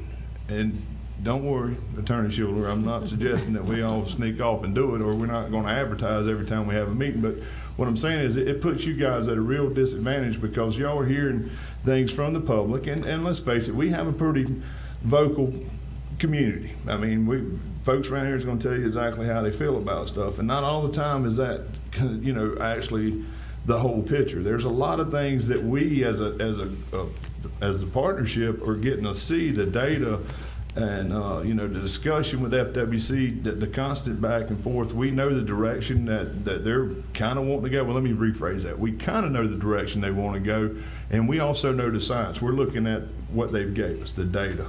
So we, you know, and it puts you guys at an unfair advantage. But I just really need the county, the partnership, all of us to be really united, and that's really the focus that next week's going to be, because they're not going to decide on anything at that commission meeting next week. This is just going to be the preliminary, and then basically they're going to give them direction to start moving forward with recommendations. So whatever is discussed there Wednesday is not going to be the recommendations going forward. Is it August where they got to have the recommendations in? Correct. They'll have a meeting in May that will kind of start the process. In August, they will have the first, I guess, considering like a first hearing, basically. And then in November, they will not make the final rule decision until November. Now, I do think, Ms. Betty, that they're not going to have the Bayonne in May. Oh, that may be true, but I just know the next so meeting's in May. So we're going to be August, and you know, so we've got that. That's we correct. just really need to reinforce with what I would like for this commission to do. I'm going to obviously be speaking on behalf of the partnership, and I'm not sure who's going to speak on behalf of the commission. I'm assuming Chairman Jones will be the chair. But what I'm getting at is what we really need to lean on the commission at. The point we need to do is that they lean on their staff to take our recommendations, or at least, you know, what's the word I'm looking for? At least include those, consider them. Yeah. I mean, that's really the problem that I feel like we have, is that FWC staff sometimes just kind of goes, you know, on their, you know, their own. Exactly. Their own tangent. Yeah. I'm trying to be. I'm trying to walk in both those worlds where I keep. I know, but like I said, I'm the one that's having to go and deal with them, and I'm trying to be as diplomatic as possible. Can I address Mr. Anderson for just a minute? The one thing that I got out of that the other night, and I was real pleased I was here to hear him say that, because you mentioned the 17 million, and you did too. There's 27 million altogether. But he said, and you said, a very important thing. We have studied that bay to death. Yeah. And he said, he responded by saying something, I can't remember his exact words, but he says, yeah, and you keep on putting the money in there, they'll keep on doing it. Yeah. Basically is what they said. Don't you think that's about basically what he led to? So we're going to have to be very strong and very powerful on what we say, that our folks are looking at us and saying, when are we going to be able to work that bay? Yes. Because I'm gonna tell you something, I'm not gonna go into everything right now because we wanna keep a good fund there. But, I mean, I'm prepared to do whatever we have to take care But the big take care important, of the people. I don't mean to interrupt, but the big important thing is to have FWC start listening to the local folks. Yeah. That hasn't happened a lot in the past. And they're not doing it. But I can say that FWC representatives have been to every one of our meetings and participated in our discussions, so they know what's been discussed and what's been going on. So it's just important that they continue to listen and let this group be a part of decisions they make, because these folks know. Yeah, they FWC do. doesn't always know. These folks know. Mr. Chairman, I know, I was able to get my schedule arranged, so I will be there. Yeah, okay. So I think all 5 of us will be there. Good. And that's a strong representation. Yeah. And I hope some of the people in the community will also be there. There are some partnership members that will be there, yes, Good. ma'am. So, Good. that's great. Yeah, you know, the only thing that's been kind of, Ms. Betty, to go off what you were saying, if we're completely honest, local input really has never been considered in anything that I know of growing up in the seafood industry. One of the things that was very complicated in the oyster business was any number of, they would always come and tell you what you need to improve, or you're going to get a fine for it, but there's no money to help you do that. That's right. It's just a constant legislative process. But that being said, I do think we now have an opportunity that we might actually can be heard. Yes. So we do need to try to capitalize it, like the commissioner's saying, on that. So we really need to, I know last meeting they were here, they mentioned, it wasn't exploratory, but it was anyway, some kind of Experimental harvest. Experimental harvest. I support that, because here's the thing. If that's what it's gonna take to get the bay open, we want the bay open. We want the bay open for oyster harvesting. We want the bay open for economy. We want the bay open so some of these people can support their families again, doing what they've always done. Now, that being said, it is a misnomer that when that bay opens, that there's gonna be 500 or 600 boats out there. There's not that many boats around the community anymore. And a lot of people that have finally gotten a job, that they've been there long enough now, they're getting enough money to get by, they're not gonna just quit that job and go back to something that might get shut down 2 weeks later. Not only I that, just don't see that happening. Mr. Chairman, but they're probably gonna regulate it so much that I just don't you're see not gonna be that. able to make a living. Yeah, so I guess the only thing I would say, and I want to discuss it here today, is what are we actually asking? To move forward with opening the bay, to move forward with limited entry, once they define it? What are we actually support? What are we That's gonna, what you got what to are we do. gonna What do we support? support? That's what we need to know, so, because we can't really talk about it, you know what I mean, between now and, I think, Well, Mr. me- Chairman, maybe tomorrow when y'all have your meeting, Commissioner Amison, y'all can bounce ideas and see what we need to know, what Yes. we need to go and ask for. And Yeah. as the chairman said, to be firm and know what we want. yeah, and even if that needs to be put in an email that you can send to Mr. Morone, he can send to all the commissioners. Okay. That way it's a, you know what I mean, it's an email that, we Okay. just need to know what our talking Well, points are. gonna that's be what so I we can was agree. going to recommend on whenever you just said that, after our meeting tomorrow, when we present our recommendations and whatever the partnership decides and votes on, which the stakeholders, then what Betty can do is reach out and make sure that everybody is informed on that. Yeah. But it really, this isn't a, and may lean on you for a second here, Attorney Schuler, but this is a state decision. This isn't a county commission. I mean, we can talk, if something comes up in one of them meetings that FWC decides this is direction, can I call Ms. Cheryl? Can I call Jessica? I mean, and say, hey, look, this is something FWC is saying. No. Because it's not Call something. Michael. Call Mike. Okay, well, I'm just saying it, we're not voting on it. There's no power for us to vote on any of that. I know, but But you just- you'll you're end scared. up taking local It's a action. gray It's area. inevitable, whether it's effective or It's a not. gray and area. That's Okay. always been the case. So Well, I'm still 2 years into this. I'm trying to figure out just how far I can push the envelope. Let me say this, you guys can attend the meeting once it's advertised correctly, though. More than one of you can attend once we advertise yeah, it, we saying that more than one commissioner may yeah. attend, blah, blah, blah. I'm not you talking know? about all of They've us go down to advertised the it. coffee shop and discuss with that's FWC, not but I wrong. mean, if we have something going on in our partnership that I feel as though, I want to share with a commissioner, I can't call them about something the state's deciding on. When it has nothing to do with You were us. appointed to the partnership by the board, so Okay. let's have belts and suspenders and be more cautious perhaps than we should. Well, I'm trying to get fired, so. Mr. Chairman, what I usually do That doesn't happen. if there's a You can meeting- More than communicate just with being Mike. fired. Mike can send out individual Okay. emails to everybody so that they know If there's a what's going meeting on. that we don't have control over the advertising, I just put on the county's website or I announce XYZ is having a meeting, more than one of the commissioners may attend that Well, you can meeting. do that Like for we every did meeting for that concerns the FWC. bay. Just go ahead and chalk it Yeah, up. might as well do it. But I mean. You gotta that- remind me then, sir. But what we can do So, that. We can do Mike, that I from our can administrative side. forward you that notice that was sent out by FWC if you'd like me to do that. That's fine. Okay. That helps, yes. I'll do that. And then I'll put it on our website, Commissioner, Yeah. with the tag that more than We're one. not trying to do anything wrong, but we're But you already we're the did. elected voice of these people. Yes. Well, And- we and- need to let them know that all 5 of us are coming, not They just know. one. They know, Well, we they know, we trust told them. Yeah, and especially. And that's what I asked ain't about gonna- Ms. Well Never when I mind. spoke with her about letting us know the recommendations tomorrow at their meeting. Yeah. Right. So we all Yeah, we know. just want to make sure we're on the same sheet. Right, right. Well, You and see, wanna go that there, was we know something what that was time. discussed last Wednesday, because I told everybody, I said, the calendar's not really lining up here. We're having our committee meeting, which, would be a disservice to our partnership if we come to the county commission and give y'all a briefing on what we're going to recommend to the partnership without them having an opportunity to vote on or hear about it. You know That's what I mean? correct.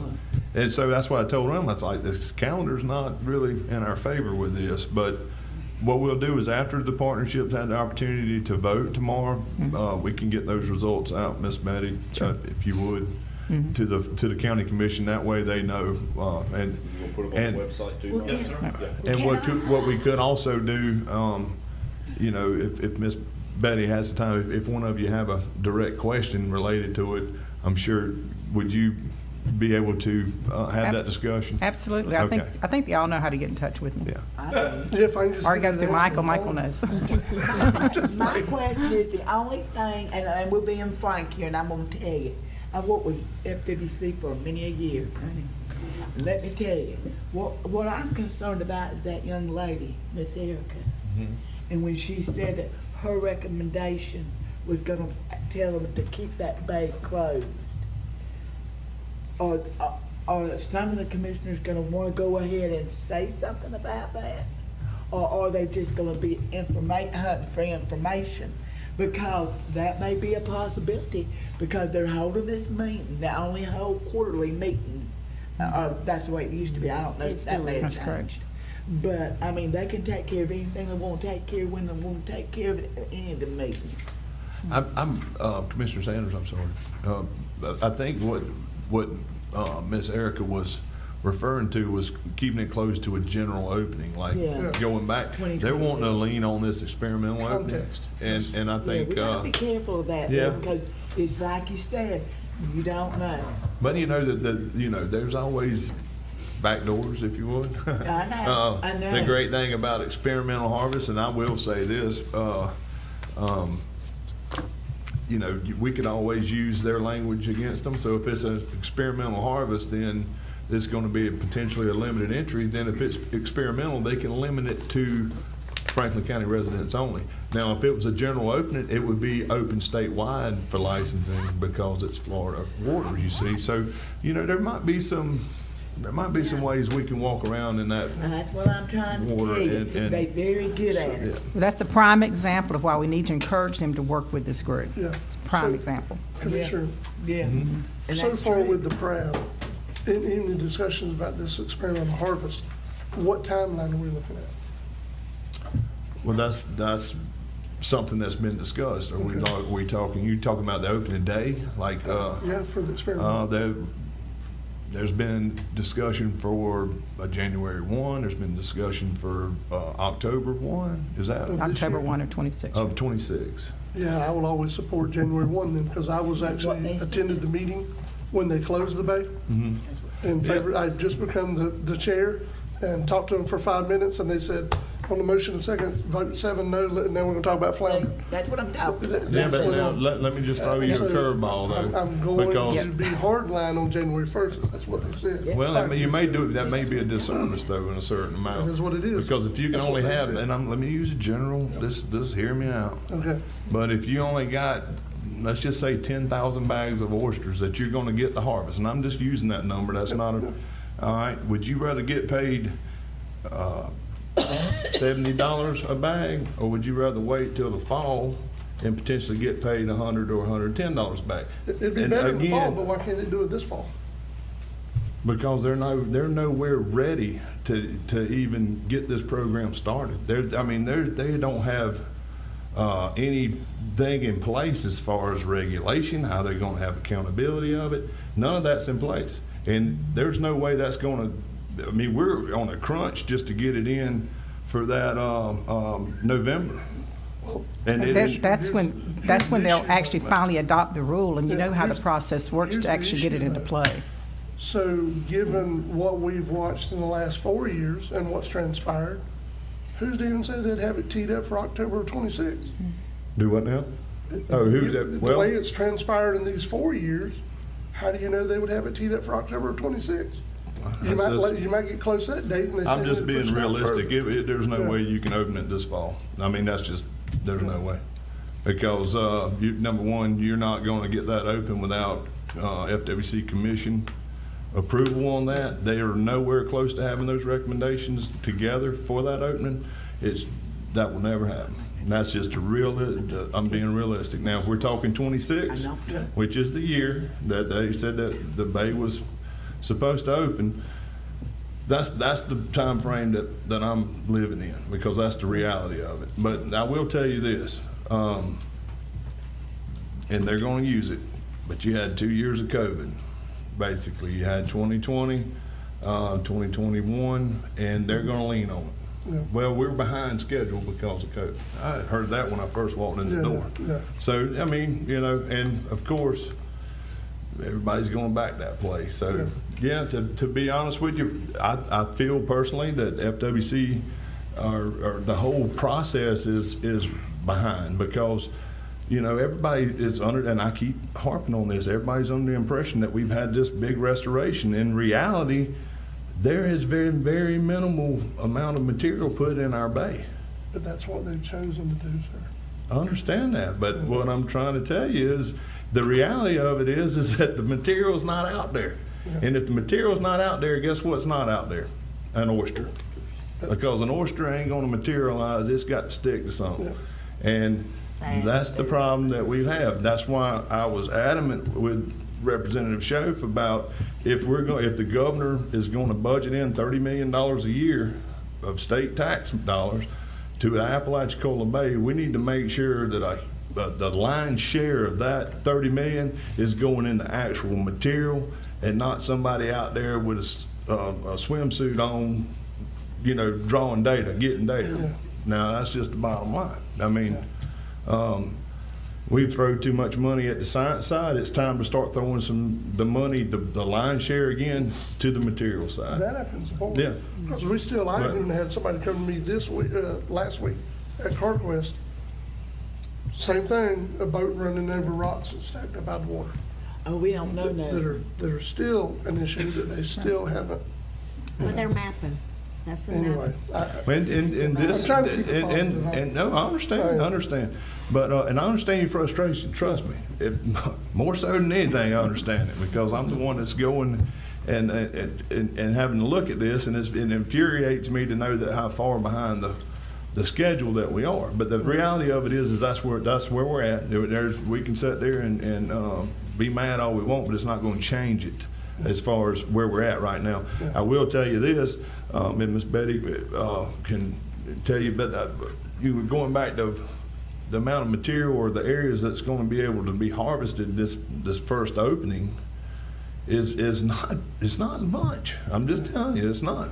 All that material that everybody's complaining about hitting, and no, we're not even gonna be able to harvest that till, what's the projection on that? They said 2 years. 2 years. So, So that that comes into the fall of 2026. That comes into discussion moving forward, but that's not gonna, they're not gonna be able to harvest anything off of those particular areas that FWC just put that material on until, or next year in the open. You know, it's gonna be basically the areas that they have already, put material out in previous studies. And that's where that's gonna be the control point. Okay. Once, now they hadn't set a percentage on that, but you're looking at once, 20 or 30% of that is harvested, or possibly less has been harvested, then they're gonna shut that area down.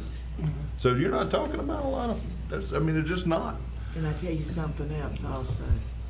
If they're gonna be working on this until the November thing, every time they have a meeting in May, in June, in November, or whenever, some of us commissioners need to be there. You're talking about the FWC commission? Yes. Yeah. Oh, I agree. I agree The more wholeheartedly. they see you, the more they gonna realize who you are, and you're not gonna give up. I agree.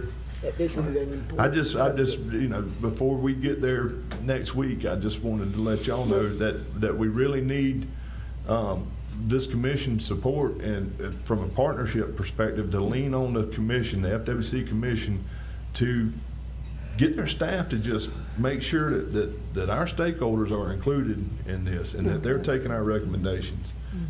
And I will tell you this, sitting here whenever Miss Erica and the other ones were there, that really got under my skin because they did not even come to the stakeholders with that information.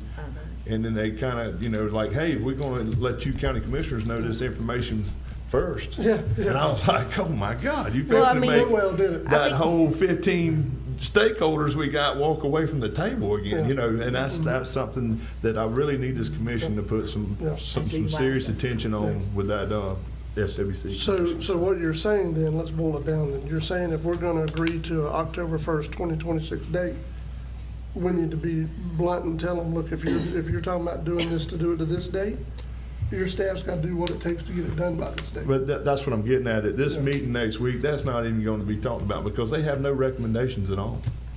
That's not even going to be on the board. Never mind, I don't want to say. No, I don't want to ask that question. Let me ask. No, I'm telling you, you know what it's gonna lead to? It's gonna lead to, oh, we're behind, just like you said, oh, we're behind with this, we're behind with that. So they extend it and extend it until they think the people's not gonna get up. And I think they were put on the spot because the question was asked, what's your intent? And I felt kind of like they felt like they needed to give us an answer. Yeah. Whether that's the right answer, I don't know. But all that to say, if the money was to dry up, guess what? They would walk away, wash their hands of it, and we'd be stuck with whatever they left. Yeah. That's what aggravates me because at any time, this money could be not reinstituted and not rebudgeted. We're gonna have a new governor in 2 years? Who's to say the new governor don't come in and pull the money? Yeah. Then what? That's my concern. It's not that. It's just what happens when the money dries up. And that's another reason why I asked the question.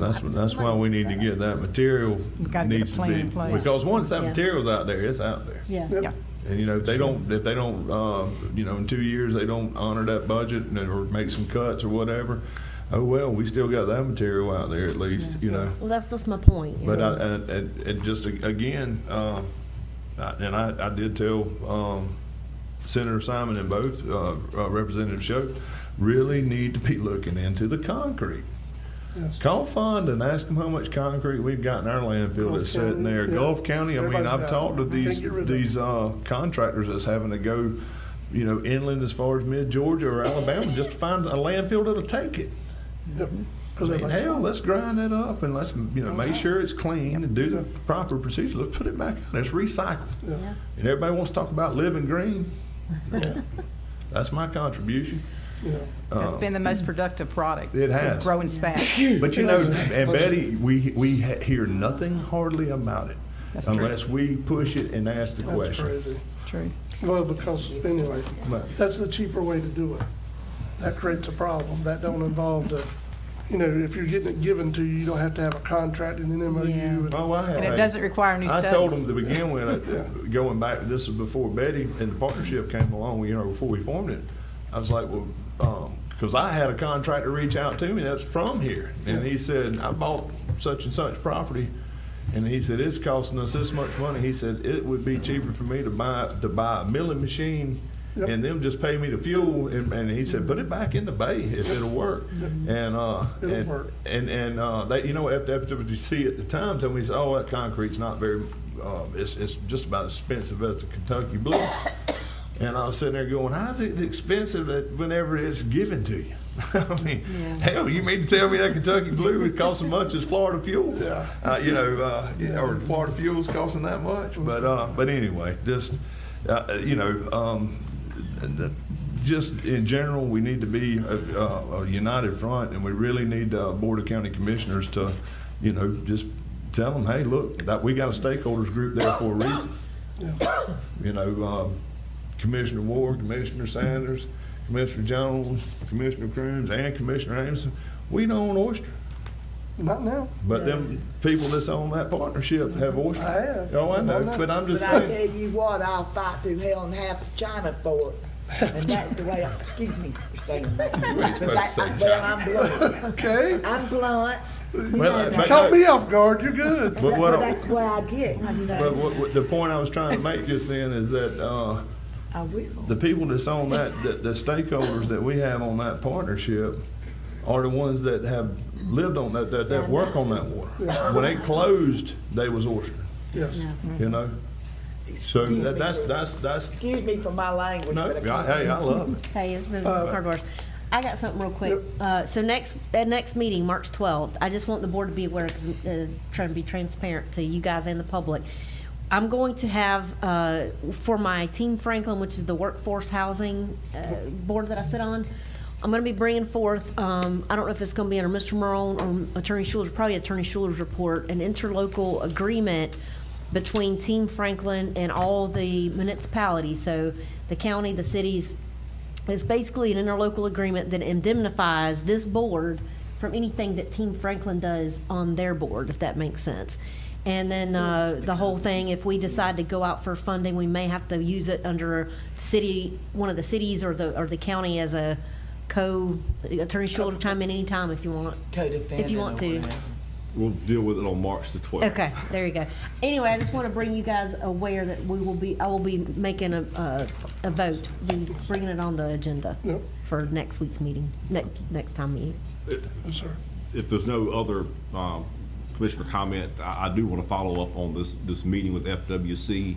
It's sort of extraordinary for the 5 members to go to someone else's public meeting and chat, so I will be calling each one of you individually this week just to give you some guidance and legal advice about what the guardrails are when y'all go to these kind of meetings as a group. And I just wanted to make sure you're aware when you get the phone call, you'll know why I'm calling. I just said what I go. We all go to FAC together. I will We say don't know what we're though, talking about now. I do agree to wrap this up. I do agree, Commissioner Anderson, the whole issue right now is we need more material in the bay. Yeah. And I can tell you, he's passed away now, but I can remember my dad telling me many, many times, son, you can't catch up all the oysters in that bay. You can haul it off, but you can't catch them up if you're working them.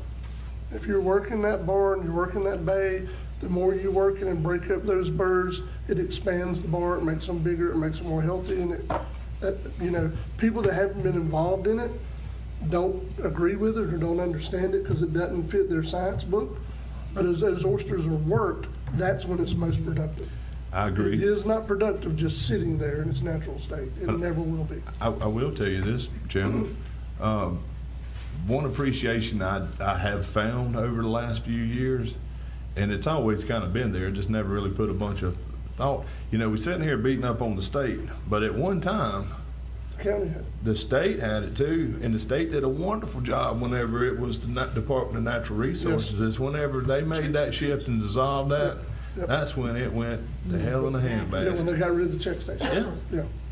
And actually not so work. much that, but the shelling program Yeah, all going of it. all the way back before that. You know, I mean, they've done a great job in the past. It's like they try to reinvent the wheel whenever they've already got a working model. You know, I keep going back to Kate and Elena. You know, the big difference there is, you know, I understand that our bars have diminished due to title issues because of the structure has been toted off, you know, it's gone. But the thing is they didn't just go and put material in these little areas. They put some material out, and that's the problem we have right now. We've had abundance of spat from what I know and what I've seen. We just hadn't had anything for it to stick to. And it's trying to find something to clean the life because, I mean, hell, it looks like pine cones. If a limb falls over in the bushes, it looks like pine cones where they, you know, starting to growing all over every seawall. We see it, but the problem is that there hadn't been any material put out there. And I think a lot of people in the public are under a different assumption. They think that there's been a big, large-scale restoration, and we have not had it. But I'm hoping on this second round of funding, it's been discussed that they're going to start moving down here, like Dry Bar into the west end and get some material down here. You know, I for one would love to see it because the fact that, you know, when they do eventually open this up and they start working and works the bars out, you get down here on this end, you start working that material and it starts pulling out. You know, we talk about that material being too high. The best way to get that material spread out, let them work it. You let them start working it. They'll work just like Mr. Roger Mathis said the other day. They'll come in from the outside, start working, fall back, cull off, work up. He said, before you know it, you'll have your old bar back, and it'll be wider. But that's the problem. They don't listen to people that That's why I have need no you. knowledge to do that. And that's what's aggravating is they think they know it all, like you said, science. And Mr. Chairman, I got something on Commissioner's comments, and I'll try to keep it quick. Let's keep it in the continental United States. Go ahead. Well, I know, but y'all know that. What I'm trying to tell you, that's how dedicated I am at representing the people and representing and getting that bay open and doing what's right for the people. I don't care what I gotta do or who I gotta talk to get it done. You know, that's the way I am. And I'm not you know, I'm not a bad person. That's the way I feel. But anyway, the one thing I wanted to remind everybody about is we've got annual conference coming up in June down in Orlando. It will be at the Hilton Orlando this year. And they just sent me a notice just a while ago that the room block is open and the registration is open as of tomorrow morning. Okay. So we need to make sure that Courtney gets on it first thing tomorrow morning and get all our rooms and stuff, or we won't have them. Yeah, they'll be booked up. And the attorney needs to go too. They have to do mine as well. Have a demand. See, I told y'all I had some good information, but that's it. Mr. Chairman, I got one last thing. It's real quick, but that U.S. hockey team is a national treasure. They've whooped Canada 3 times before 9 seconds dropped with the fist, and then they won 3-1. They rematch. I think it's tonight. Is it tonight? Oh, so they actually played the game. I thought it was a boxing. No, that was the semi. Yeah, well, the first 9 seconds was a boxing match, but they are a national treasure. I got one thing on the commission comments. So the day before the FWC commission meeting was that Boyd insurance thing. Is anybody else going to that? Or? I'm not gonna be able to go because of the other stuff, commitments that are made throughout that week. I have that, and I also have a regional planning council meeting the Thursday after the FWC, so I'm not gonna. and I have jury duty. Yeehaw! Just saying. She's gone. So I was gonna go, but that nixed that. So I mean, I have plans of going. Yeah. Right now, but I was just. Yeah, I had it on the calendar. Yeah, because of other things going, I'm not gonna be able to go. I had looked at it last night, and I was like, yeah, I can't do 3 I think I days. had jury duty that day. I got a notice. I had something planned, and I got a jury summons, and I'm like, well, there goes those plans. I ain't got nothing planned. Anyway. All right, so Commissioner, we look forward to hearing back from y'all after the morning. I'm on it. Try to keep it all straight. I'll get Miss Betty on. Yep. Any other commissioner comments before we adjourn? Meeting adjourned.